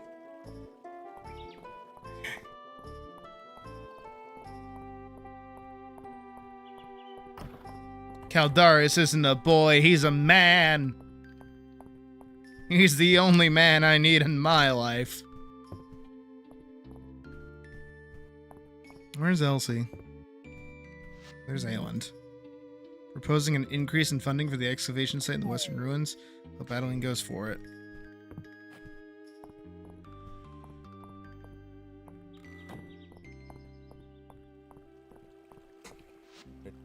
Errol told me that the shale grass at the museum isn't made of shale at all. It's grass. I don't get it. You lovable himbo. Where's Elsie? An Elda feather pendant in the Elda section of the museum. I recognize its purpose immediately. There are still places in Eldaria where lovers propose with feather pendants. I'm sure you can guess I know. How I know. Oh, okay. Celine's liked gift. What's that? Spring salad. Okay. Brilliant.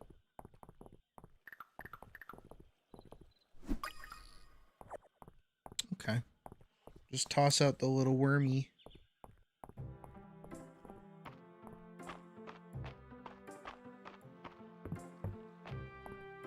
Hate how full my inventory always is.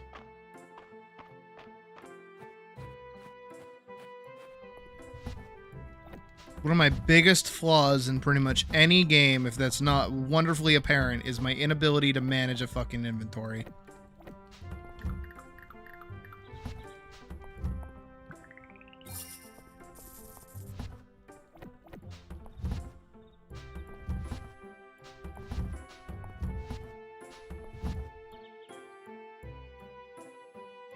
I should sell those.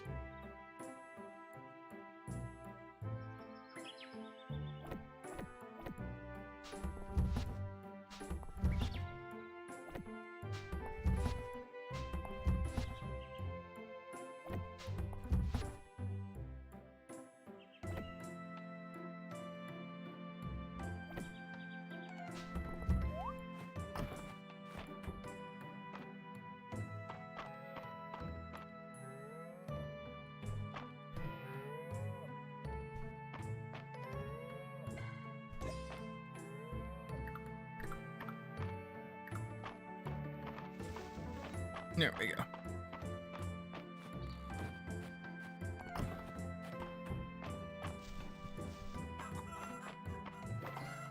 Oh, my ranching went up. Good. Can I do my Mayo strat? I already pet all of them? Seems like it. Okay.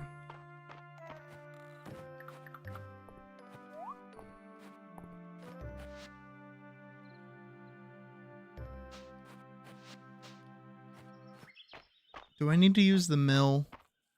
Or actually, do I make it in the kitchen? That's a question.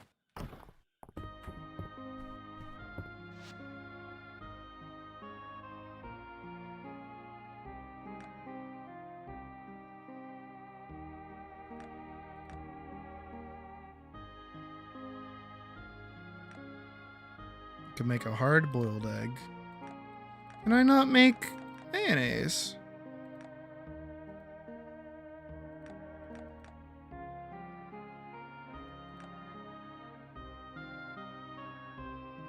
If I make a bunch of jam.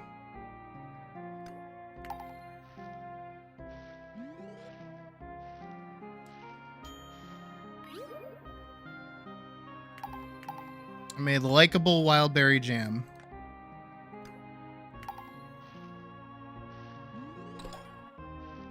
I really gotta up my cooking because that means I can make like likable and lovable stuff.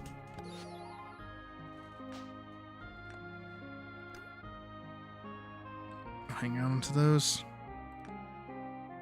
I can make it 1 tomato soup because I only have 1 basil. Can make 6 jam sandwiches.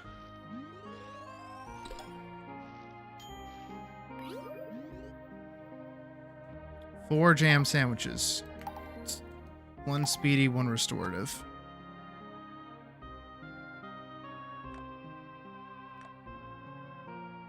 Monster mash. It was a graveyard smash.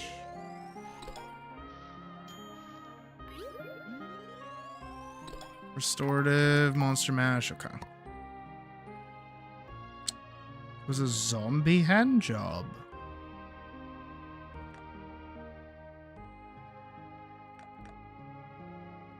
Roast cauliflower? Sure.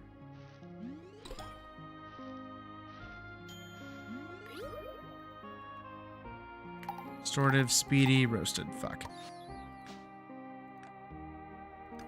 Noodles. Noodles!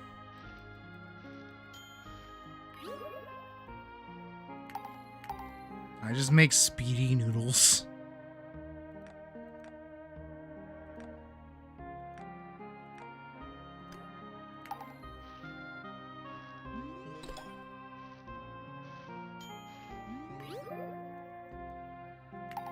Speedy cabbage, cabbage slaw. I'm gonna make a fuck ton of hard-boiled eggs. Let's do it. I prefer soft-boiled eggs, but that's whatever. Speedy, restorative, likable, speedy, hard-boiled. Fuck.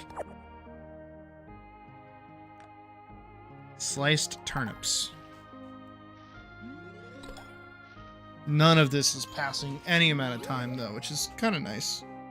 Likeable sliced turnip. Universally liked gift. Restorative. Sliced. Okay. At this point, I'm just farming this out.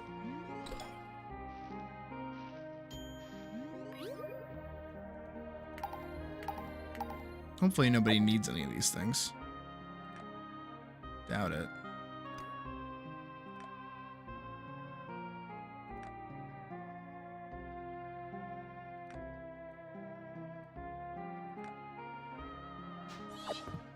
Jesus.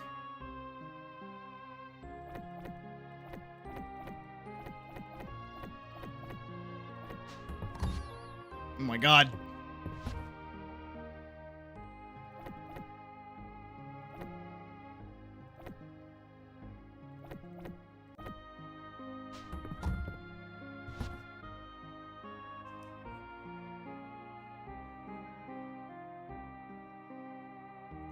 I should take all the likable things.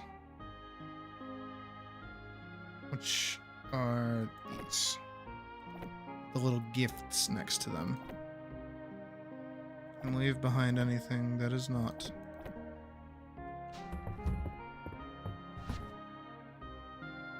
Oh, I do have a second bullhorn. Fuck! Oh, we got a boogier butt over there. Presuming that he's not just in the middle of town, which is where he is.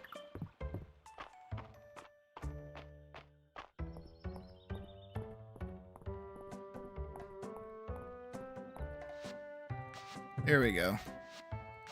There we go. Did I already give Caldaris a gift today? I did not. Oh. I'll give him one of my universally liked items. Perhaps he will love me more.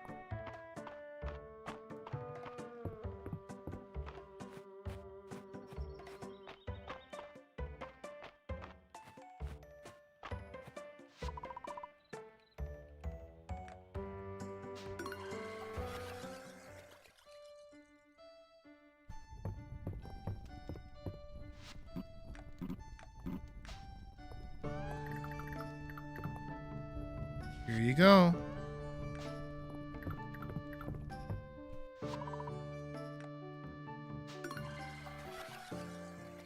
Very close. Slowly.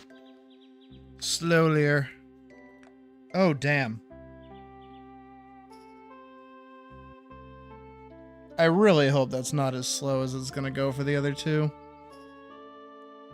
I mean, it might as well. I mean, where is even Juniper on the...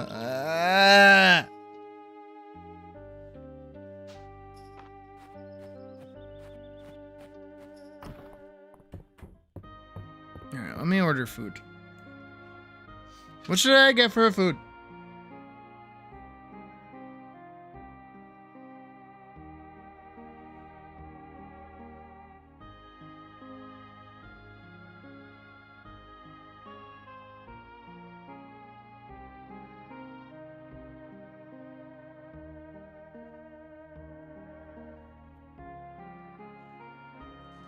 I don't know what I should get. I would say brisket, but I got brisket last night and the night before, so I want something different.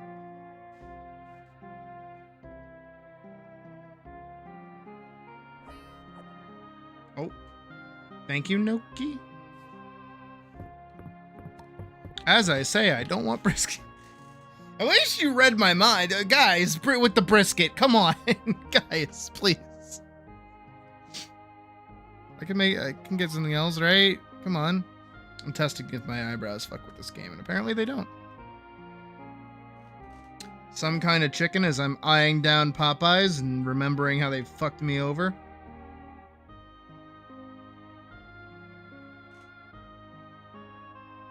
Oh, noodles is a good idea.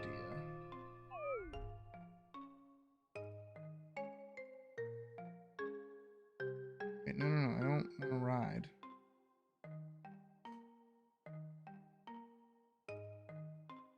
Is Mecca open?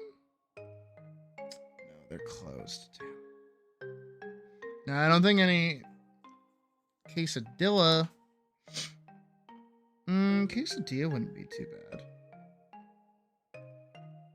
It's staring me down. The barbecue. That's how they get you. That's how they get you. They raise the delivery price. Because the first time I got it, it was 49 cents for the delivery price. This time, yesterday, it was like $1.49. Today, it's $5. You ain't slick with it. I see your shit. I see what you're doing. Ooh. Ooh, I might get this place.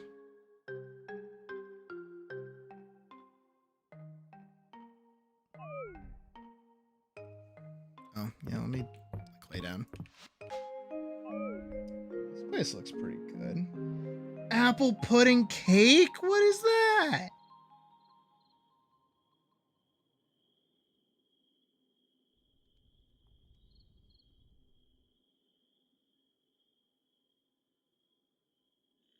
Oh, I've gone to this place before. Never mind. Never mind. I want the fucking wizard's hat. I think today is Caldaris' birthday, no? Santa.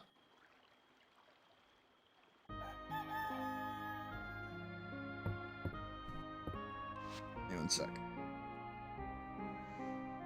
Jumped to $7.99. Fuck off. That's not even like including tip and all the other bullshit. What is this place? I've always seen this place.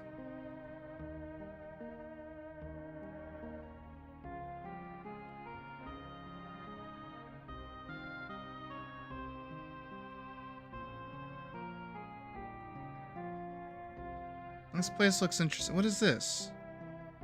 Oh, it's got kimchi on it. Never mind, never mind, never mind. Oh, ribs do sound good. But I don't think there's a rib place near me.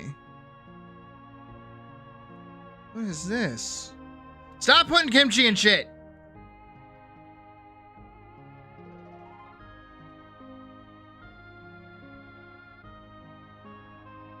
No, I could get a taqueria place again. Never mind. Nope. $7.49 for delivery fee. Fuck off with that shit.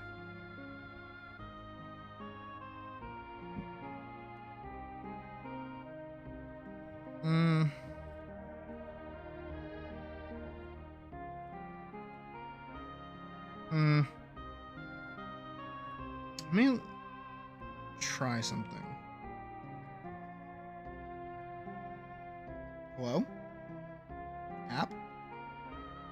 Okay, it just doesn't want me to type anything. Let's go try DoorDash. Oxtails? What the fuck's oxtails?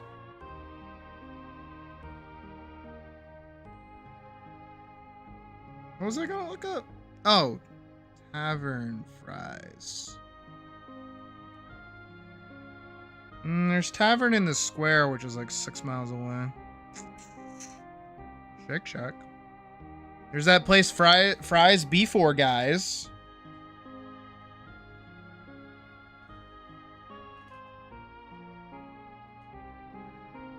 I like how the picture for Tasty Burger is just a dry seasoning.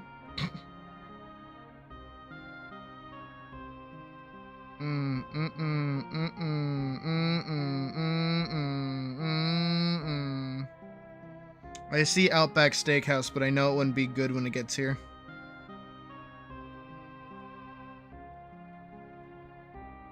That's the other half of it, is like when ordering food, it's like you gotta like weigh whether or not the thing you're gonna get is gonna be good when it gets here. Like a mini pork roast, pretty damn tasty. Sounds good. I want fries. That's what I'm feeling. I love me some fries. Fries. Fries. I love fries. Feed me fries.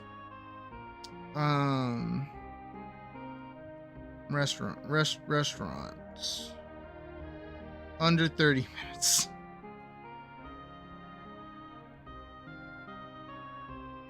Fries.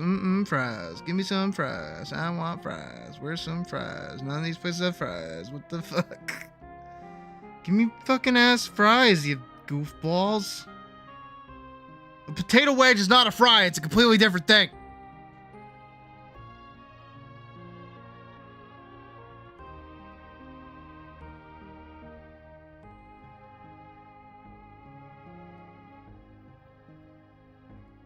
I could do Five Guys again, but I don't know. I don't really like their burgers. I'm gonna get ice cream. Ugh, ice cream sounds good, but that's not like dinner, you know? There's a place called Stubby's, and it looks really good, but it's got like a $9 delivery fee, so fuck off with that.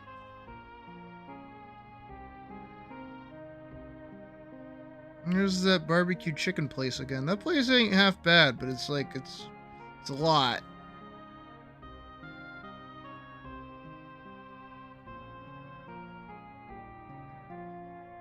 I wish we had a halal spot up here.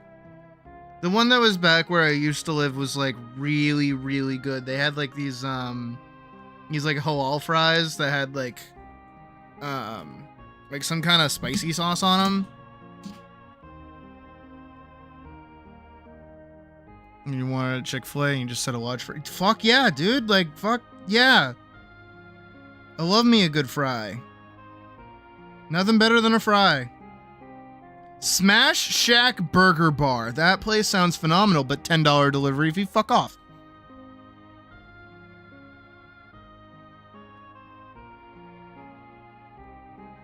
The Grilled Quesadilla Company. Why are there so many restaurants that are just like company? Like what is that? Why is everything just a company? Why can't you just like have a cool name? What is that? What's the move with that? You know what I mean?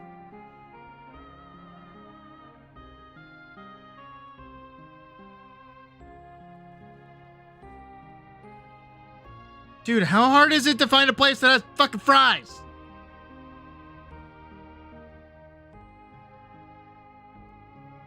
Just give me fries. That's all I want. I just want fries. Like that's literally what I'm like in.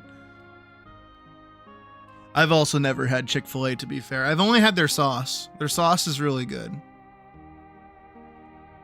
Company sounds artificial. This is true. This is true.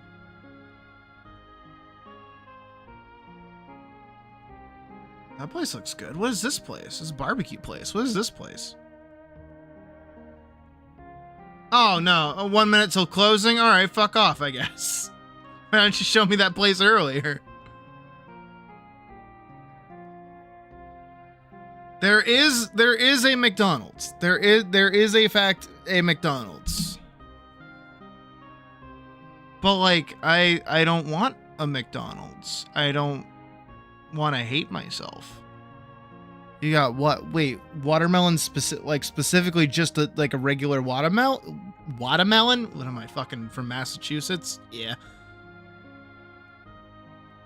Okay, I scrolled so far down in Uber, it went back to regular Uber and not Uber Eats. Does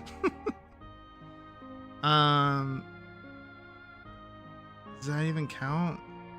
Taco Bell, Wendy's is Raising Cane's, Popeyes is gross, Burger King can explode, Charlie's House of Calzone, gross, Shake, nope. There is in fact a Chick-fil-A, but it is a $12 delivery fee. There's a Chipotle Mexican grill though. Ooh, there's a Tasty Burger. Nah, if I'm gonna do that, I kind of want. Fuck, I don't know. I don't know. This is why I asked Puck to decide where we eat, and then she just says, we're gonna get this place, and I go, okay.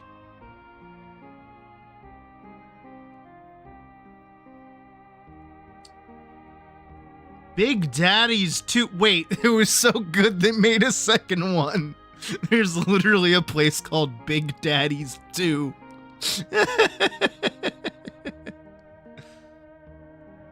It also sucks because I'm trying to order at like 10 o'clock at night, so everything's like either closed or closing, and it's a Monday too as well. That's another back in it. I wish there was a fucking Jollibee around here so I could get the damn Final Fantasy 14 collaboration, but no. Which, by the way, if you play Final Fantasy 14 and there's a Jollibee near you, get that shit. And then also get me that shit too. I will pay you money to get me that collaboration. I want that chicken bucket emote. Please, thank. Dumpling Kingdom. Oh, that actually looks really good. That actually looks really good. Hold on. Dumpling Kingdom. Oh, and they got like actual like Chinese characters in the names of things. Oh, fuck yeah. A jolly bee. It's a bee that is jolly. I don't know. This place does not look good, actually. Not my kind of place. Pick 3 items for an appetizer combo. No, I'm good. Closest to you is 2 hours away. Yeah, the closest to me is Ontario, Canada. So, I don't know where they're getting these fucking collaborations from. I think there is one in Quincy, Mass, though. But again, that's fucking not anywhere near me. Really, Vorksid? If you can get me that and get me that bucket of chicken emote, I will pay you money. There was a vending machine at high school where they had a cookie brand called Big Daddy. I want a Big Daddy cookie. I want a Big Daddy cookie. Sorry. I'm sorry. I'm just hungry, and when I get hungry, I get naked.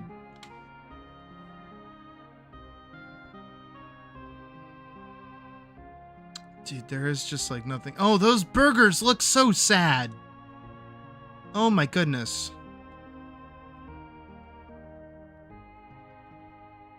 Maybe, you know what? Maybe I bite the bullet, and by biting the bullet, I mean I just fucking get Macca's.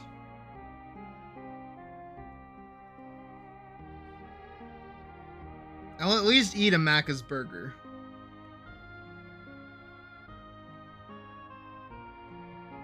At the back of the Macca's.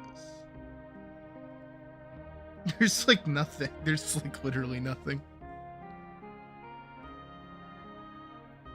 A Gongcha opened right after the last collab. Ah, I feel that.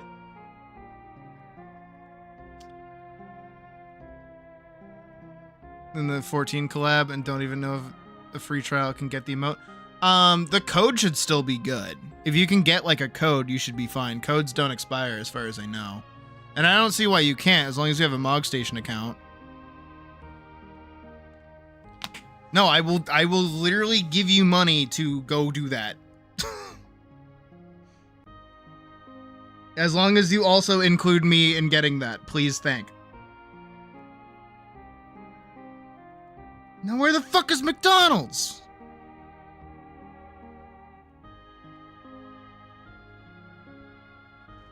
There we go. I don't know why it has to specify exactly where it is.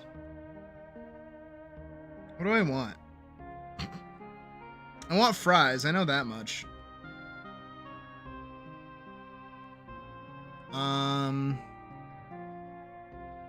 Fries and a sandwich sound good. I wish I cared enough to get the limited time Huntrix meal, but I don't care, actually. Derpy McFlurry, what'd they do to my horse? Why did they turn Derpy Hooves into a McFlurry? What is that? I could get the Big Arch. I like the Big Arch. It's a good sandwich.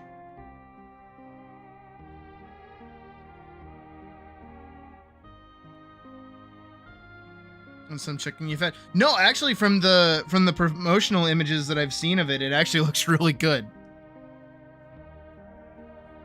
Like they got some like little like blue drink that you can get that looks really good. Like I would fucking demolish that. Medium French fries, select option large French fries. Large French fries comes with salt. What the fuck? Nah, I'm only just gonna get the meal. I'm not gonna do the whole like kit and caboodle.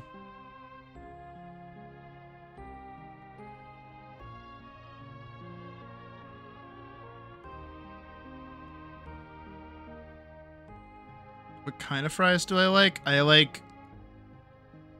That is actually a really difficult question to answer. Holy shit. I mean, confirm your address for delivery. That's my house. What are you talking about? You just leave on my fucking doorstep, you fucking goofball.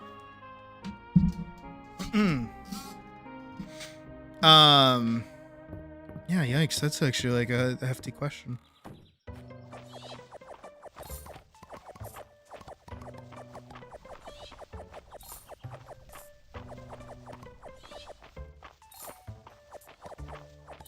Because, like, there is... I wouldn't even know how to describe it, you know? But there is a specific kind of fry that I like.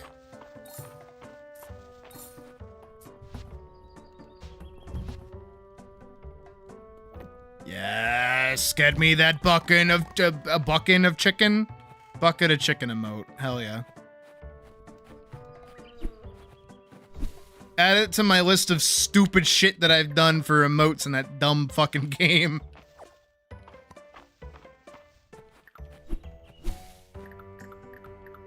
What was the last one? I think the last one was actually the Gonsha.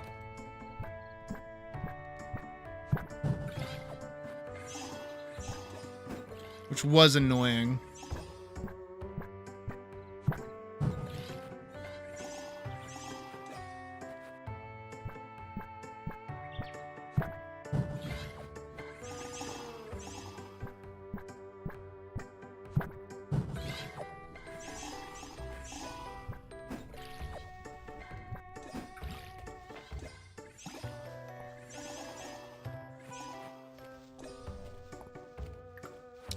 I think it's easier to list the ones I don't like, and the ones I don't like are steak fries. You know, the big thick ones. I don't like those. Like where they're more like a large rectangle than they are like a thin strip. The closer you get to Five Guys and fry quality, the better I like it. Hey, cat. This is Fields of Mystery. We're just taking a break from animation.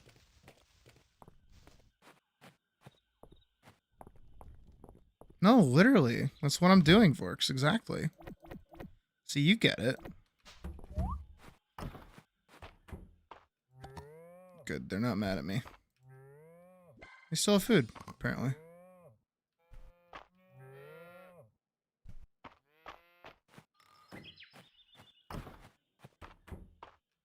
They still have food. Oh, I didn't pet that one. Putting that one in the box. All right, let's go do our thing of daily sacrifices to those who we need to be forcibly to like and have like us. Yes, good is, yeah.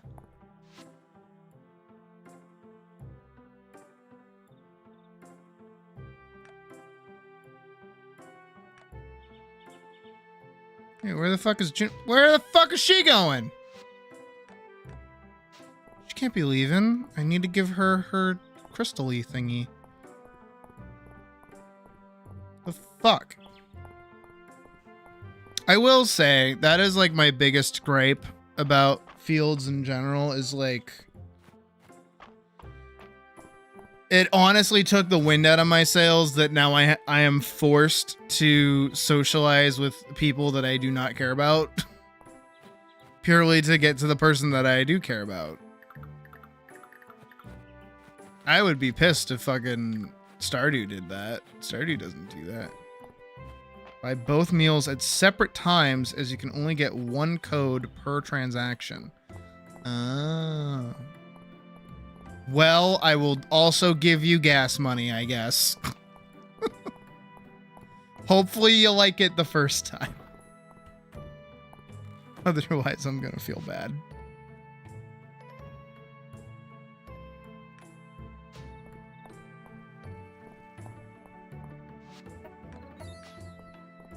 Hopefully they don't run out of codes. That was the thing that happened at Gongcha, is that they didn't run out of codes, they ran out of the keychains, because that really kicked everybody into gear. Everybody really wanted the little like keychain things that you could get. But they ran out, and I was like, oh, that's okay. And then they gave me the code anyways. Where's he going?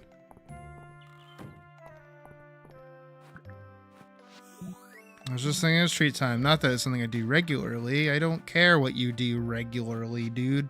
I don't care about you as a character. You're so useless. Did I actually talk to, fuck, I didn't.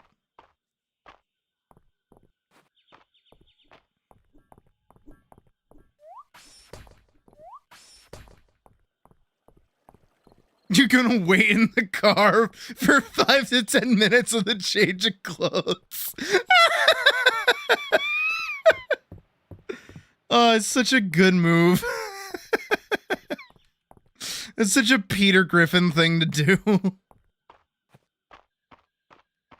Sir, you don't have to keep changing clothes. These are free samples. I'm sorry? Can I get another one of those?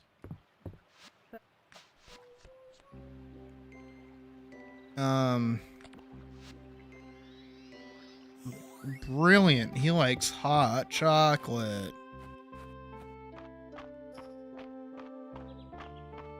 Yeah, just like go drive around the block or something.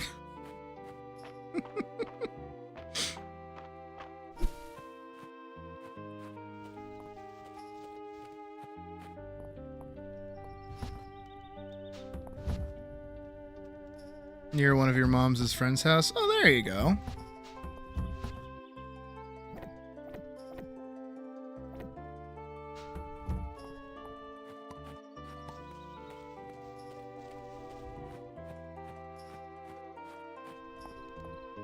Quackhom? What the fuck is Quackhom? I'm gonna feel goofy when you tell me what Quackhom actually is, but I don't know what the fuck Quackhom is.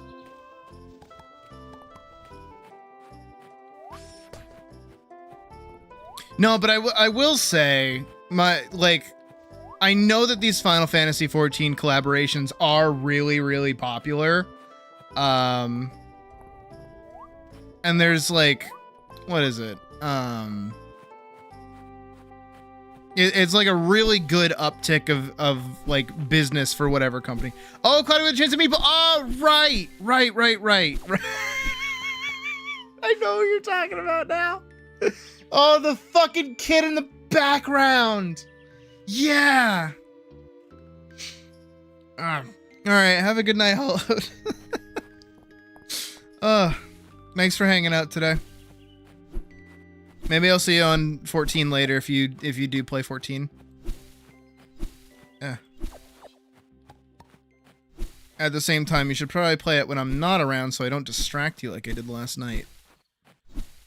But I was gonna say, like, the biggest drawback of, like, the 14 collaborations is that 14 players come out the fucking woodworks. Ugh. And look, it's admittedly a little bit of friendly fire, but, like, man, there were at least like 7 copy-paste Asmongold's when I went to that fucking Gongcha. And the poor waiter, like the like clerks there, the second they saw me, like I saw them roll their eyes at me and I'm like, oh yeah, my people have been here. I get it. And I walk up and I'm like, hi, I'm here for the Final Fantasy XIV collaboration, and they're like, yup. And I'm like, I'm not that bad, am I? But you know, there were like 3 other people that came in like immediately after me, and I was like, oh yeah, no, I see why they are very much over this. I do not blame them at all. I don't have food anymore.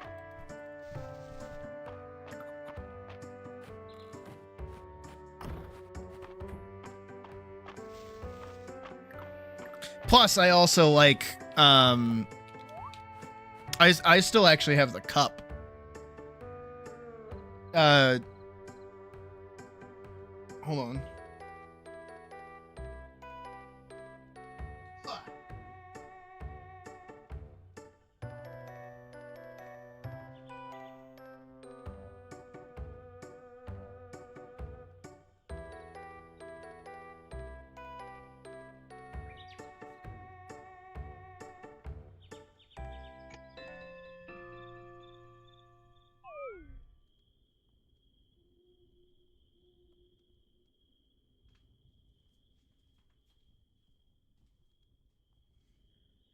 I, in fact, still have the cup, but I also put Elise in the cup.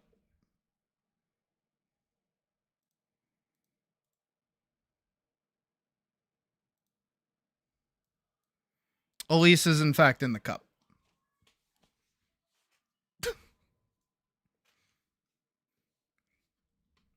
That is the Chocobo Cup. And there was like one other one that I got. But I think I threw those two out and I kept this one. I think they were all the same. But yeah, she is in the cup. And there's also Pomni. And actually, because I was reminded of it today, apparently because it's shipped, my Angela plush should be coming in sometime in the next 2 weeks. I actually kind of forgot I even bought it.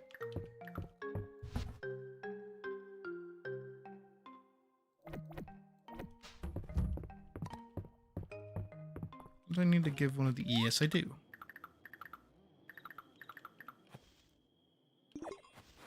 Huzzah! Premium honey. Alright. Just because it seems like my food is like around the corner.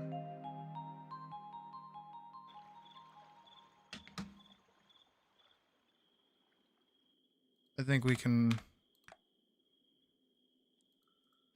take a solid... Oh no, it's Kaldaris' birthday today. Never mind. We're gonna do that. We gotta go bring him a gift. It's raining on his birthday. Oh no. Nah,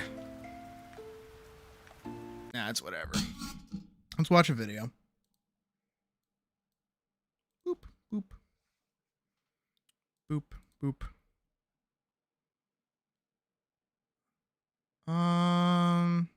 Oh, actually, Brutal Moose released an episode yesterday where he was eating Japanese chips.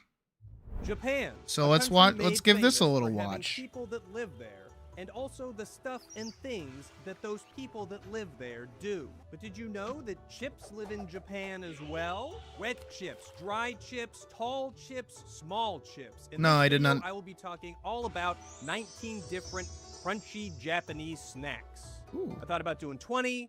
But I figured 19 would be a bit more frustrating from a viewer's perspective. It Not only is, will I be actually. talking about the way they taste, but I'll talk about the way they make me feel on a spiritual level.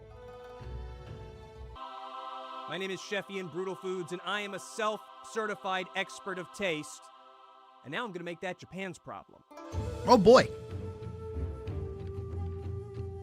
Let's start out with something basic. These are the Koikei brand. Koikea? These are the Koikea brand There you pure go. potato variety potato chips. They look the bag good. claims that they're made with 100% domestically grown sweet potatoes, and they're dusted Never with mind, I 2 don't like it different anymore. types of salt. Despite all the fanfare, these taste a lot to me like potato sticks. They're very heavy on the potato flavor. I think they're solid for a lightly salted potatoy potato chip. Less salty than a standard Lay's. How is it less but salty it but has 2 lacks- different types of salts? It lacks any real pizzazz, so I doubt I'd choose it over a standard Lay's chip. Not much else to say about them. They're very potatoey, looks thick, but though. that's about it. On the BMBS grading system of excellence, I give them a B. As always on my chip videos, I'm joined by the mysterious Brutal Foods Bureau of Taste, who acts as a second and, quite frankly, less important opinion than my own. They give these chips a B-. Again, Oh. very important to remember that my opinion is the most important one. Not only Right. on these chip videos, but really with anything that I decide to say. I just said they were lightly dusted, but honestly, they're pretty salty. Yeah, they have 2 different kinds of salt on them. How are they There's lightly one thing that salted? Japan is known for worldwide. It's Mexican food, which is why I was really excited to try this bag of Doritos Mexican Tacos flavored chips. This is What? not to be confused with the Doritos Tacos flavored chips, because the Mexican taco flavored chips are completely different. Probably. They have a Those flavor actually that's easily sound kinda good. recognizable as taco, meaty, herby, and salty. It kind of reminds me of the carnitas Bringles I reviewed in a previous episode. They don't taste over or under seasoned. It's just a very tasty taco tortilla chip that sounds I would really- absolutely buy again. That Did I sounds mention really the good. lime? There's a lime on the bag. There's a I lime? don't like them quite as much as I do the black bean southern queso No. chips. No, get those away are from still me. one of the best things I've ever tasted on No, the get show. that away from Still me. though, It's got these beans in are- it. I don't care. I don't think care these if are it's a really, chip. really I do tasty. not. I A-. don't fuck with beans. Interestingly enough, these Doritos are compatible with this Doritos salsa dip. What? Apparently, the tart of tomatoes, spiciness of jalapeno, and onion flavor are intended to make my Doritos more enjoyable. And while it does have a little bit of spice and tomato-y to it, it's kind of odd dipping an already flavored chip into a dip. I don't think I do that with any other chip. I think all the chips I dip tend to be fairly naked. As for how it pairs with the Mexican tacos, I don't like how it chip, looks I don't really see it as an radioactive. improvement. I actually feel like it takes this superb chip down all the way to about a C rating for me. Ooh. Interesting experience, but not something I would do again. I want How those. about I want these those now. Where can I get avocado those? cheese chips? Never mind. These I strict green do not chips are want also that. Compatible with the salsa dip, after all. Nope. Well, they're kind of terrible. No.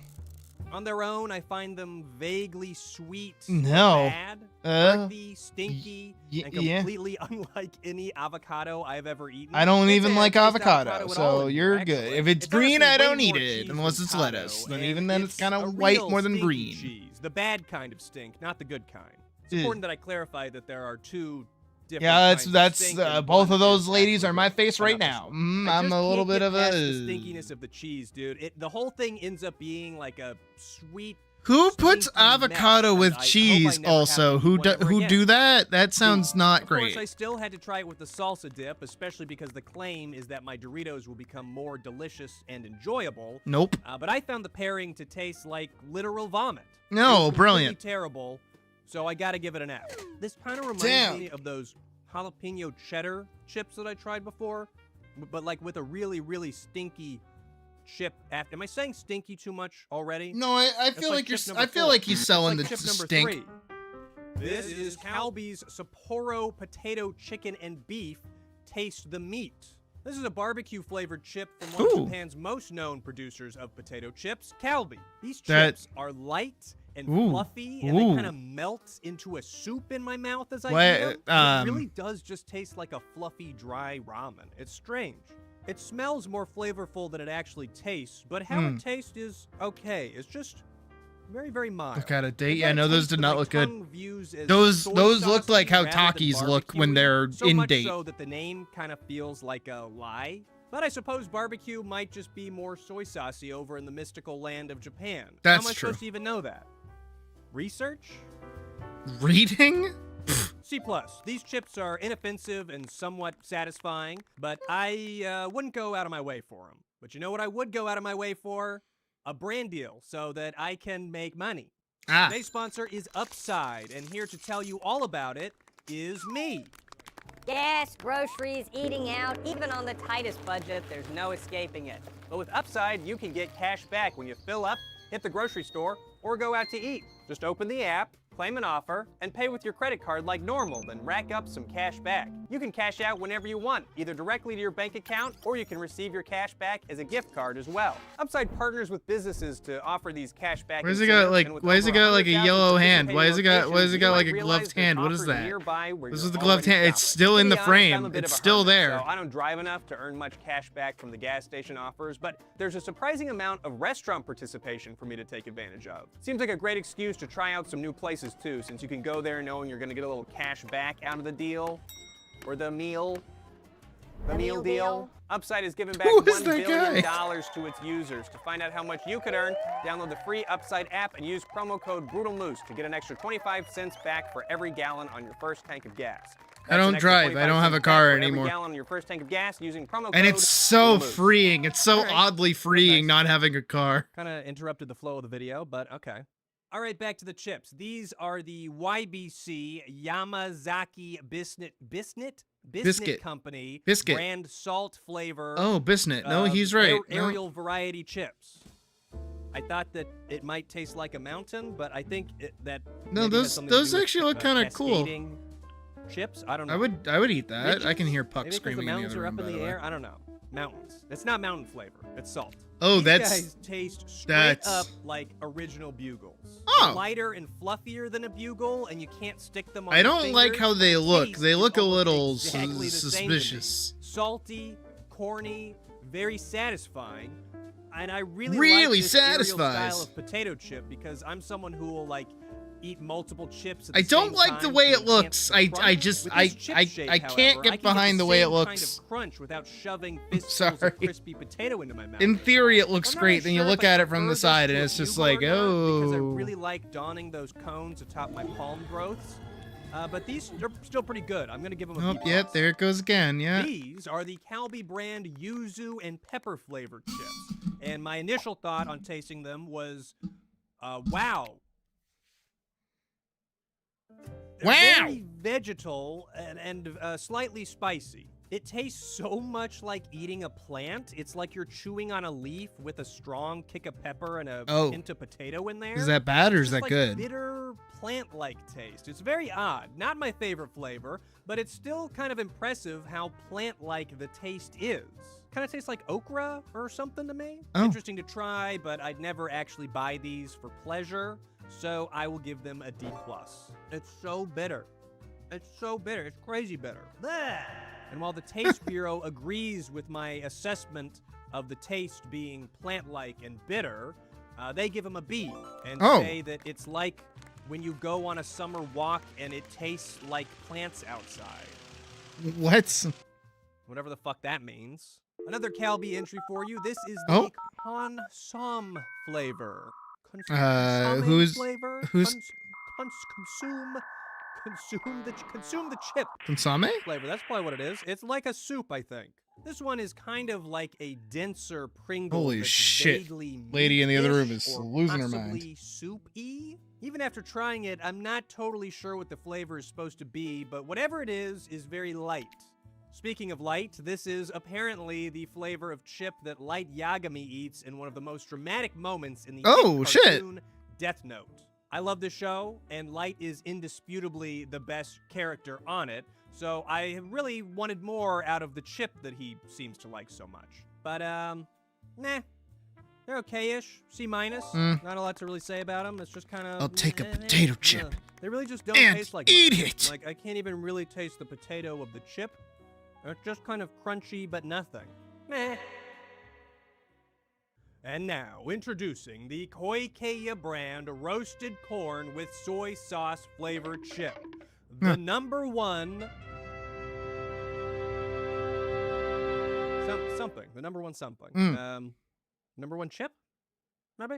The fragrant It's got corn on it. I don't like corn. Irresistible. This is king of corn flavor. These things are absolutely wild. I can't say that I taste much soy sauce, but holy shit, does it taste like sweet roasted corn. I don't like roasted that. Corn on the cob. I So don't. it's cool to taste a chip that captures the true essence of corn. As a wise man once said, corn, the question then becomes, does one want to consume a chip that tastes of sweet corn? They're good, it's fascinating, it's like a Cheeto, but it's sweet corn? No. I just don't know. No. They are very fun to eat, though. No. They are very fun to eat, though. No. Since they're on a bit of a roll, let's stick with the Koikeya. Since they're on a bit of a roll, let's stick with the Koikeya. Fuck. Since they're on a bit of a roll, let's stick with the Koikeya brand for a while. This is their Pride Potato addicted to black pepper flavor. I'm Gay not really sure potato. how their Pride Potato chips differ from their Shame Potato chips, but the flavor really lives up to the black pepper label. It is extremely peppery. It's like someone Actually, what is you grinded guys' a his peppercorn favorite directly into a bag of chips, chip which snack? I guess is Like snack what you would chip, do snack if you snack wanted chip. to make a pepper flavored chip. They're actually pretty good, and they're very spicy. Like, not hot spicy, but pepper spicy. I can't say that I've ever craved I like a pepper black spice. pepper-flavored potato chip, but if I ever did, this would be my first choice. It kind of tastes like a KFC potato wedge to me. Those are Girl, it's pretty taking peppery, forever to get my fucking potato-y. McDonald's. I'll give them a B. Does it feel like we're moving kind of fast in this video? I'm trying not to dwell because I got so many chip to eat. Oh, Pringles is good. This is the Calbee... Oh, apparently she is now heading my way. All right, let's go. Something. What is this? Calbee wasabi flavored chips. Nope. They're like thick, crunchy. I've actually never had spicy, wasabi before. stinky Pringles. Why am I so concerned with the stink factor when it comes to food? I use that word a lot. I should find a replacement. Head empty, can't Huh? remember These chips. guys got a good kick, as one would expect Actually, my from a wasabi favorite, snack, but my they favorite are, kind of chip oh, is so there was smelly. like a Lay's Smally, wavy, stinky, stonky. One thing that's still worth noting like is Cuban that I don't chip. know what wasabi tastes like. like Is wasabi stinky the smelling? sandwich. Vote now. Is this a At the end of sandwich? the day, it's just not a chip that's made for me. If I want a spicy chip, I'm going with an Andy Kraft. Sandwich So I'll give flavored these a D+. Lay's And the Bureau, which is more wasabi familiar than I am, wishes that they Yeah. were more wasabi Wavy Cuban gives it a sandwich B. Lay's chip. Chip number 11 Was This is so the good. It had like a chip really that heavy holds- pickle flavor to it, Chip number 11. but it also had like a happiness like butter. a Honey. semi It's cheese honey flavor. butter. I mean it was butter. it was Honey in like butter. ham. This chip's got an was like alright honey meaty. butter It was flavor, good. but it's I liked definitely it. not as good I would get as it again. Others I've tried. A few But I've videos just ago, I never wasn't very been like a big familiar chip with the honey person. butter flavored chips, but now that I am, and I've tried some I am a different big chip wolf brands, though. a lot of them start to taste it? really samey. I think the ones from the Korean chip video were better, but these are sweet, buttery. It's a potato Stop chip. missing. Open the bag more. If you Open wanted the a honey bag butter more. Chip, this would be a honey butter chip, so like that's a good thing. But it's hard for me to rank them that high because I've had so many others that seem a bit better. So I'll give these C+. All right, now this chip has a really great cover. Look at that nice slice of meat. Taste Ooh. of juicy beef and original sauce. Can't stop it. Babakwa flavor. These are the these are the Koi Kia. addictive barbecue flavored chips. Brother. At first glance, it's hard to not think that this bag is overselling the flavor within. Calling something addictive is giving the flavor a lot of credit, and honestly sounds more like a legally required warning than something you'd actually want to advertise. And the aforementioned slice of meat just looks so tasty, man. It makes me really want that chip. These Yeah. have an unconventional barbecue flavor. Like the previous Unconventional? barbecue chips, it doesn't taste like the ones found in the States. It's a sweet chip, sweet corn, meaty, soy sauce-ish taste. It's more sweet and less tangy than an American barbecue flavor, I think, but I actually kind of love them. The puffed Cheeto texture ends up melting into a sort of beef soy sauce stew in my mouth, and Stop it is turning- incredibly tasty. Stop I give making them an A. chips into One of those stew in chips your that I mouth, just- I brother. have a Like, hard what is time that? Thinking about anything I would change. It's just a really solid, tasty, meaty, soy saucy chip. Well done, Koikeya? And you know what? They are addicting. They're not lying. These are super tasty. Chip 13, Calbee, delicious and spicy God chili flavor. I like spicy chips. Tekken variety. Now, for something that's Tekken. spicy God chili flavor, these chips are surprisingly unspicy. That sounds And for exactly like the something kind of spicy Tekken chip I want in my variety, life. They do not taste of sweaty men, which is what I would imagine a Tekken chip would taste like. Instead, it tastes more like a sweet garlic flavor, like a ton of sweet garlic flavor. It's extremely garlicky. It's just crazy garlicky. There's enough spice to acknowledge its presence, but I'd still put the heat level at like a 1 out of 10, way lower than the title of the chip suggests. Even though the flavor is different than I was expecting, it's still very tasty, and I could eat a whole bag of these. It doesn't make me want to play Tekken or anything. But No, maybe if they don't. put out a Avoid it. sweaty Run man away. flavor, I could be convinced.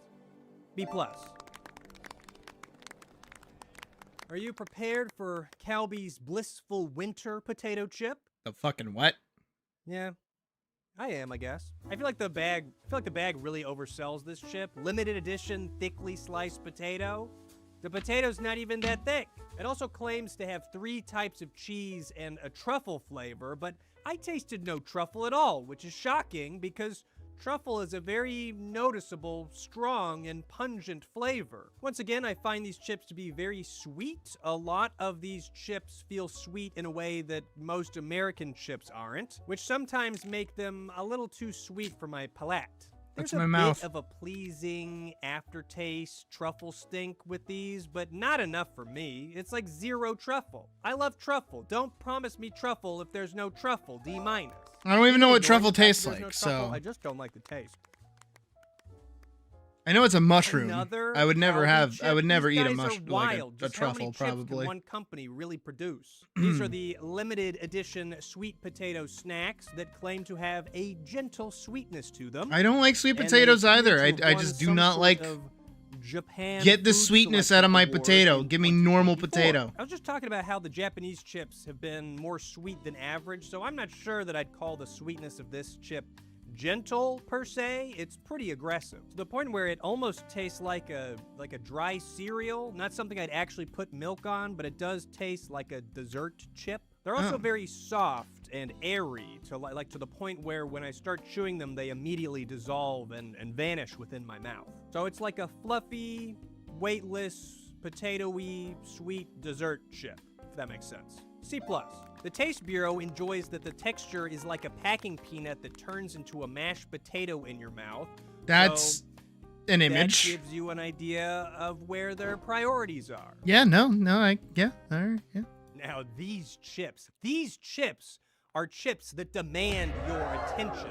Calbee's Pizza Potato Margarita chips What the are fuck? absolutely delicious. These are very They tomato saucy sound chips that have good. a hint of cheese as well. There's a sweetness You're to losing them, me. but not a sweetness that comes from the potato itself. You're losing It me. comes from the flavoring, so it's not as sweet as No, the you're other chips you're I've losing me. tasted today. You've lost me.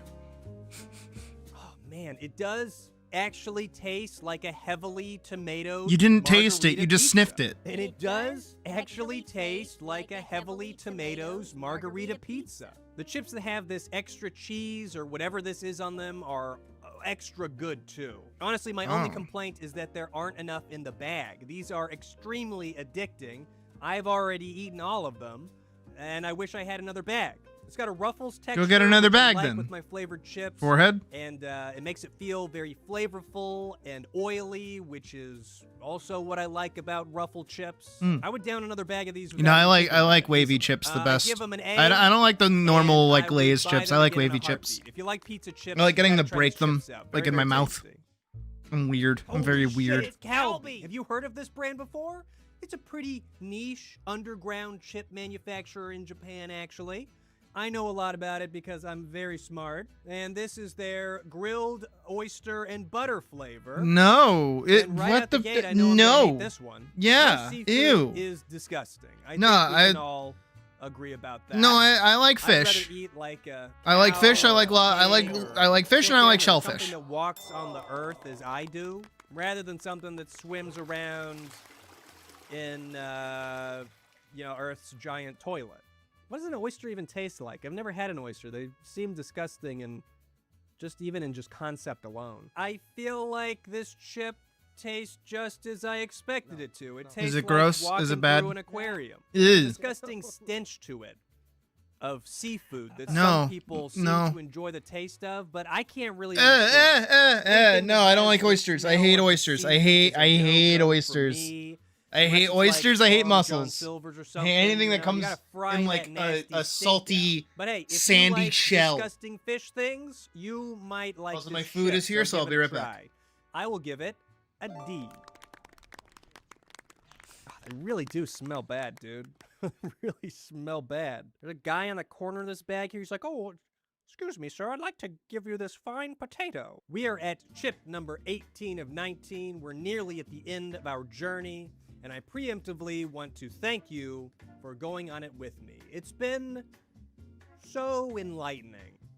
This is the Calbee Rich King Cheese and Basil flavored chip. Honestly, it should be marketed as pizza flaffer. It's pizza taste. I mean, cheese and basil are like, it's 2/3 of the way to pizza taste. Pizza. They aren't as tomato saucy as the previous chips, but then again, they don't claim to have any sauce on them, so I don't know, maybe they should. They should add the sauce. It'd be better. I'm giving them a hard time, but these are actually pretty tasty. I feel like America could do... Huh? I like them, and I'd probably like these much more if I hadn't just eaten a much superior pizza chip. B-. It's time for the final chip, and if you guessed that it was going to be a Calbee chip, then you are one of the dumbest people. Koi Keiya brand strong sour cream and onion chip. I gotta admit, it's pretty refreshing to see a sour cream and onion chip after all these other flavors. It feels like such a common chip flavor for me to the point where it's weird to have eaten so many chips and not have had at least one sour cream and onion one. This chip also illustrates how different similar flavors can be overseas. Like, this chip is supposed to have 3 times the normal seasoning, but I actually think it's less flavorful than a regular Lay's sour cream and onion. Those chips really lay on the flavor. It's food humor. However, Food these humor. are Also, still hi, Alex. pretty good, and it's a welcome change of pace from my current chip onslaught. It would never be my go-to sour cream and onion chip, but if I ordered sour cream and onion chips and this is what I got, I wouldn't be too disappointed. I'm feeling those lunges I did I'll give them a earlier. C+. Well, there you have it. That was all 19 types of chips that you can buy in the country of Japan. What do you think? If you had to make a choice between Japanese potato chips, Japanese animation, or the continued existence of the Japanese people, which would you choose? Thank That's you a so much loaded for watching question. My chip video. My name is Ian.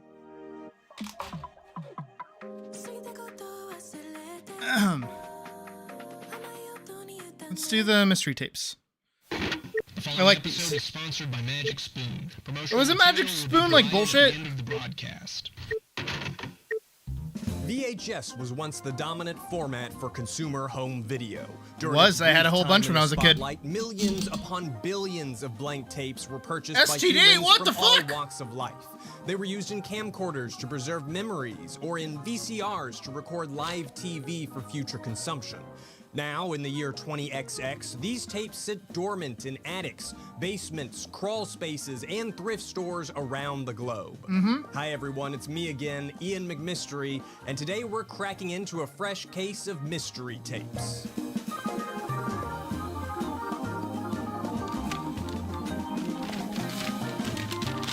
Normally, I acquire these McDonald's was VHSs the in move. small lots, or I sometimes even needed individually. French so fry. this has got to be the largest case of tapes that I've ever gotten a hold of. The repurposed Amazon Presto box proudly claims to contain 66 tapes, or 24 units, which I'm assuming is 66 tapes in French.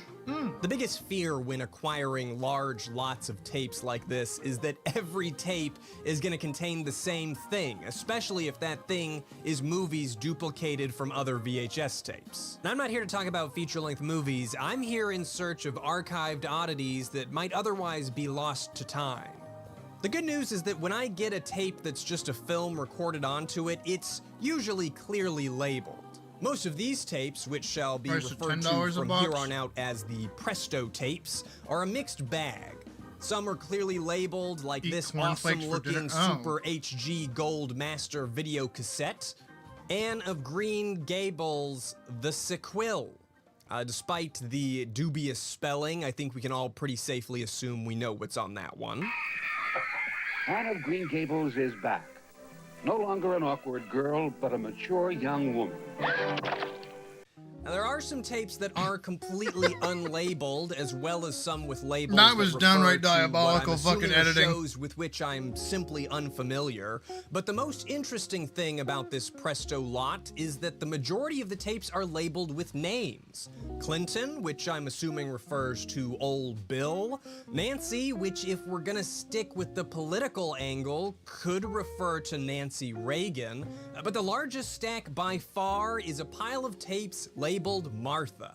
My hope was that this was just the name of the person who recorded the tapes, and that the pile would just end up being a cornucopia of Martha's various television interests.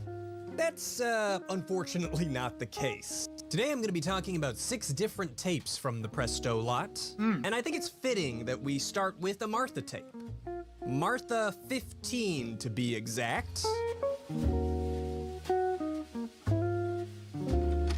You know, because I wasn't alive when that was like a thing. I have to wonder how much that actually, like, those would cost, like empty tapes. Spaghetti pie. So stay tuned.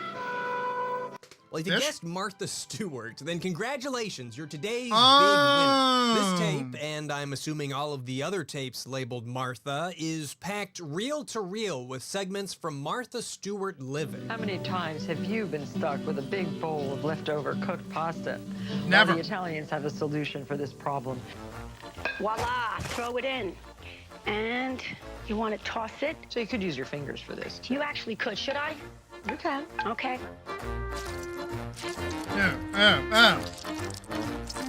Ma'am, get your hands out of my If pasta. you're somehow unfamiliar with her work, allow me to clue you in. Martha Stewart is a convicted felon who's most known for her magazines and television shows that generally tend to cover lifestyle topics like food, home decor, crafts, DIY, travel, that kind of thing. She's also best friends with beloved marijuana enthusiast Snoop Lion. That's right. And that's about all I know. She is a convicted felon. That's I fucking forgot about something big. What was she arrested for? Outside of her pop culture status, I'm actually not all that well versed in things Martha Stewart, so I can't say that I really understand how she grew to be so popular, but maybe this stack of Martha tapes will help me out. Martha Stewart became a convicted felon in March 2004 after a jury found her guilty of felony charges including conspiracy, obstruction of justice, and making false statements to federal investigators. The charges stemmed from her December 2001 sale of I'm Clone Systems stock rather than insider trading itself. Okay. It's very clever and Damn. beautiful. And So she is a convicted delicious, felon, and you can eat the and peanuts, she by the she way. was hanging out with The Snoop topics that Dogg. Martha Stewart covers on just this single tape are at times shockingly broad, from a segment about hanging lights. What's nice about these lights is that they can be put on timers. All the way to a segment about spaghetti pie. And look how wonderful that is. That is beautiful. This is perfect for a meal in itself. No! It's great as a snack. It's a wonderful No! thing for lunch. What the fuck is this? It moves! Don't lie to us. Don't lie to us. Don't do that. Extremely simple and extremely Don't lie to me. At the same time, though, the segments could also be oddly specific. For instance, she seems to have a lot of segments involving chairs. And the heavier the chair, the earlier it is. So this is probably about 1660. Can I lift it up? Well, if you can. It is, yeah, as well, yeah. It's not light. Even though she doesn't seem particularly interested in chairs. If you take the seat out, you'll see how thick it is. Can we do that? Oh, yeah. Look how thick. That's all hewn from the solid. Oh, boy. In fact, Martha Stewart's entire demeanor is not at all what I expected. She's not exactly a lively host, and I don't mean that as a bad thing. She just has a very laid-back presentation style. Just working down towards the center of the arm support. Good. Nice cut. She often rides the line between sounding either really relaxed or Just really outright bored. Yeah. And we're going to drill with an electric drill or a hand drill? My mom ever liked Martha Stewart. Over to your right. Martha Stewart. Okay, so we're going to add that zest, collect it. Voila. See, perfect. So, yeah, very easy. On the sides, we want to fold in the hems fuck- that are an the equal fucking amount. No, you want to unfold the bottom one first. Unfold, okay. And there's your little gift bag. Oh, sweet. On this table is some new pieces of glass, which I've designed in the last month in Venice. Well, this table really does look stunning, and it will look even more stunning when we sit down and have our lunch. It is by far the best dessert soup I have ever tasted. It's the tofu. And then when you take it out of the freezer, you press it, and you get the water out of it and have a much more Also, I would love to show you how to use You know what it probably is for her and why she's so bored? It's probably because she actually likes most of the things that she goes over or kind of cares about it enough. But like everybody on her fucking show is so namby-pamby. They're also like, you know, full of themselves, and she's just like, can you just like not do that on my show, please? Like this silken gimp on a newly upholstered gimp. This is called gimp. Comes from the an old French word called gampa, which means gimp. She really likes food, though. Martha's always perky when there's something tasty on the way. It's hard to believe that from these little red beans, all this amazing candy is made. Martha ends up talking to a lot of guests. I think that's actually the best part of the show. There are some real characters that show up, like this guy who collects trash for a living. Probably from France, Germany. Very few available throughout the country. Very rarely found a complete unit. Be an excellent firebox, a great niche for a fountain, planting pot, just an exquisite piece of art. There's a really informative bit about rice washing. A lot of people, American people, doesn't wash wrong. Now, why do you wash it? The flavor comes more nice. But of course, I had to save the best for last, so here is my favorite Martha moment. I went to summer camp when I was about 11 years old and got a terrible crush on my pottery teacher and took a pottery class because of the crush and then just fell madly in love with clay. With the flared faces. People love pottery so much is because you get back in touch with your childlike impulse to just play in mud. I've made my hole. I'm applying pressure from the inside. The key is to keep the clay lubricated with water.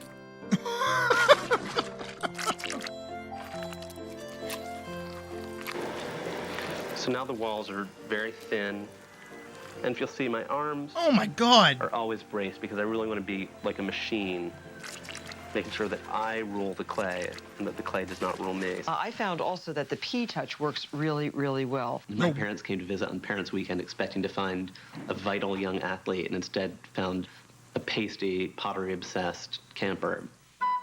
Little gay boy making a bunch of little dildos. Most, if not all, of these VHS tapes are capable of recording up to 6 hours of footage each. Which means that I'm sitting on a stack of potentially 102 hours of Martha Stewart. Holy shit. That's just too much Martha to talk about all at once. I'm not gonna do that. So as we make our way through this case of tapes, I will sprinkle in some Martha as we go. But for now, I think I'm ready to move on to something else. I don't blame you. Like a lot of basically healthy people. What?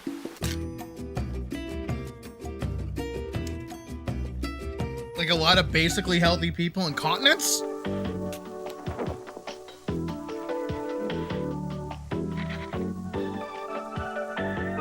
Oh, that's some delightful old 3D animation. This tape is messed up. Not because of any unsavory content or anything, but because the tape itself has just degraded over time. The footage is sometimes unwatchable.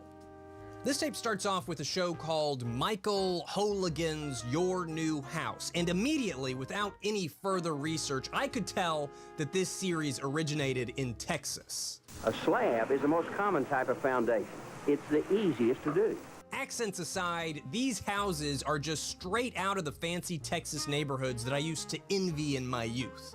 The show is a pretty straightforward home improvement show, though instead of simple round-the-house life hacks, it's more focused on the actual construction of a home. It's kind of like a Martha Stewart show, but for dads. We put a chamfered edge, which is a 45-degree angle, and it really accents the deck and gives it a nice touch. But I'm assuming most people here might find themselves bored with construction-focused programming, but hold on, because I've got a great surprise for you. There's like a fuck ton of flour on the end of my burger. The show also covers home financing.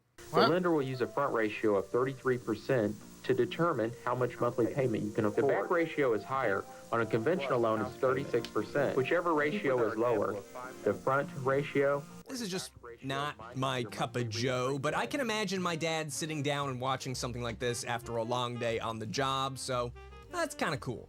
But if you happen to be interested or fascinated by Your New House, it turns out that they have an active YouTube channel in 2021. It doesn't really look like any new content is being produced, but it appears that a lot of the original show has been preserved for those who still seek a relaxing home tip or two.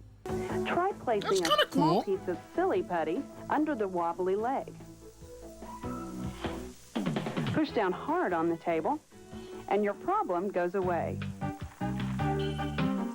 The rest of the tape, after Mike Hooligan gets off the screen, is Martha. It's just more Martha. Molding and molding and molding. So you're not and really molding. squeezing. Nope, you're I'm pressing lightly. and molding and keep going around. A little faster, a little faster, a little faster, a little faster, a little faster, a little faster. Was he making a burger? It's pretty safe to assume that we're going to see some type of Antiques Roadshow type show on a tape labeled Antiques. But what I'm really hoping for here is to unearth some vintage commercials, which are some of my favorite things to find, but have eluded me so far in this case of tapes. Painting of kissing babies, $5,000. Portrait of naked pregnant angel accepting a Golden Globe award, $50,000. Giant chair or regular sized chair if you were a giant, $500. Painting of a vague landscape, $12,000. Holy shit! I should get into that. Multi-headed tribute to grannies, And it's very hard to know who they're trying to represent. $3,500. Granny's revolver. Holy shit! Whoa! Whoa! I'm on camera. You are on camera. $7,000. No, that's It not. turns out that antique shows are kind of addicting. It's basically just a matured version of show and tell, where a supposedly licensed professional appraiser tells someone why their priceless family heirloom is actually only valued at $5. I think it's still worth probably about $7,000 in the marketplace today. That's less than I had anticipated. Well, It had been previously appraised at more than that. well, I hope it hadn't been too big a disappointment because it's still a very wonderful piece. But You know what? I actually kind of enjoy this tape. Most of it is antiques appraising, which is mildly entertaining, but nestled right in the middle of everything was a really great segment from ABC about the history of Barbie. She has dazzled millions. Very early on, I got completely obsessed. To become the most sought-after woman in the world. My mom likes legs, Barbies. Those legs. Whoa! And the boobs. And the boobs. What? Yes, even those. What? Why? This may not come as a surprise to anyone who has a daughter, but there are 2 Barbie dolls every hour of every day. And by the way, she looks great. Barbie is a doll, a very popular doll at that. And this is a documentary about her origins, her popularity, but most importantly, her fans. I have them all displayed in a case. I go over there and I look at them all the time and I ooh and I ah. With a glass of wine, maybe, you know. This segment is a welcome change of pace. That is a vintage lesbian right there. And at times, pretty funny. And then there were those like Corazon Yellen who like this doll so much, it's a little hard to understand. I have about 900 Barbies in my collection. Actually, it's very hard to understand. The Secret Life of Barbie was produced to celebrate Barbie's 40th birthday and originally aired on June 11th, 1998. Tattoo Barbie. Whoa. Or inflatable Barbie. Fucking what? Or nails all over her body Barbie. Okay. My favorite parts in the documentary are definitely the ones that involve the Barbie fans. They did a really good job of finding people who love Barbie a lot. Barbie and Ken are on a beach together, and then a big wave came along and knocked them into one another's arms, at which point they started kissing wildly. Sex. Barbie is about sex. But on the other hand, they also did a good job finding people who didn't care Lady, you for can't Barbie be saying so that with a much. haircut like that. I think she's a skinny little thing, and Skinny little her thing. breasts stick out more than they should. Well, once I got a Barbie for Christmas, and eventually I tore its head off. She's not at all like a real human. She's like a monster. Eventually I tore its head off. This is pretty cool. Yeah, this is definitely my favorite segment so far today. I had a lot of fun with this one, and I didn't fast forward even a bit. He would come home from work and he would say, I'm exhausted. And Barbie would say, well, you got to get dressed because we're going to a party. And Ken would say, I just saved 8 people from fatal heart attacks. Don't you women know I'm exhausted? And he would bash her and she would bash him back and there'd be screaming and yelling. And Francie, who was me, would always come out and she would sort of try to get in the middle and then they'd both bash Francie. To order a video cassette or transcript of The Secret Life Is that how of my Barbie, mom call fucking played with this 1-800 Call ABC. All in all, I think this was a pretty great tape. I didn't get any commercials, but the Barbie segment was really worth my time. And they even mentioned Seattle at the start of one of the antiques shows. And it's known, of course, for its spectacular surroundings and for its weather, which today is beautifully sunny and bright. When digging through these tapes, it's always really cool to see a place that I visited and even documented before, preserved on a tape that's older than my knowledge of said place. Fascinating. This piece alone is worth about $5,000. Okay, on to tape number 4. I can tell already that you're feeling oddly compelled to watch this one because of its handsome packaging. The maroon, the gold, I mean, that's what I call extra high grade. It's labeled only with a single letter, an I, conspicuously placed next to the words sound and color. Is it a clue, perhaps? probably never actually seen before. KSPS-TV has interrupted the regular schedule of programs to bring you the BBC's broadcast of the funeral of Lady Diana Spencer. Oh! Nope, it turns out that it was not a clue and that this tape is exclusively dedicated to commercial-free, completely uninterrupted coverage of the funeral of Princess Diana. Holy shit! This December day, the BBC will be bringing you live coverage as events unfold in the capital and around the country, and a week of extraordinary drama reaches its conclusion. From Westminster, Diana's coffin will be driven through North London to the M1 and on to her burial at Althorpe, a journey expected to take 4 or 5 hours. Pass? Like, no disrespect or anything, but... Holy shit. Pass?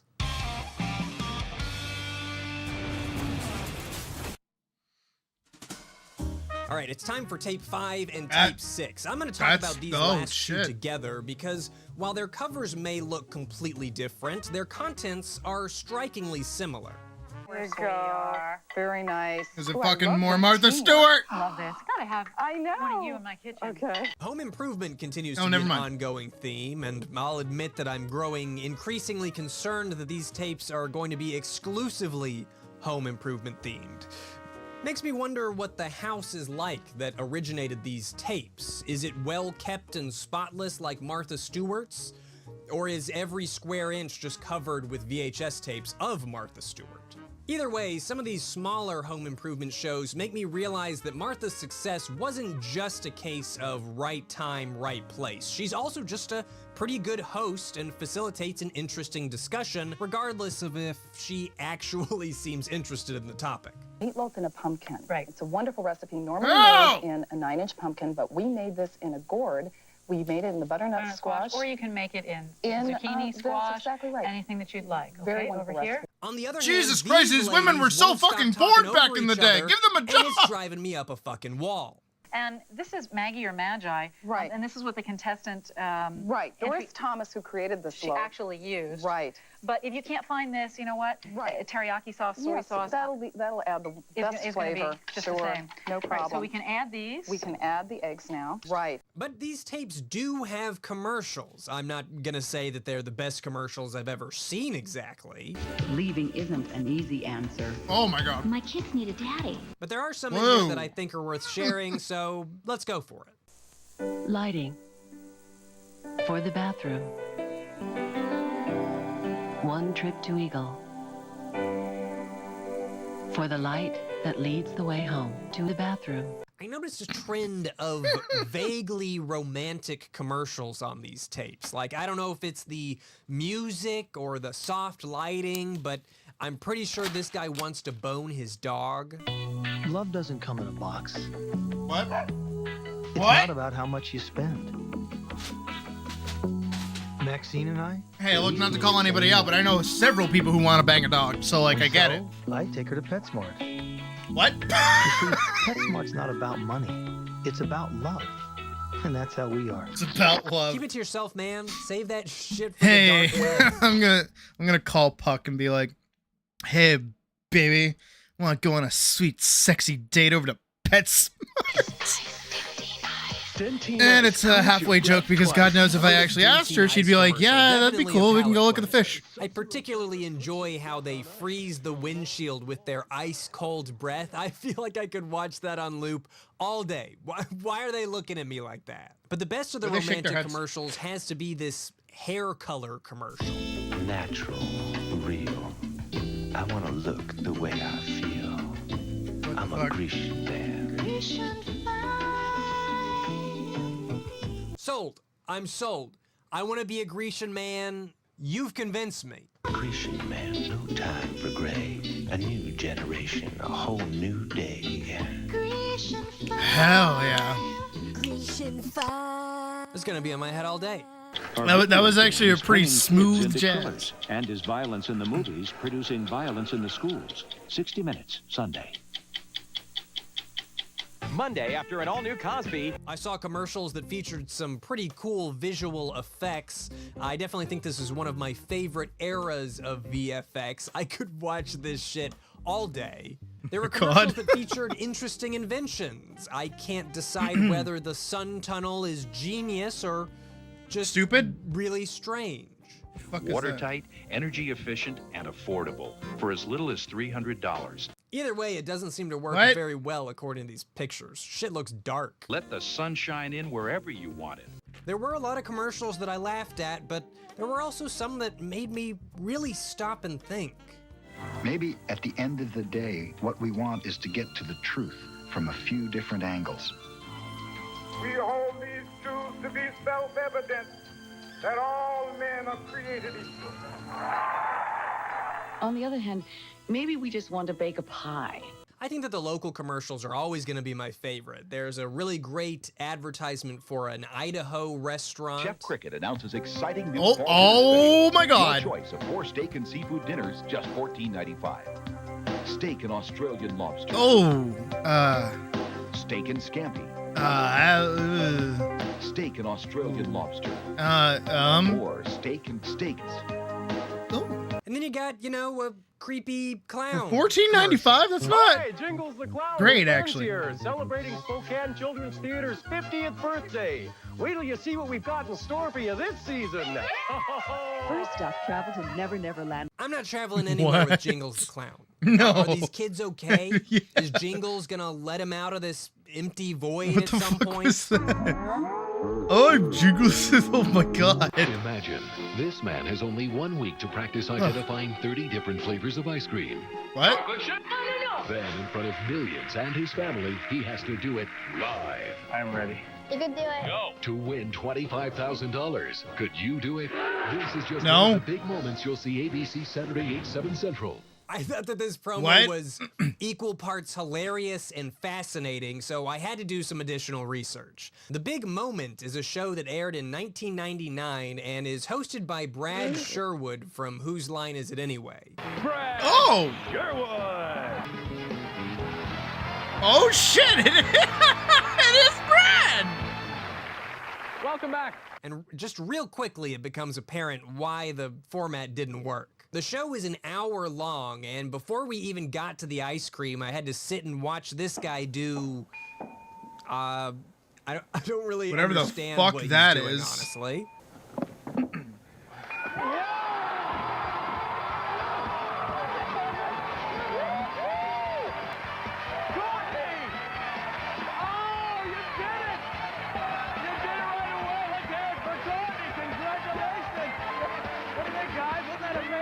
No, that was not amazing. That was perhaps the least amazing thing I've That's ever the same thing I Rick, could go the see ice at like cream Faneuil guy, Hall. is the next one up, but first I had to sit through his training, which I really did not enjoy.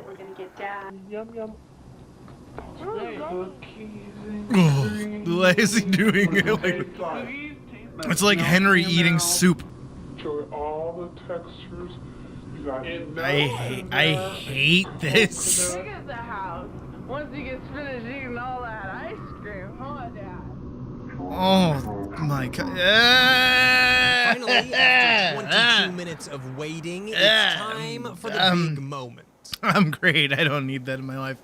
Tell me he fucks up like immediately. Peppermint. Yes. Oh, one. Okay. One down, only 29 to go. Shit. This is exciting. I'm on the edge of my seat. Tell me he. Come on. Fuck up. Fuck up. Fuck up. Fuck up. Another taste. Oh, come on, dude. Another Brother, taste? what? Boo. Hurry up. Boo. Rainbow sherbet. Yes, that's Oh, true. shit. Oh, okay. All right. Fudge brownie. Wrong. No, you lost. You lose everything. No, you suck. Oh, Richard. Oh. And then you got to sit there and watch his family, who all rallied around him and believed in him this past week. They've got to stand What is that there and kid's choke back haircut? He's got tears that, in front of like- a national audience and fucking Brad Sherwood. Actually, I do You remember. tried, and we went. There was a one point when I was a wee pup, and I was like super into like anime without realizing it was anime. And my grandmother took me to get a haircut, and I was like, I want my hair to be spiky, like my cartoon characters.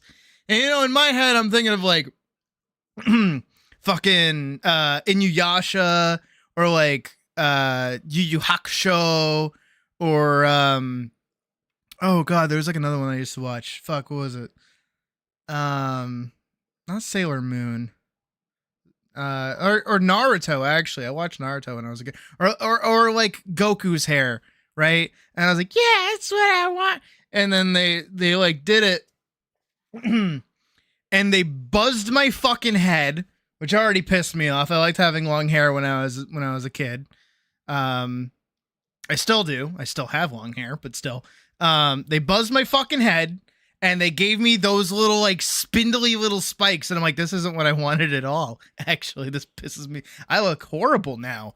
Like, this looks like garbage. I want to thank you for eating ice cream and gaining weight. We would like to give you $2,000. Literally that kid's haircut. That's like the individually spiked. Crowd looks sad. Like, if you've got a comedian on stage, this is not how you want your crowd to look. No, they look really bored. Prior to the holidays. What? That's a very ugly dandelion. If you're gonna find a dandelion anywhere around here, it's gonna be an ugly dandelion. It can't what are you? Ugly dandelion. What that other dandelion do you, bud? Let's take a look at some brands you know. That's always a good time. There's a shockingly honest Hot Pockets commercial. Hot Pockets may not be a fancy meal, but it's real food with real ingredients. Is I really it? don't like It's these neither of pull-apart those. cheesy shots in food advertising. I love cheese, but something about these shots are just They're gross fake. to me. They're not fake. appetizing. They are fake. McDonald's is running the infamous Monopoly game. Arby's is advertising a sandwich that actually looks good. I see so many Arby's commercials for an Arby's that doesn't exist. I've never seen an Arby's in person. Got Milk? I actually hadn't even really registered the fact that Got Milk ever ended. I guess that's how old I am. I thought they were I still remember having like Got Milk posters in school. Martha Stewart continues to be all over the place. Here she is in a Kmart commercial. Oh shit. Oh, I remember this one actually. Now at Kmart. She's not even part of the K itself. Kmart is really nostalgic for anybody who remembers going to one, like it is for me. There used to be over 2,000 locations in the U.S., and now there's only 7. No, because here there was the breakdown. There was the genuine breakdown of going out with the grandma, and that was if you were going out to go to Toys R Us, good time. If you're going out to go to Walmart, good time. If you're going out to go to Kmart, not a good time. Their toy section sucked ass. And that's when you knew you were going to get some weird ass fucking thing. 17 of them. You know, when you think about it, that's kind of sad. It's almost as sad as Rick's entire family was after he fucking biffed the Failure. Failure. And finally, to wrap up this commercial segment, I can't forget all of my fans out there who are into feet. So it's time for this episode's featured advertisement. What? No, Only odor eaters inside sprays and powders have genuine Arm & Hammer baking soda. They destroy foot odor and wetness. Get No.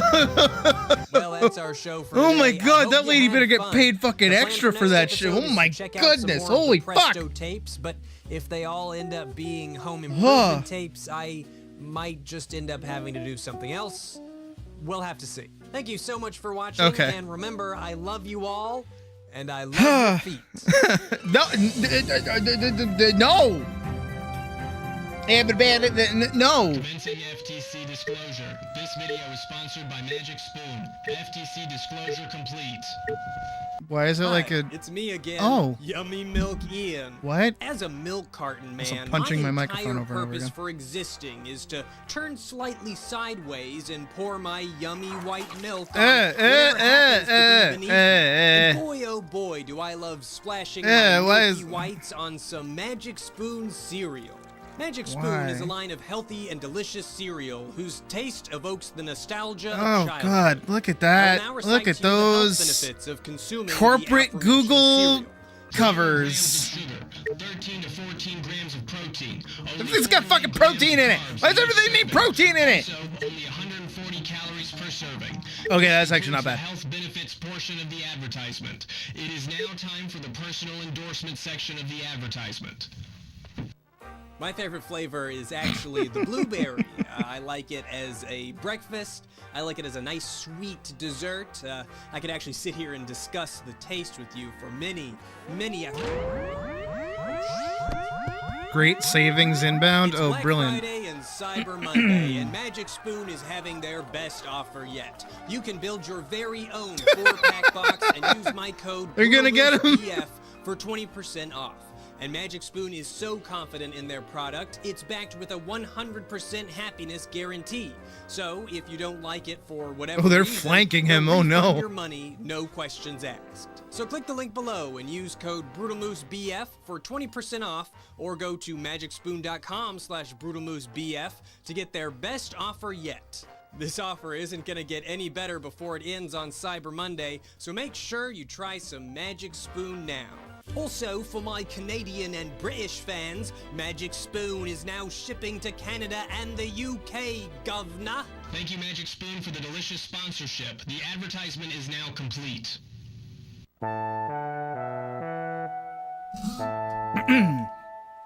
Nice. All right, and now we can get back to work. We've had our video game in between.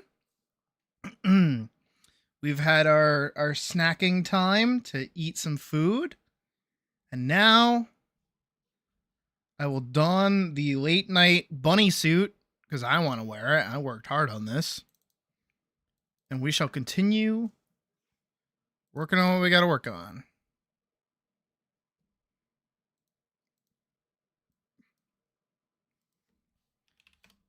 Let's go find a good track to play while we do this. Actually, we'll play this.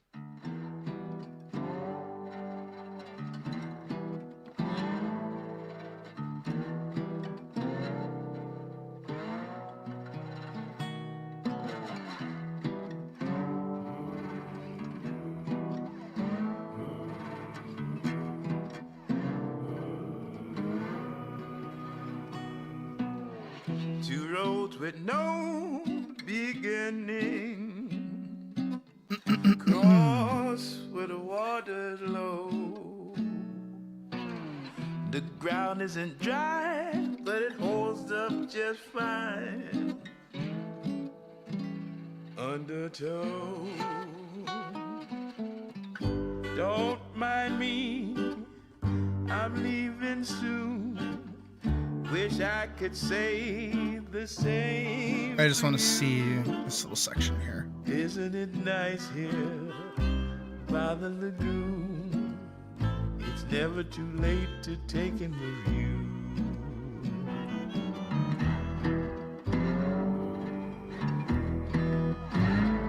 I might get rid of this one here.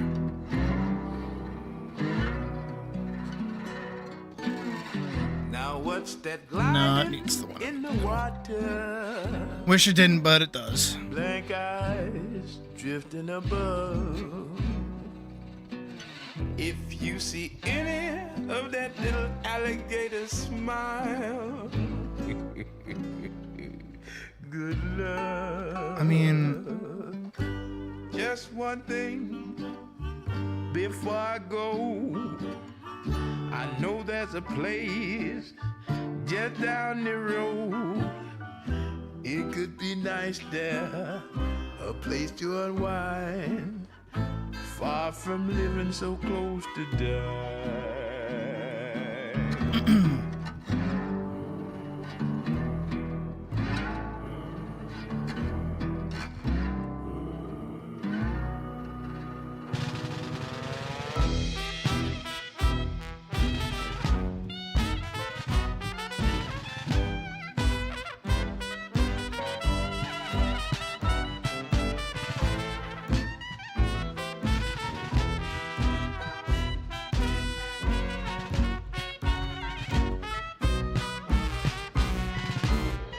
What kind of happiness would be your happiest? What is that one regret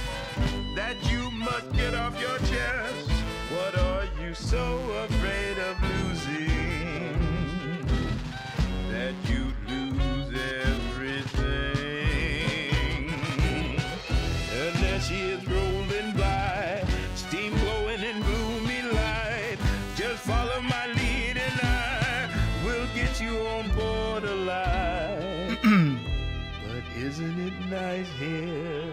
Hey, Gabe. By the lagoon. It's going. If you'd rather stay in. Just finished a break and now we're back to animating. I want to have this done by tonight.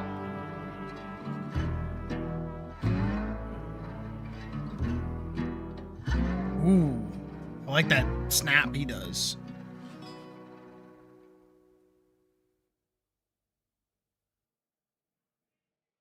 I feel like here we should be forward. It leans for land, desperate not to drown. All our machines will come and go. They'll go with age, even as they grow. And oh my son, when you get old, I hope your heart is lining for you to hold. Oh my son, when you get There we go. Try that out.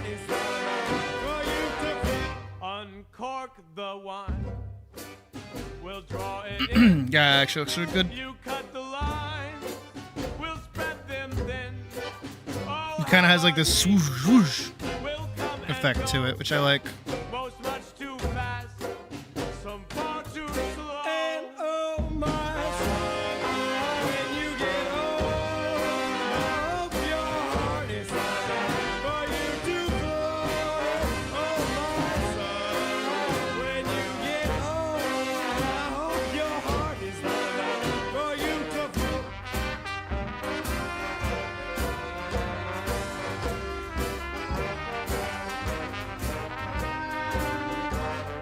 That's actually really good. All right, I like that more.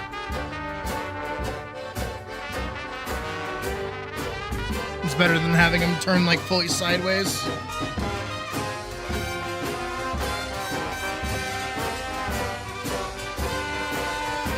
So write your book. All right, I gotta lock the fuck in for this. The letters bled. Oh, how these signs will come and go.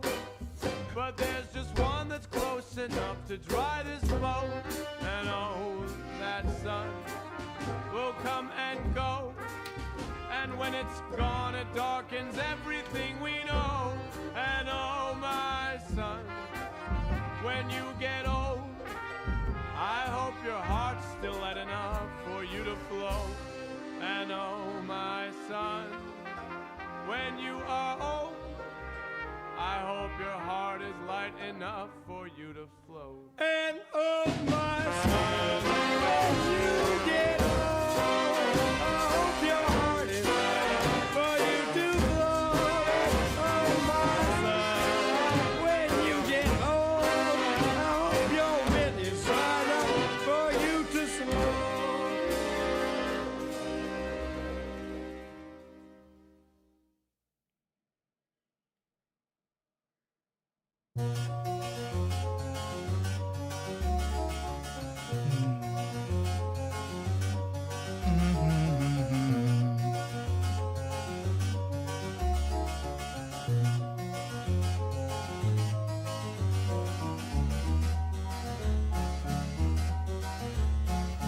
Golden brown, texture like sun, lays me down. With my mind she runs throughout the night.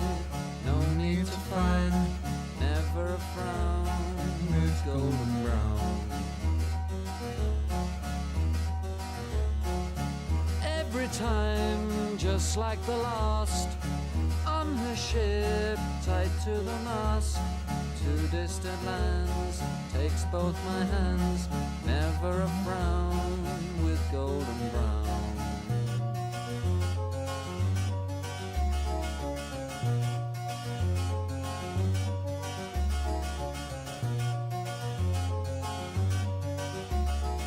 Have a good night, Foundation.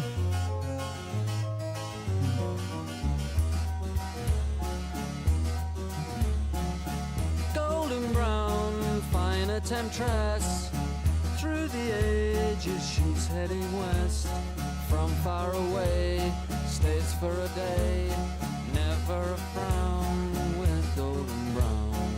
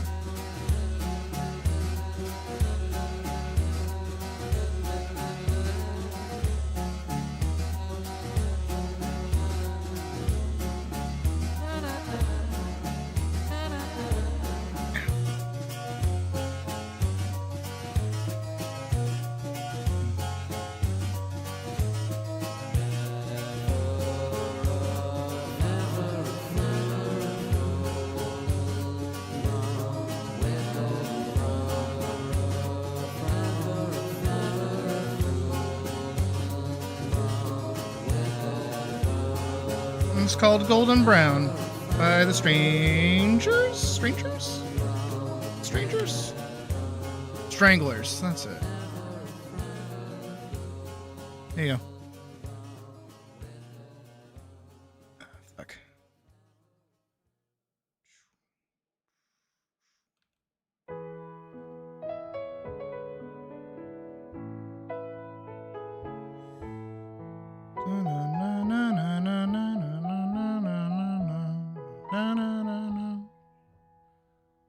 This is a space base.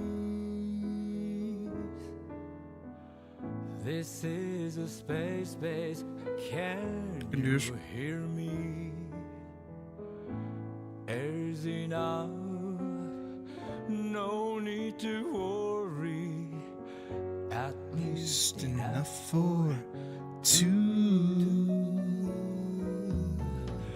This is a space base. Information, resources, you'll have the everything. Find what's lacking is far more difficult, except one little thing. The whole world is kind to me, but sorry.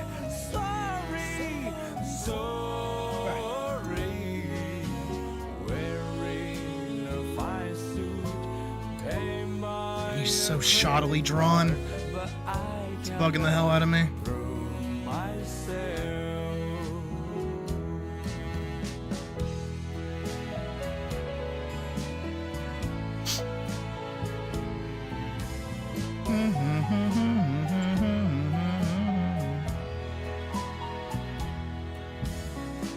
This is a space base.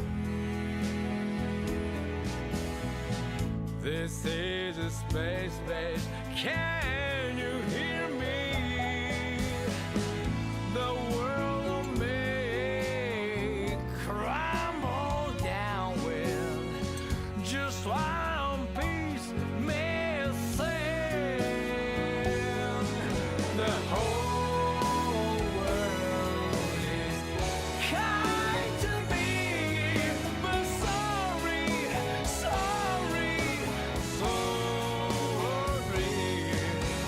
Wearing a shiny crown, paid by a blind chain, that still will not convince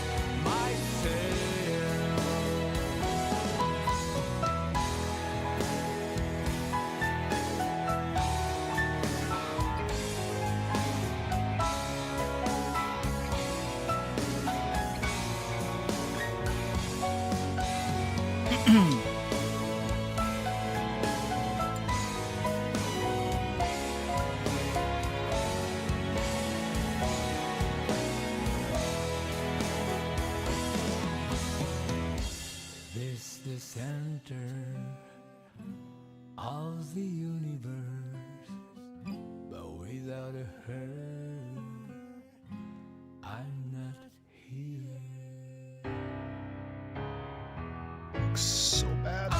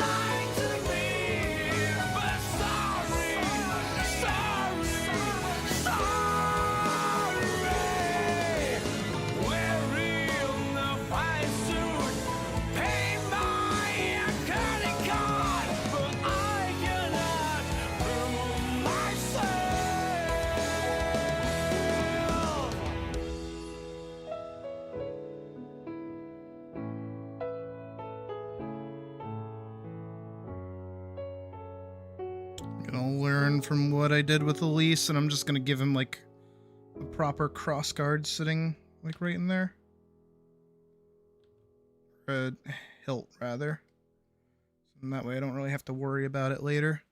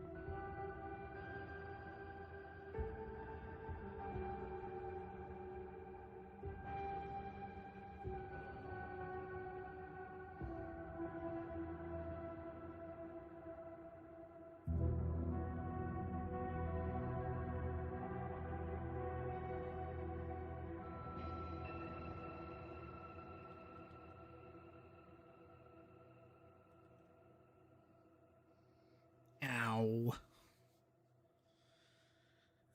This is like a real strain on my hand, actually, because I'm trying really hard to stay, like, consistent. I didn't really give myself a lot of wiggle room with this design.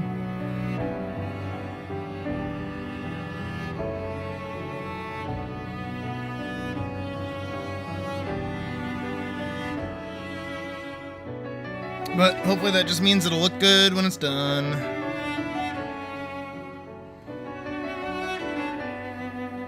The really big thing I have to remember is that this is going to be very small and move by very quick. As long as everything looks passable, it's fine.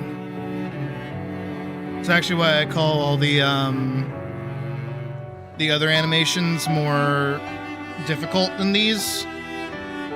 Because technically I can get away with a few more imperfections, because nothing, you know, after a point kind of flows into itself anymore. But with like idle animations and smaller movements and things like that, consistency matters a lot more.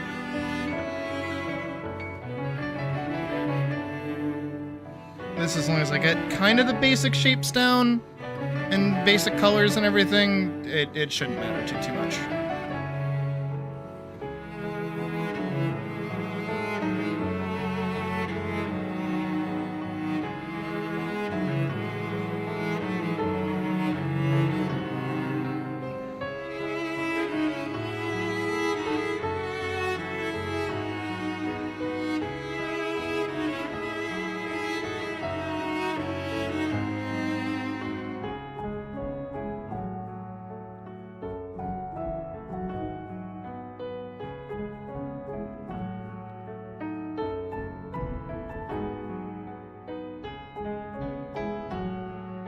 And I'm gonna be a little cheater and use the cape to kind of hide a lot of bodily bits as well, so we don't have to animate everything.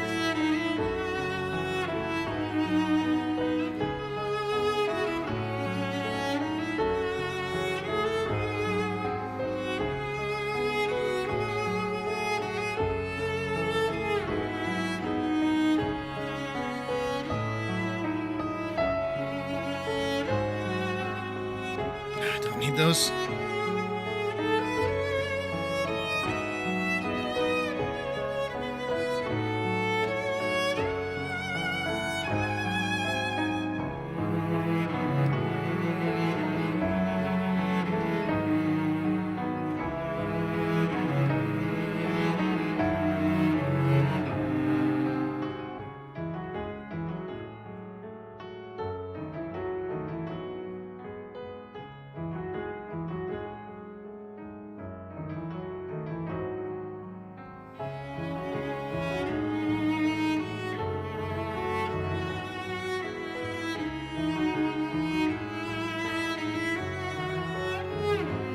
Actually,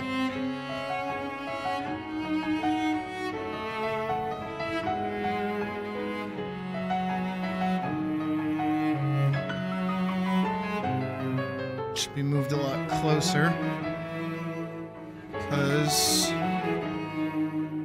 it should pretty much take up the space where he was before.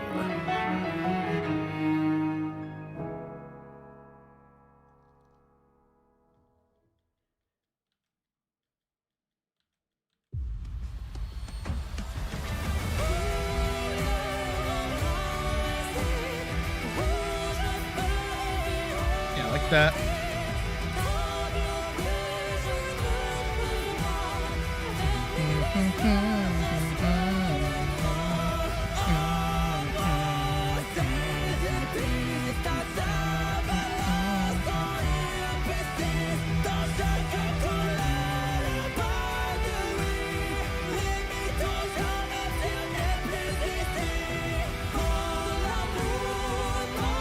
Draw this into. I don't think I've been drawing that on the other legs either.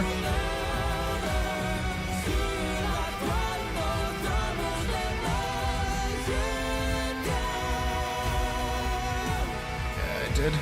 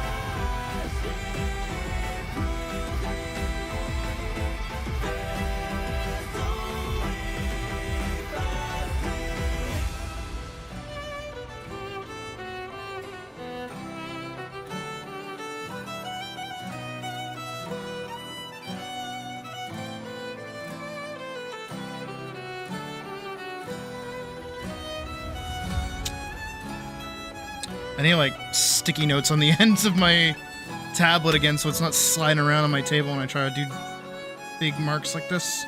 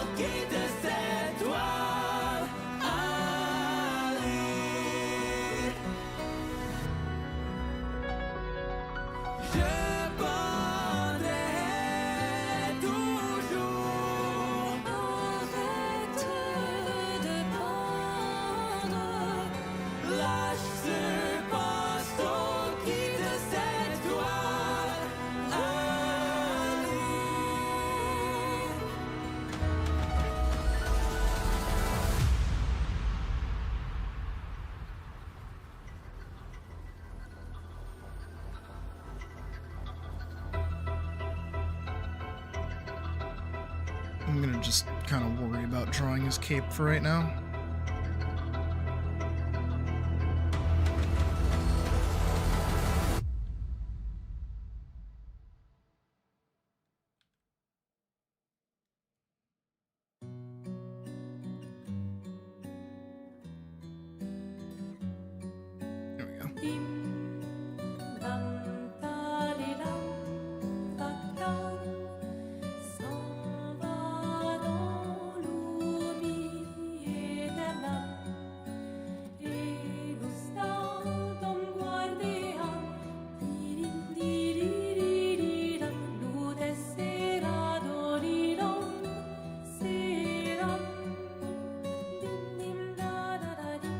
Now it looks better.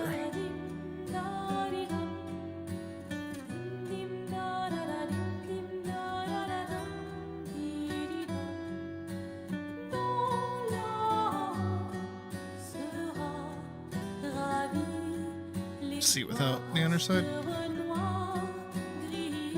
That's actually not bad.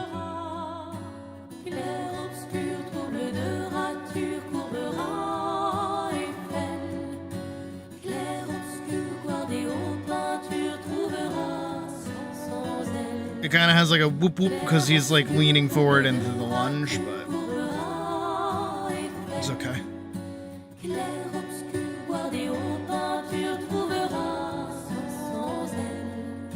I need something else.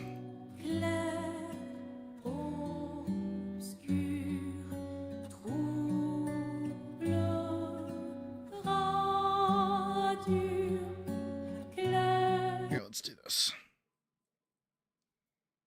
Just because I like this song.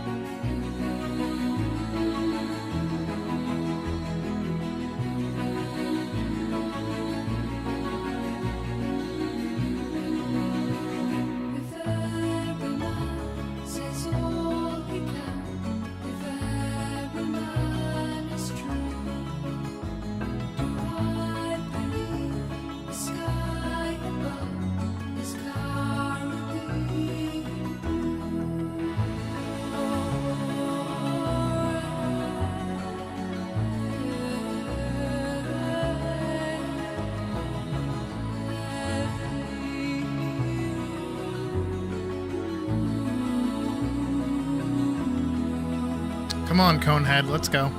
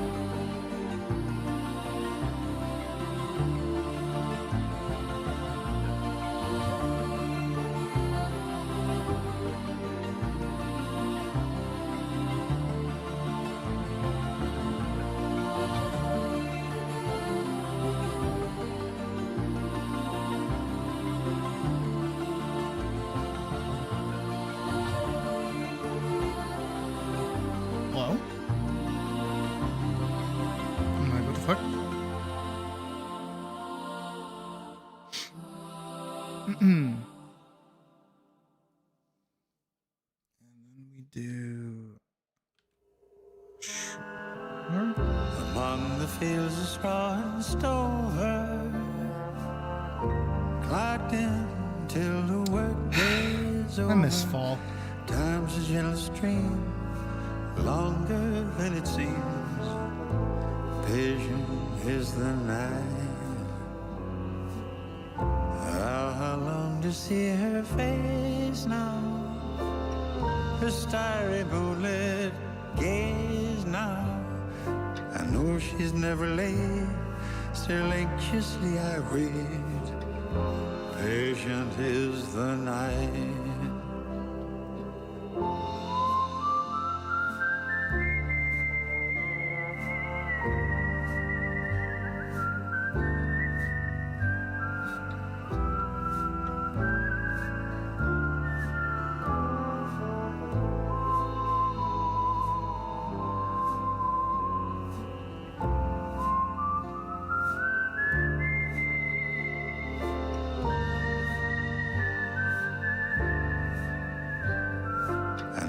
She's never late, still anxiously I read. Patient is the night.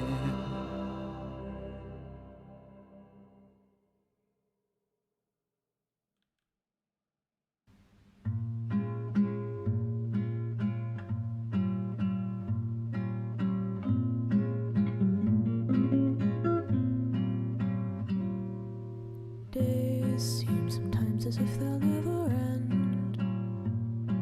Sun takes its heels to taunt you, but after sunlit days, one thing stays the same. Rises the moon.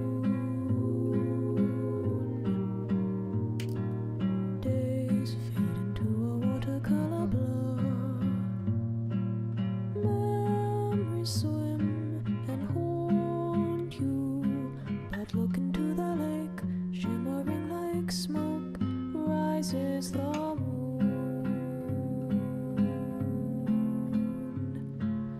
Oh, close your weary eyes. I promise you that soon the autumn comes to darken fading summer skies. Breathe, breathe, breathe.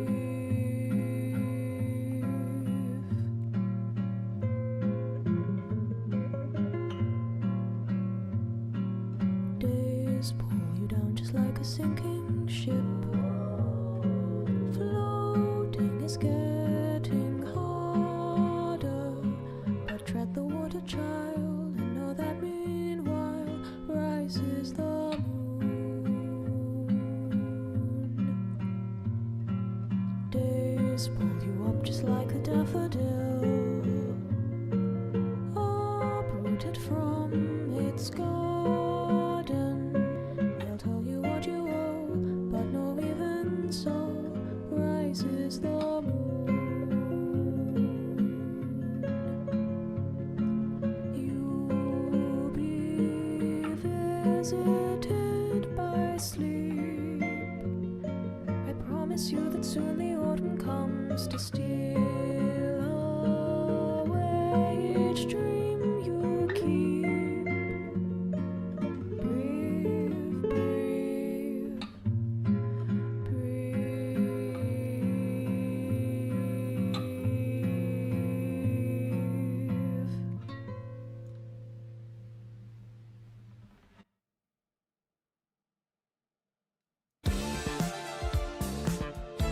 All right, tonal shift, sure.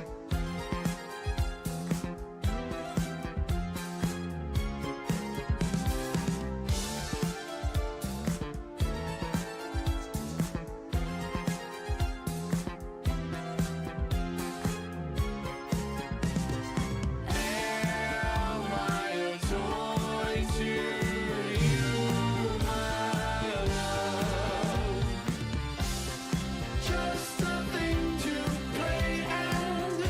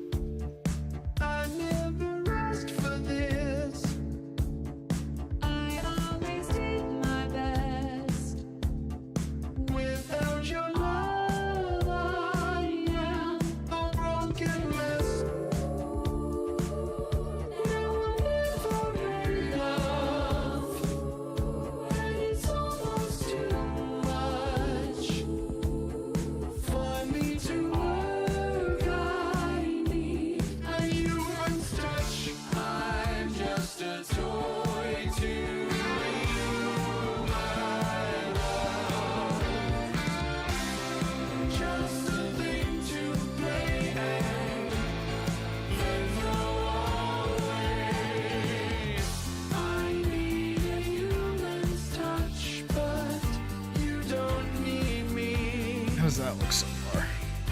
I need a human's touch, but I'm obsolete.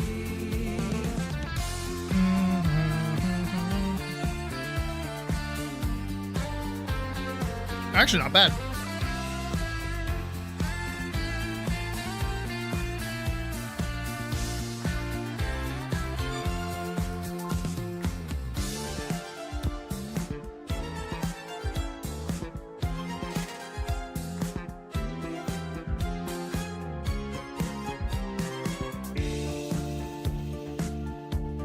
We were still going strong.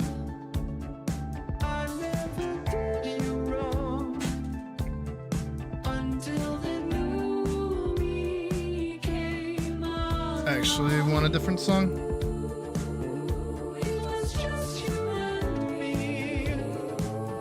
We were such a good team. Now I'm alone on the boulevard of broken screens.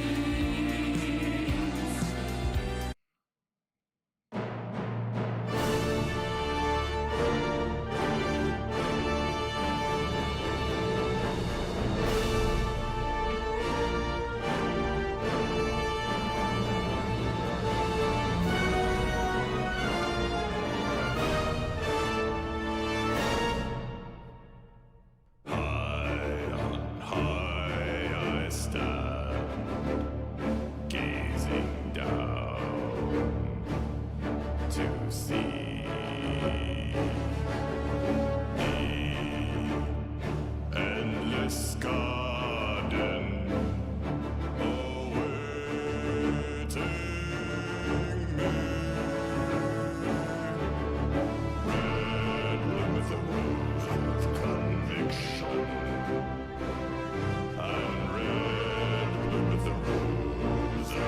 Have a good night, Badger.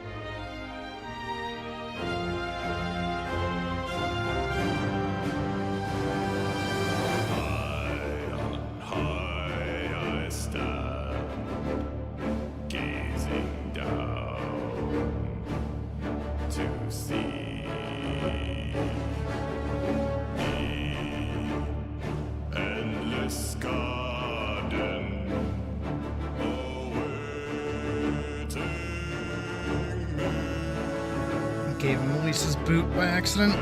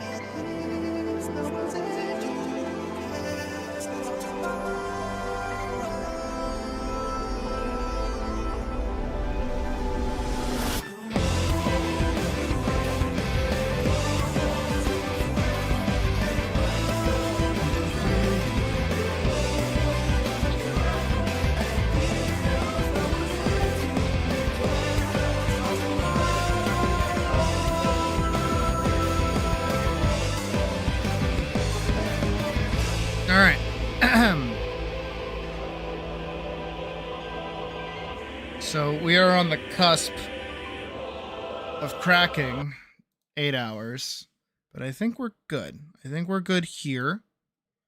This was very strenuous to get done, his attack. Thankfully, kind of, his next attack sequence shouldn't be as hard. Maybe. I don't know. We'll see. We'll see when we get there. It's been a lot of animating for this, so he's been a lot. But we do have the other 2 lunges to do as well at a future time. But I think this is probably our best spot to call it, just because I am still very, very exhausted from working on this. But I mean, again, we got his walk down that I think is serviceable. I think it looks good for the way that I did it. We have pretty much all of his attack down. We just have 4 more frames to go, which we can work on tomorrow. And then we also have his idle as well, which is fucking where? There it is, which I think actually came out pretty good as well. And this is all just for a little bit of a demo, so of course, you know, not the full thing. We can work on the full thing another time, but for right now, I think he's sitting in a pretty good spot. So, and then tomorrow I'll finish the frames. I'll add his sword. We'll color it. We'll get started on his dedicated lunges, and then maybe start figuring out what he'll look like when he has 2 swords. If I even do that, honestly, I might be lazy and just cut that in general, and just make him like ramp up his attacks and call it a day. I don't know.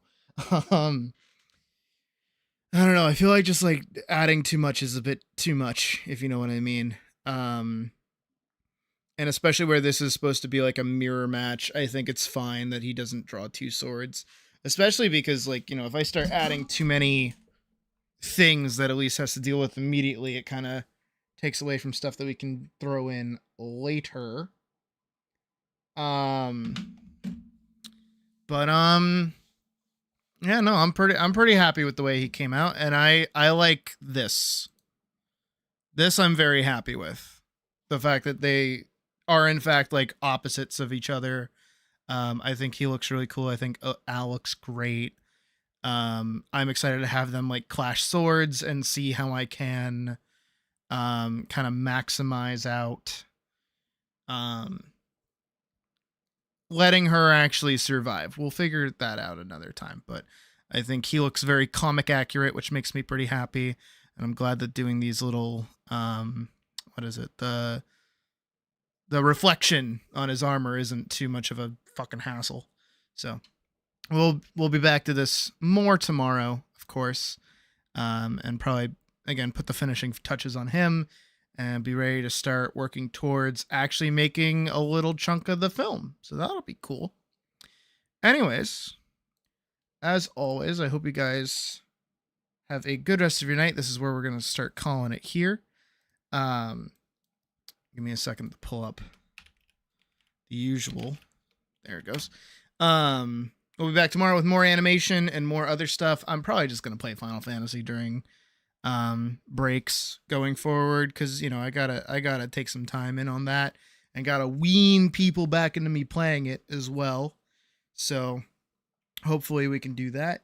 But yeah, that's it for me tonight. So thank you everybody for watching tonight. As always, I hope you have a good rest of your night, and I'll see you tomorrow. Have a good night. Where is my thing? Got it. Woo!